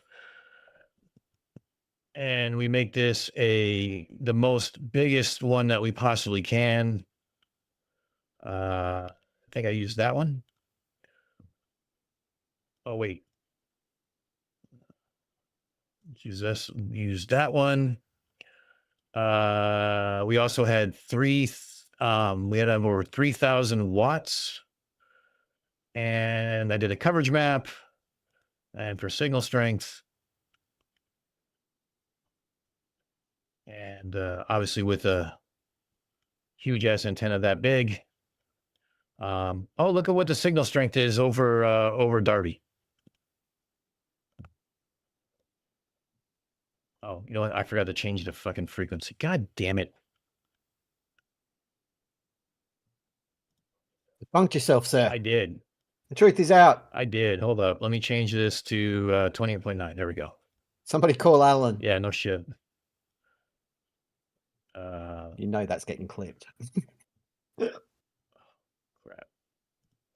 No. Hold on. I can zoom it other ways. There we go.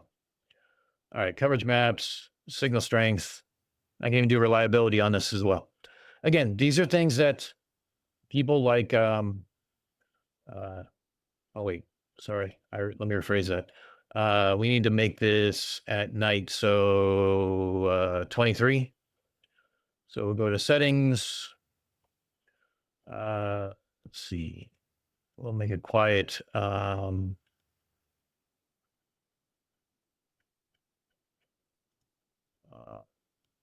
elements there. Oh,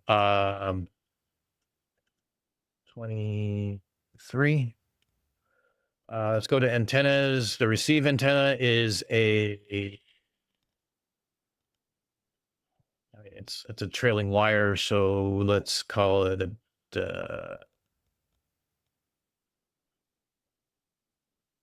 let's call it that.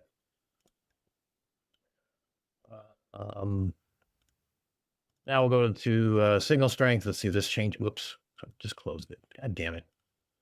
Errant clicks. A bit more north. Okay. Get it together, man. Hold on. Let me just figure this out here. A bit more north. Oh, you know what? Let's go to Stolzberg. Let's just make this what it is. Let's go, because apparently Cleve now works on a flat Earth and a globe, according to these guys. So let's go to Stolzberg. And now let's see the reliability map. Of course, this changes with. Oh, look, you're still getting 30, 20, 30, 40, 50% reliability from Stolzberg. Oh, look. What are these big white bands here in the middle? Oh, that would be, what's that called again? Oh, yeah, skip zones. So, yeah. Deny shit all you want, Flourish. It doesn't really matter. Thank you, Tay. I'll let her know. Sorry, I didn't mean to cut you off there. Questions coming up. So you've been up to? You got your gig coming, right, Oh, BB? you know, bit of this, bit of that. Say what? You got a gig coming up this weekend. Dude, Saturday night, playing 4 sets at a bar. Gonna have stuff thrown at me. I'm hoping they put up a fence like in Blues Oh, Brothers that'd be fun. to prevent bottle connection. See what happens. It's my preference. But yeah, so that should be cool. And working, doing a lot of worky type stuff. And yeah, just rocking on. Nice. Doing my thing. So what kind of music does your band play? Laughing at the odd comment on that last stream I did. I'm sorry, say again. It's mainly Chinese opera spliced with prog rock and shoegaze. So you know, it's a bit weird. No, I'm bullshitting. It's just covers band. So a lot of 80s stuff, 90s stuff, and some newer shit. Yeah. A lot of Blondie. And I like Blondie, so that's fun. Blondie are fucking great. Debbie Harry, come on. No, I caught your last, but I caught your live stream after the fact, because I saw Tunes and then I saw your live after that, and I made a comment. It was well said. I agree with what you were saying. Just having been through divorce and trying to take high roads and trying to let my daughter figure stuff out on her own without me poisoning the well or, you know, adding my own take to it. So I agree with what you said entirely. That said, that's all done. And I mean, some of the comments were amusing. Yeah, I don't get butthurt over comments anymore. I look at it as free engagement. By all means, you know, look at your derp all you want. You know, does a spotlight need to be shined on how bad a person is? Maybe, maybe not. If they do it themselves, well, I guess they're shooting themselves in the foot kind of mentality. I kind of take a libertarian point of view to that kind of thing. It's like, you know, you want to do you, by all means. I'm not going to tell you what to do, but you know, you might want to think a bigger picture than your own fucking. My whole thing was, and people seem to miss this. Not everybody, like a majority of the comments were like, I felt exactly the same way and didn't feel like I could say anything, which is valid because in that scenario, it was just fucking gross, and it was awkward. But there were a bunch of people who were like, "This is bullshit. Like, Witset's a piece of crap. Who cares? Blah blah blah." And I'm just like, sorry, point me out to the part where I'm like defending Witset at all, or his behavior, or maybe go and watch one of the other streams in the channel where I'm not exactly fucking friendly, Right. when it comes to dear old Austin. It wasn't about him, and it wasn't even really about Kai or Toon or anyone else. It was just like, you had come something on, to get off like, your chest, and to me, that's what as a and content creator allows us to do. And I mean, I appreciate putting yourself out that's there. it. I will say this: I took offense to something though, and I'll just tell you because you're here. I'm usually the you know, the moral compass indignant one, and you kind of went in my lane. Yeah, I'd been a while. I mean, you didn't jump on. You said you were going to bed, so Yeah, I I was like, I fuck him, I'm definitely gonna jump into that wheelhouse. yeah, I had to. You were on way late, and yeah, I caught it after the fact. But I was sitting there listening to you. I'm like sitting there nodding my head and going like, this is why DP and I get along so well. Our Yeah. a lot of our personalities and compasses align, so that's why I like doing stuff with you and working with you and stuff like that on stuff. No, it was good. And I mean, it led to some chats with other people I haven't spoken to for a while. So I had some messages with Peter Markley in the background, which is good, catching up with him. Monkey as well. Good old Monkey Cat Pat. And with MCT, and we had messages back and forth. Like, he reached out really soon after, and I just had a full-on weekend at that point with band stuff and like going to see a show and other shit I had to do. So but I did get back to him, and we had an exchange, and it's all good. Like, there's no, at least from my side, I can't speak for two, but I'm pretty sure there's no bad blood or Well, no, anything there. his live right afterwards, you know, commended you on doing that, and you know, he goes, and you know, we don't always have to agree on things, and he made some valid points, and yeah, I did see that, and I think he even unlisted the video, so he did, yeah, and to me, like, part of me was like, you should just delete it, and then I'm like, there's no point, because everybody records all of this shit. So even if you delete it, someone's got it, and it's going to come up and clips it. Like, I know how this shit works. So after like literally half a second of like, oh, you should, and then I was like, no, there's no point. Like, unlisting is the best possible move in that scenario. But at the same time, if he'd left it up, like, I wouldn't begrudge him that at all, because people are going to watch it regardless. People are going to watch it unlisted. So it's fine. And more people are going to watch that than watch my bullshit. And that's okay, because that's always been the way. Like, yeah, I'm not exactly ever tearing up the fucking YouTube algorithm here. But it did mean, like, after the hour and a half of me just screaming into the void, like, just having a chat for half an hour afterwards and shooting the shit with everybody did give me the itch a little bit. To maybe do that a bit more often, which hasn't happened for a long time. So I've been pondering that, and we've had some messages back and forth and talking. Yeah, I was going to give you a chance if you want to announce anything particular or anything. I was going to let you do that. I don't really have anything to announce, but I'm pondering just rebranding a little bit, doing the rebrand thing without, you know, paying millions for consultants to just change a font and put words in another order. But it's along those lines. I don't want to change the logo or anything else, because I'm really fucking lazy. But I do want to change the debunks part, or debunks, depending on what part of the world you're in, to something else. And I don't know what. I've toyed with something in another language, in Spanish, but I don't have any connection to Spanish culture or Spain at all, other than I don't mind paella. I got an idea for you. And just call it DP Deadpans. Fire at will. Deadpans. I like it. But then I'd want to change it to bedpans, and then I've got to change it to that's true too. letter B. I mean, yeah. I did think of DP Derp, but there's enough Derp out there that we don't need more. Digest was another suggestion from Monkey Cat. DP gets it. Gets it. Nice one, Dougal. Dougal, that's terrible. Terrible. It's terrible, but also kind of Yeah, I brilliant. know. But no. I don't want to give him the No. satisfaction of that. Well, For that, you might have to change your logo and you might Part actually of do me- it though. part of me really wants to because it's great. Dougal, you just made But I DP can't. have to do more work now. But you're not wrong on that one. I'm so conflicted. Jamie. Yeah, or it'll. Oh, sorry. Hey go. Jamie, how you doing? Welcome. Yeah. I was using your asshole t-shirt as again me telling everybody how jealous I am that you thought of it before I did, and the fact that it's a new term for us to use going forward, because we had an asshole in the debate today with from Caleb with Max, so that was entertaining.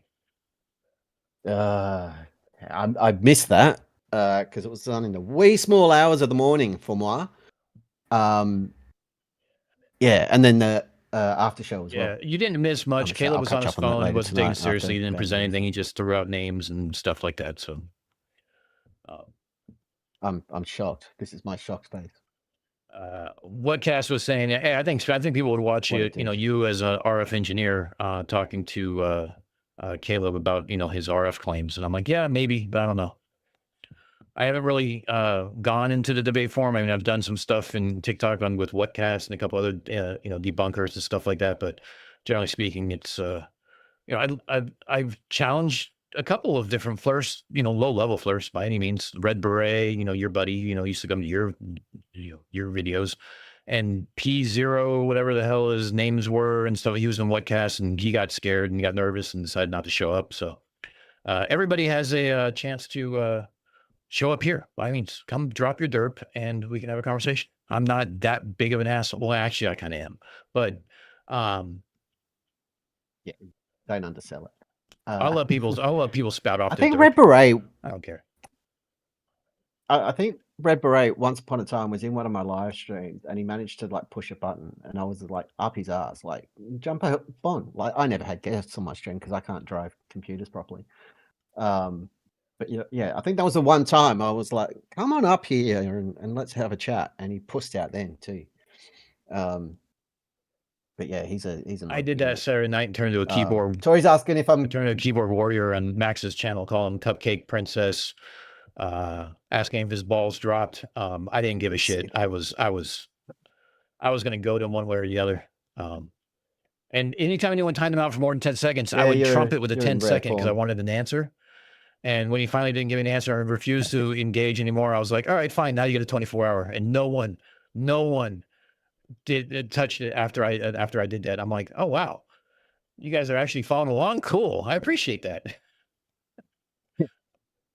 Everyone's learned over the last 12 months. Like, don't cross that. Tori's asked if I'm going to kill the debunker Tory. No, that'll stay there. It might get renamed, but the Tory part will stay. But yeah, I don't know, Dave. and I'm not in a rush to do it. Like I can leave everything as is for the time being. And it'll, yeah, if I stream it again, it'll be at least a few weeks away because there's a bit of shit going on. And even if I start jumping back on, it won't be a regular thing. It'll be sporadic. Well, you got shit going on. At best. Well, we all do. I mean, look. Well, that and go ahead. When everything was in full swing, like I enjoyed the shit out of it. Don't get me wrong, and I love hanging out with everybody and having a laugh and ripping shit out of Derp and Witsit and Ratzoid and all of that. It was great fun, but also like it did encroach on the real world quite a bit, and it sneaks up on you, like how involved you get and how invested. And once I had that sort of moment of realization. And there was other shit going on too. Don't get me wrong. You had a shitty I year. vanished. I mean, let's put you had shit. You had enough shit happening in 1 month that most people have in a year, and that was just brutal. So, it wasn't a shit year. It was a shit back end of the year, pretty much from like late July through to December. Yeah, I was gonna say October, November, but yeah, it was December. And I mean, you were there for some of it. I mean. And For those who don't know, And it was DP all and I Mike's talk a fault, lot so, in the back and stuff like that. Like we're really like if I had two, to quote an Aussie, two best mates, it is literally DP and Mike. And we can talk about nothing. We can talk about everything. We can talk about stupidity derp. We can talk about DP's guitar collection and recent blues show I went to or something like that. And it's something that we both enjoy. So yeah, and yeah. Mostly we just bitch about all yeah, of you. basically. Yeah. But, I mean, I was I'm not trying to like let that cat out of the bag. So I appreciate that. Thank you. Fuck, sorry. But Said the quiet part out loud. but we but no, I mean it's great to see your face again. It's great to see you live again and stuff like that. So you know, provided I'm not comatose and in bed, I will definitely try to join them when I see them. If you actually pulled my stunts and started Yeah. streaming for like 3 hours just to bore the shit out of everybody and watch your like viewer count drop down to like below 20, that's then I can probably catch it. I've done that plenty of times. I think was it must have been back on Twitch when I was doing Football Manager, but I remember there was an 8-hour Football Manager stream, and there was one longer than that, where I think I did like 12 or 14 hours just sitting there playing Football Manager, which was crazy. Cut to now with Football Manager 26. It's been out for like 8 months or something, and I don't think I've even clocked an hour on that. I just haven't played it at all. I debated Which is doing some unlike me stuff. because I was really looking forward I to it. debated kind of like you. Like if I was doing a night like tonight where I'm not really covering any derp, I was waiting. If anyone wanted me to cover derp, they can put it in the channel. Let me know.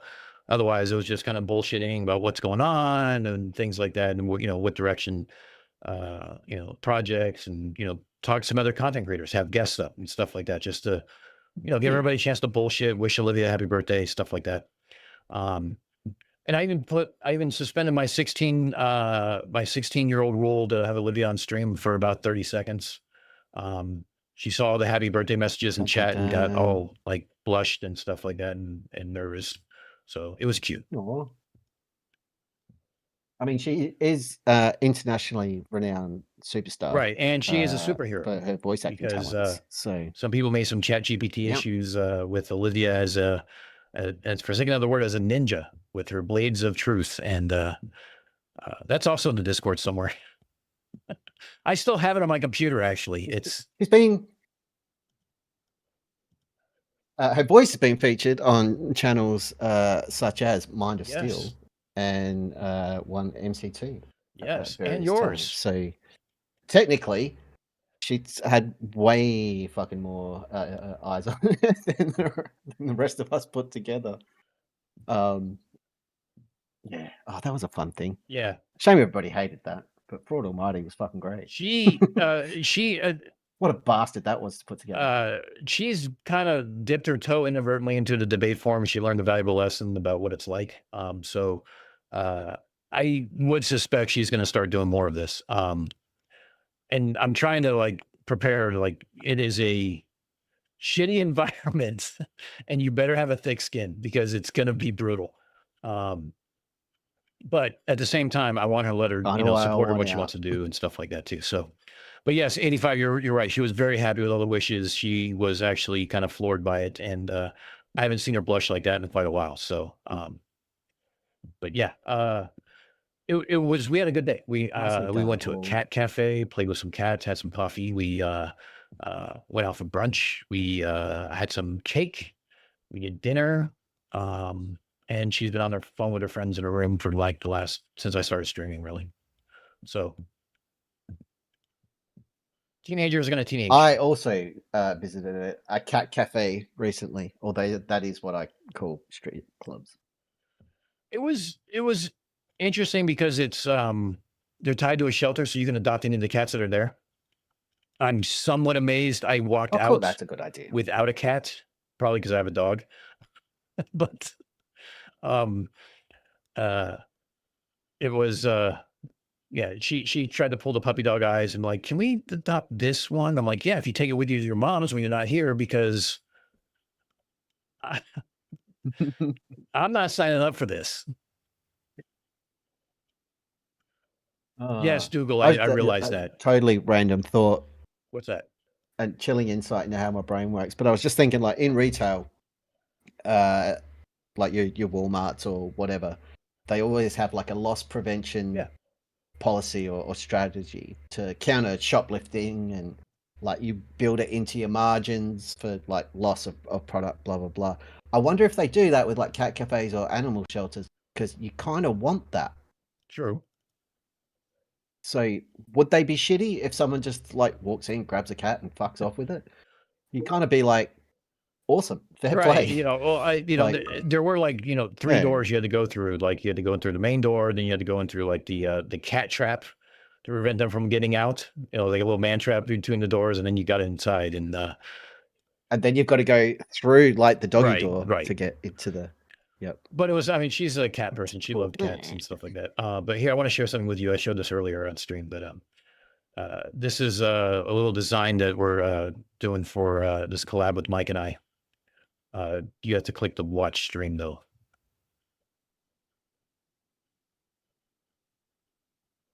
I've got Yub Tubs up as well. So two dads, one hypothesis.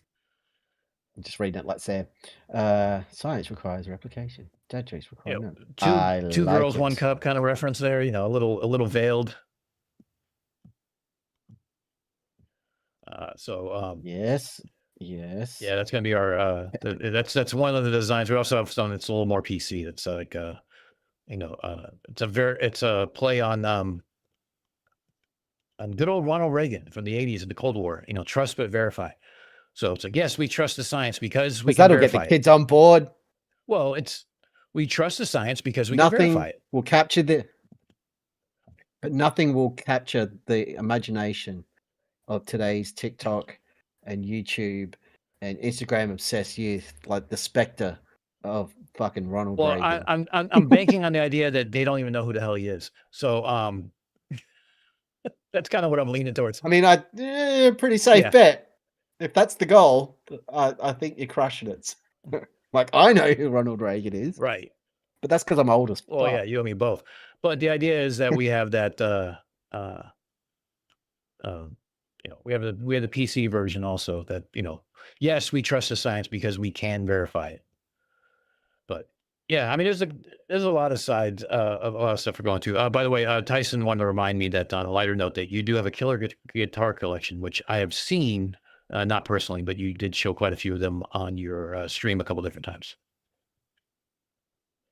Yeah, because they used to live behind me, but now they're in a different room. Yeah, no, now you got to you upgrade your place because of the layout of this place, and also partly because they would not fit in here anymore. So because I have acquired a new one. Has your neighbor that was sleeping under the stairs outside your gate, moved back in yet, or? If they have, they're keeping it very low key. So I haven't seen any new accoutrement under the stairs. No more Harry Potterness outside, which is good. Yeah, so that's been reassuring. There has been a new thing, though. I'm pretty sure the place next door to me gets rented out as like an Airbnb. Okay. I say next door, it's like across the hallway near that stairwell. But over the weekend, there must have been like 20, 25 people in that joint. Like, it was noisy.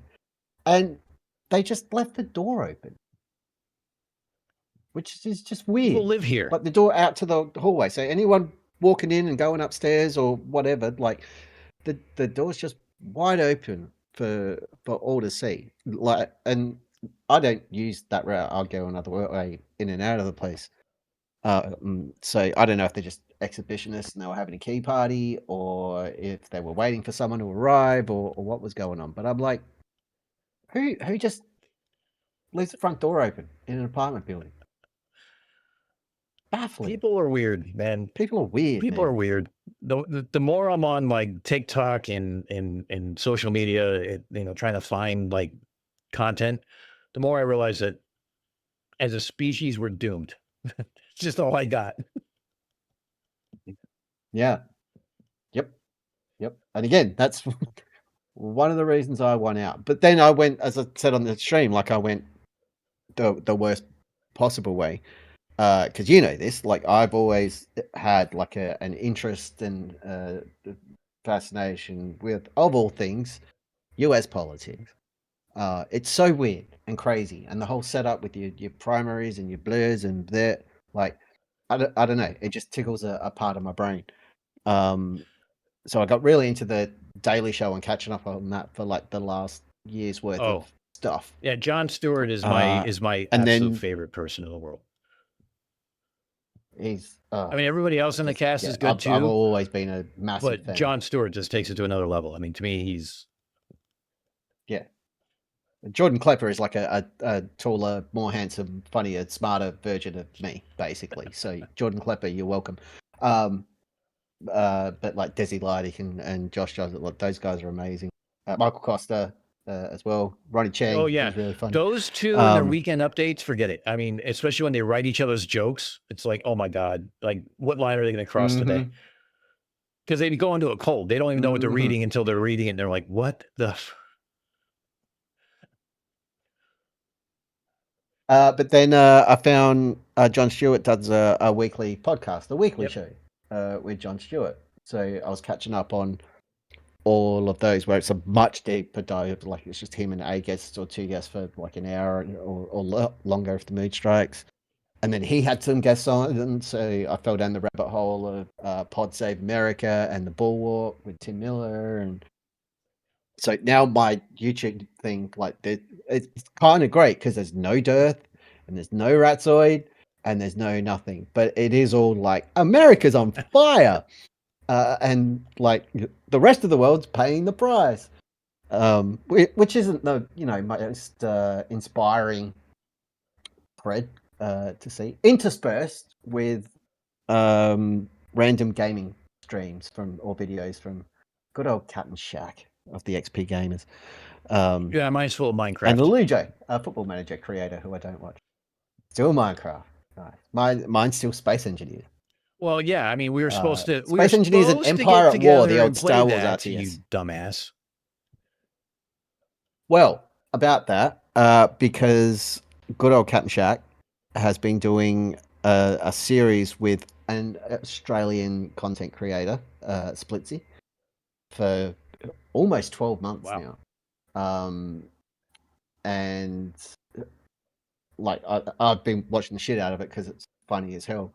But also because of that distance thing, like one's in, I want to say, I'm going to get this wrong, but I think he's somewhere like in the Carolinas. Maybe. For Captain Shark. And then Splitsy lives on the east coast of Australia, somewhere around Sydney. And they constantly have to deal with lag. Right. And the response is, so when they're like driving vehicles, it's fine for whoever's hosting because they're hosting. Whoever's on the other side of the planet has to allow for like the input lag and transmission to and from the server, which creates some really funny shit when things explode because they don't see that wall and don't hit the brakes. But it is a consideration. So yeah, we will have to do some testing and see how bad that is. But more than that, at some point we'll need to, actually do that at some stage. Yeah, I'm trying to find the Because guy's I'm channel right shit. now, but I'm spelling it wrong. So I just did Space Engineers. The XP Gamers you want to look for. XP Gamers. Yeah. Well, let me pull this up real quick. Because I He saw did update his like YouTube. I handle. saw one of my other content creators I used to watch named Soviet Wobble. He did like Arma 3 and a couple other ones like that, and his group is just yeah. absolute shit show. It's the XP Gamers, right? Captain Check. Yeah, Yeah. there we go. Hang on, I could literally just search this and shoot you a link. But it's Combined Arms is a series they've been doing for the last while. Playing a heavily modded Space Engineers with a custom-made scenario thing, which has been really, really interesting. But yeah, so Captain Chat's made a reputation for himself for building shit and destroying shit. having some RUDs, some rapid unscheduled disassemblies in some of the best possible fucking ways. Like building a spaceship and custom building missiles for the spaceship, and then encountering an enemy and firing the missile, but it's been attached to the ship wrong. Oh no! And like, or the settings in the game are wrong, so the missile just takes off and takes the whole fucking ship with it. And just no control at all. Or having a nuclear warhead on board, like a Star Wars style skiff. Oh no! And forgetting to break in time, and bang, end of everything. That's what. Just a crater. That's what's going to happen with us. I guarantee that. A Happy Meal. Dave, yeah. John Oliver is another one I love watching. Also, he's actually really good too. I enjoy him, just because like he drops F-bombs. I mean, I appreciate that. Icy Spin showed up, and CMS Conspiracy Music Studios. How you guys doing, buddies? Hey.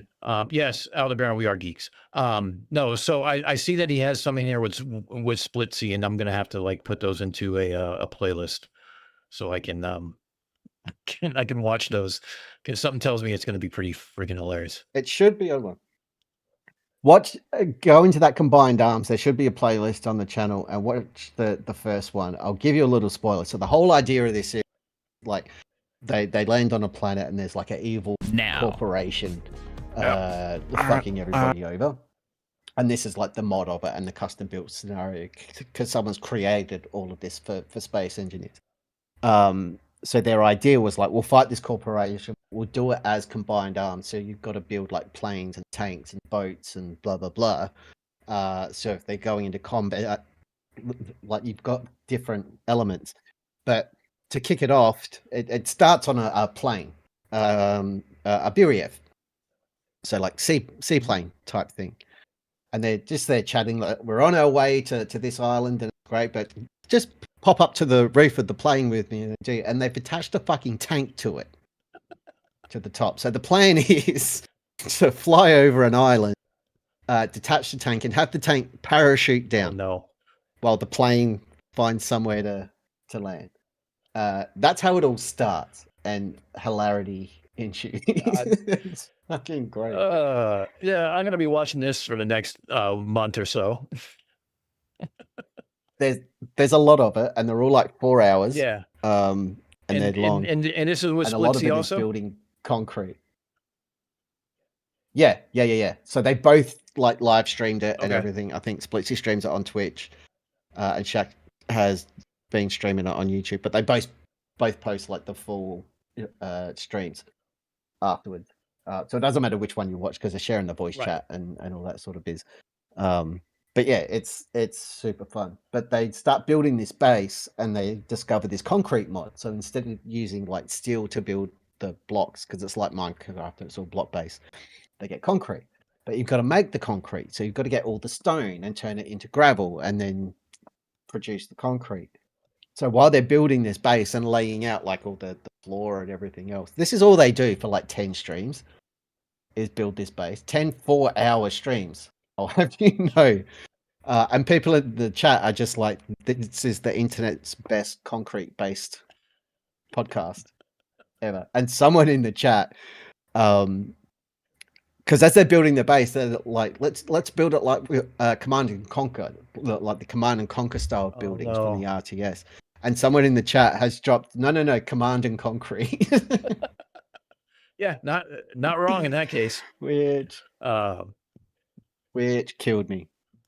But yeah, highly recommend it. Everybody should go and subscribe to Captain Chat. Got any interest in like old games that are modded to shit and super fun.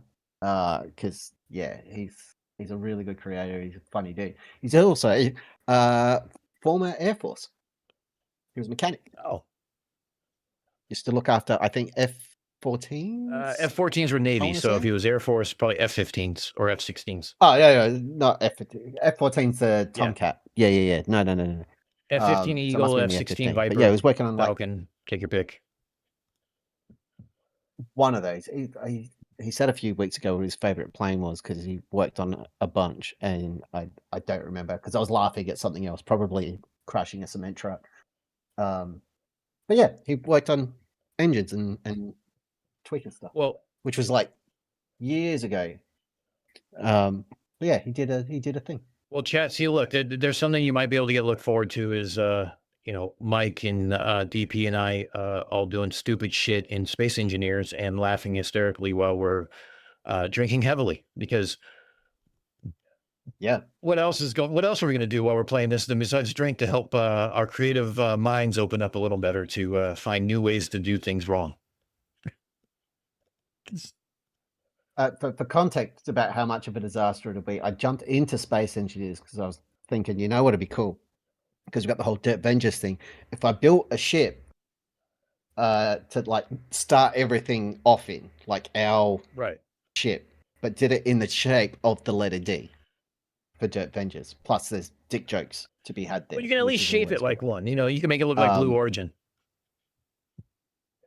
Yeah. So I'm building this thing out, and I'm laying out the shape and everything else, and I start attaching engines and all of this stuff, and I don't know how I did it because it's just like floating in space. Nothing's turned on, nothing working. I blew it and myself up somehow. It had never flown. It wasn't finished. It wasn't even close to being operational, and I nuked myself. And I don't know how. So, yeah, it'll be fun. No, It'll be Aldebaran, really he good. plays Kerbal Space we- Program, Dr. Blitz does, and this is a different one. So this is Yeah. more like I guess you can say it's kind of like a space-based Minecraft meets Kerbal Space Program, I guess. Combined, because it still has all the physics and everything else that goes with it, and you still have to do all the resources. Because I jumped in just to get a feel for it, and where I landed, I had the rover to start with, and so I was just driving the rover until I learned that the little dip I thought was going long did it down take was you to actually flip it? like 2,000 feet cliff, and destroyed everything. So me dropping was me looking at the screen going, oh fuck. Like, do I wait till it hits or do I just reset now? I love it. No, you got to wait till it hits. Oh yeah, You absolutely. can't bail out early. Absolutely. You got to ride that baby all the way down, Thelma and Louise style. Well, and then Hell when it yeah. got down there, obviously it exploded in a bunch of different pieces. And then I learned you can take things apart and use that for your first things. And then you got to drill a hole, like you got to make a drill and you got to dig into deposits and you got to go find deposits. And I couldn't because my truck has been destroyed. So it was a long walk to get anywhere. I was nowhere near resources because I was trying to scout where I want to have where there's multiple resources. Yeah, it was a shit show. The mining is such a time suck and a pain in the ass. But there is a mod for a thumper. It's like automated mining. So you find the deposit, you put the thing down, and it just does the mining for you. You still got to go and collect all the resources and all that. I'm sort of okay. stuff, I'm okay with or, auto like, mining though. engineer a I'm okay solution with that. if you wanna- That's fine. Sign me up. Yeah. But the other advantage it has is because like Minecraft, it's all voxel based. So the ground and everything else deforms as you go. But the more you destroy, the more it's got to render that shit, and it slows down the game. But with the auto miner, it doesn't do that. So it doesn't destroy any voxels. You get all the resources without destroying the boxes itself. The performance impact, because Space Engineers is a massive system hog to like memory leaks and all that sort of stuff. So that's an option, but you've got to do enough to get to the point where you've got what you need to build the auto miner. So it's not like super cheesy cheap Yeah, mode. I mean, in a way, yeah. I mean, but also, like, I could see the use in that with someone like us. If we're going to be live streaming, we're not going to throw. We could throw Mike in a hole and say, just drill, bitch, and collect everything. But that is definitely happening. But I realized when I was drilling it, like you, kind of like Minecraft is, you don't drill straight down because it's a lot harder to get the hell out. And your jetpacks on your suit has a fuel consumption, and if you dig too far, you don't get out of the hole and you fall back down in the hole, and now you have no way to get out of the hole. So it's angles for everything.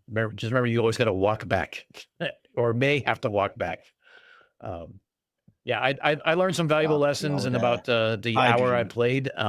Once I reset after the big explosion. Actually, I didn't reset right away. I said it landed, it blew apart into pieces, and I started wandering around. I'm like, this sucks. I'm gonna start over. It's good fun. And I've never like done a huge playthrough like building everything from scratch either. Like there's a tutorial scenario thing, and I got pretty deep into that before I got lost in the middle of nowhere at some point and couldn't be asked flying. But even then, like just me cruising around, no enemies, no nothing. I managed to blow up like the big starting ship it gives you somehow. I think I just flew it into an asteroid that I wasn't paying attention to. I did the one where you start on an So yeah, asteroid. there's Like your ship's broken, you're on the asteroid, like the ship's red or something like that, and the crash red yes. ship. Yeah, it's yeah, I classic. started on that one, and yeah, I didn't realize how true the physics were until I face planted into the side of the ship and killed myself because I was going too fast and I didn't have any brakes. Yeah. There's a lot of keys to remember, and I was panicking. It's a rite of Yeah. passage. The face plant into whatever you're traveling towards and like insta death. Yeah.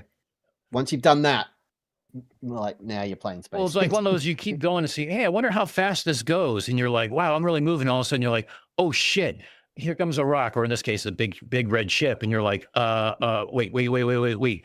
What's reverse? And like you're now panicking, looking at the keyboard. So it was terrible. Reverse doesn't matter. You're dead. And that's like default speed too of like I think 100 meters a second is where it maxes out.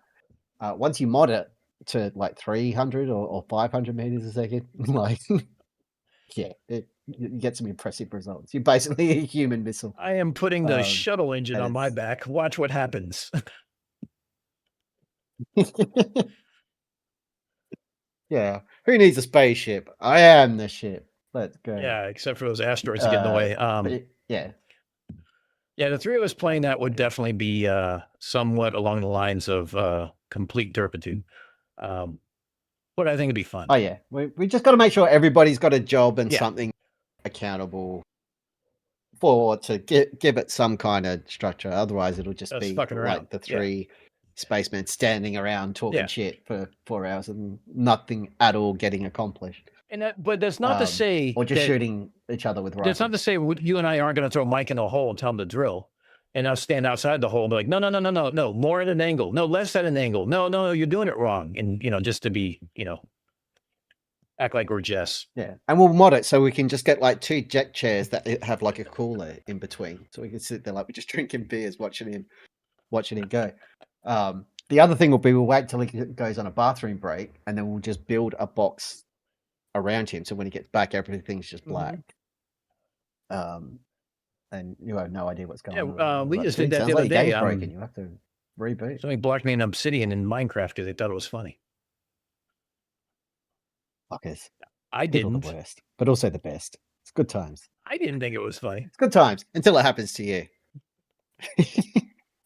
I mean, hindsight's well, I was chasing down one of Olivia's friends, and he signed off really quick because he noticed I was catching him, and he had nothing left, like no armor or anything like that, and he was about ready to die, so he just signed off. So I looked at where he signed off at, and I just built a really big box for him to land back into, and then I dug it all out underneath, so he fell. As soon as he landed, and he fell and died, and I was nice enough to collect all the shit. And I was like, thank you. If only you could turn it into like a Indiana Jones style trap. So as soon as he like spawns in, the walls start closing in, the ceiling drops. No, Mr. Bond, I expect you to die. Sharks with lasers. Could do that in Space Engineers. Motion sensor, couple of rotors, couple of not rotors, pistons. Yeah. All right, now I'm having some ideas. Hell yeah. All right, it's 1:30. Vinny's in the chat making fun of my time zone again. Yep. It's 1:30. I'm gonna have to take off to go get some sleep before I have to take Olivia to school tomorrow, because tomorrow is Monday. It's already Monday in your world, just not mine. Well, technically it's Monday, but who's counting? Indeed. because I live in the future. Hey, give me those winning lottery numbers. Sell all your stocks. It's not going to be a good day. That's all I'm saying. All right, I will jump off so you can say your farewell. So, thanks for having me on. Everybody, behave yourselves. No, don't Best do you that. can. Don't do Not that. you, Spinny. Nobody Don't do cares. that. Don't behave.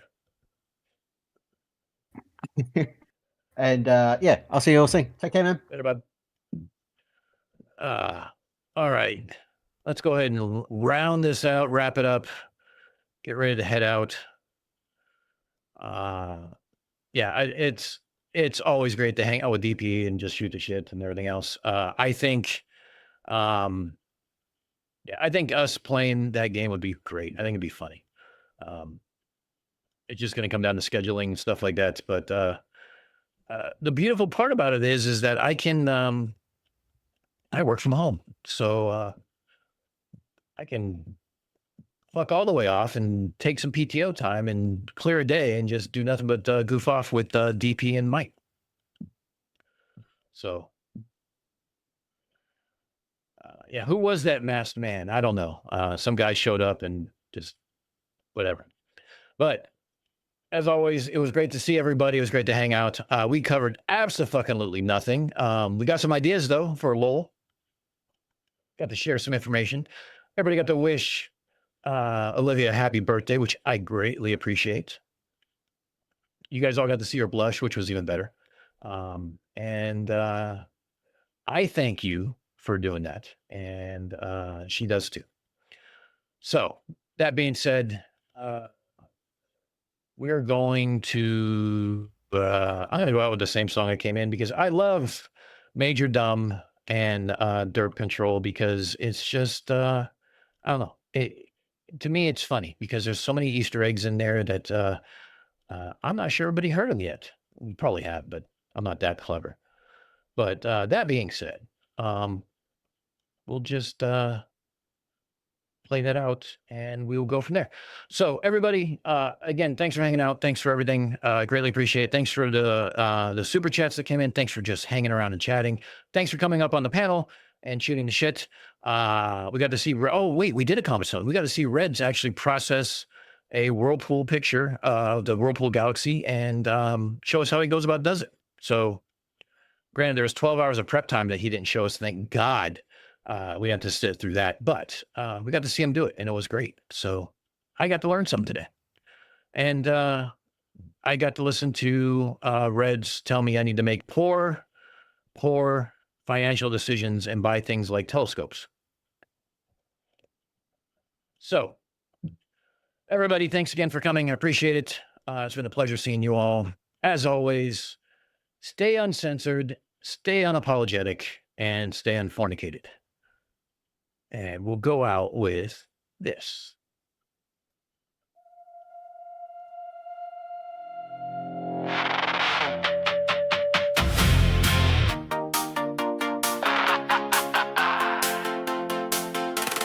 Flurf control to Major Dumb.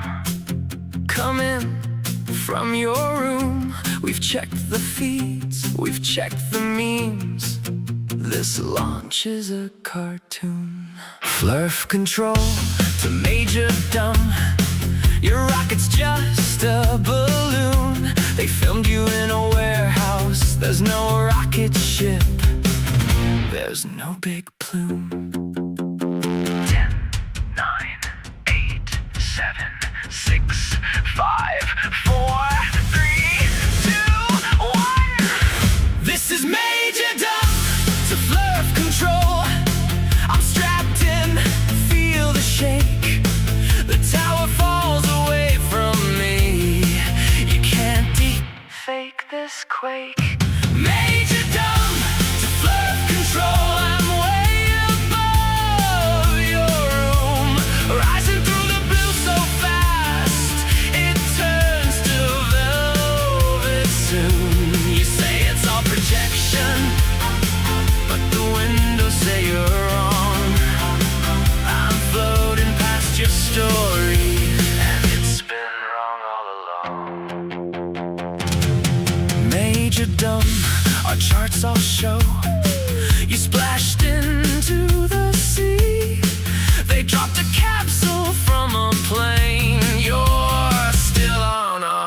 see. Flurf control, I hate to break it, your script is out of date. The engine's burned, the booster's turned, I watch the coastline fade. You talk about a snow globe sky, a ceiling painted cold, but I just watched horizons curve in every shade of gold. Oh, Major Dumb, to flurf control, the world's a swirling sphere. Clouds wrap round in lazy bands, from pole to stratosphere.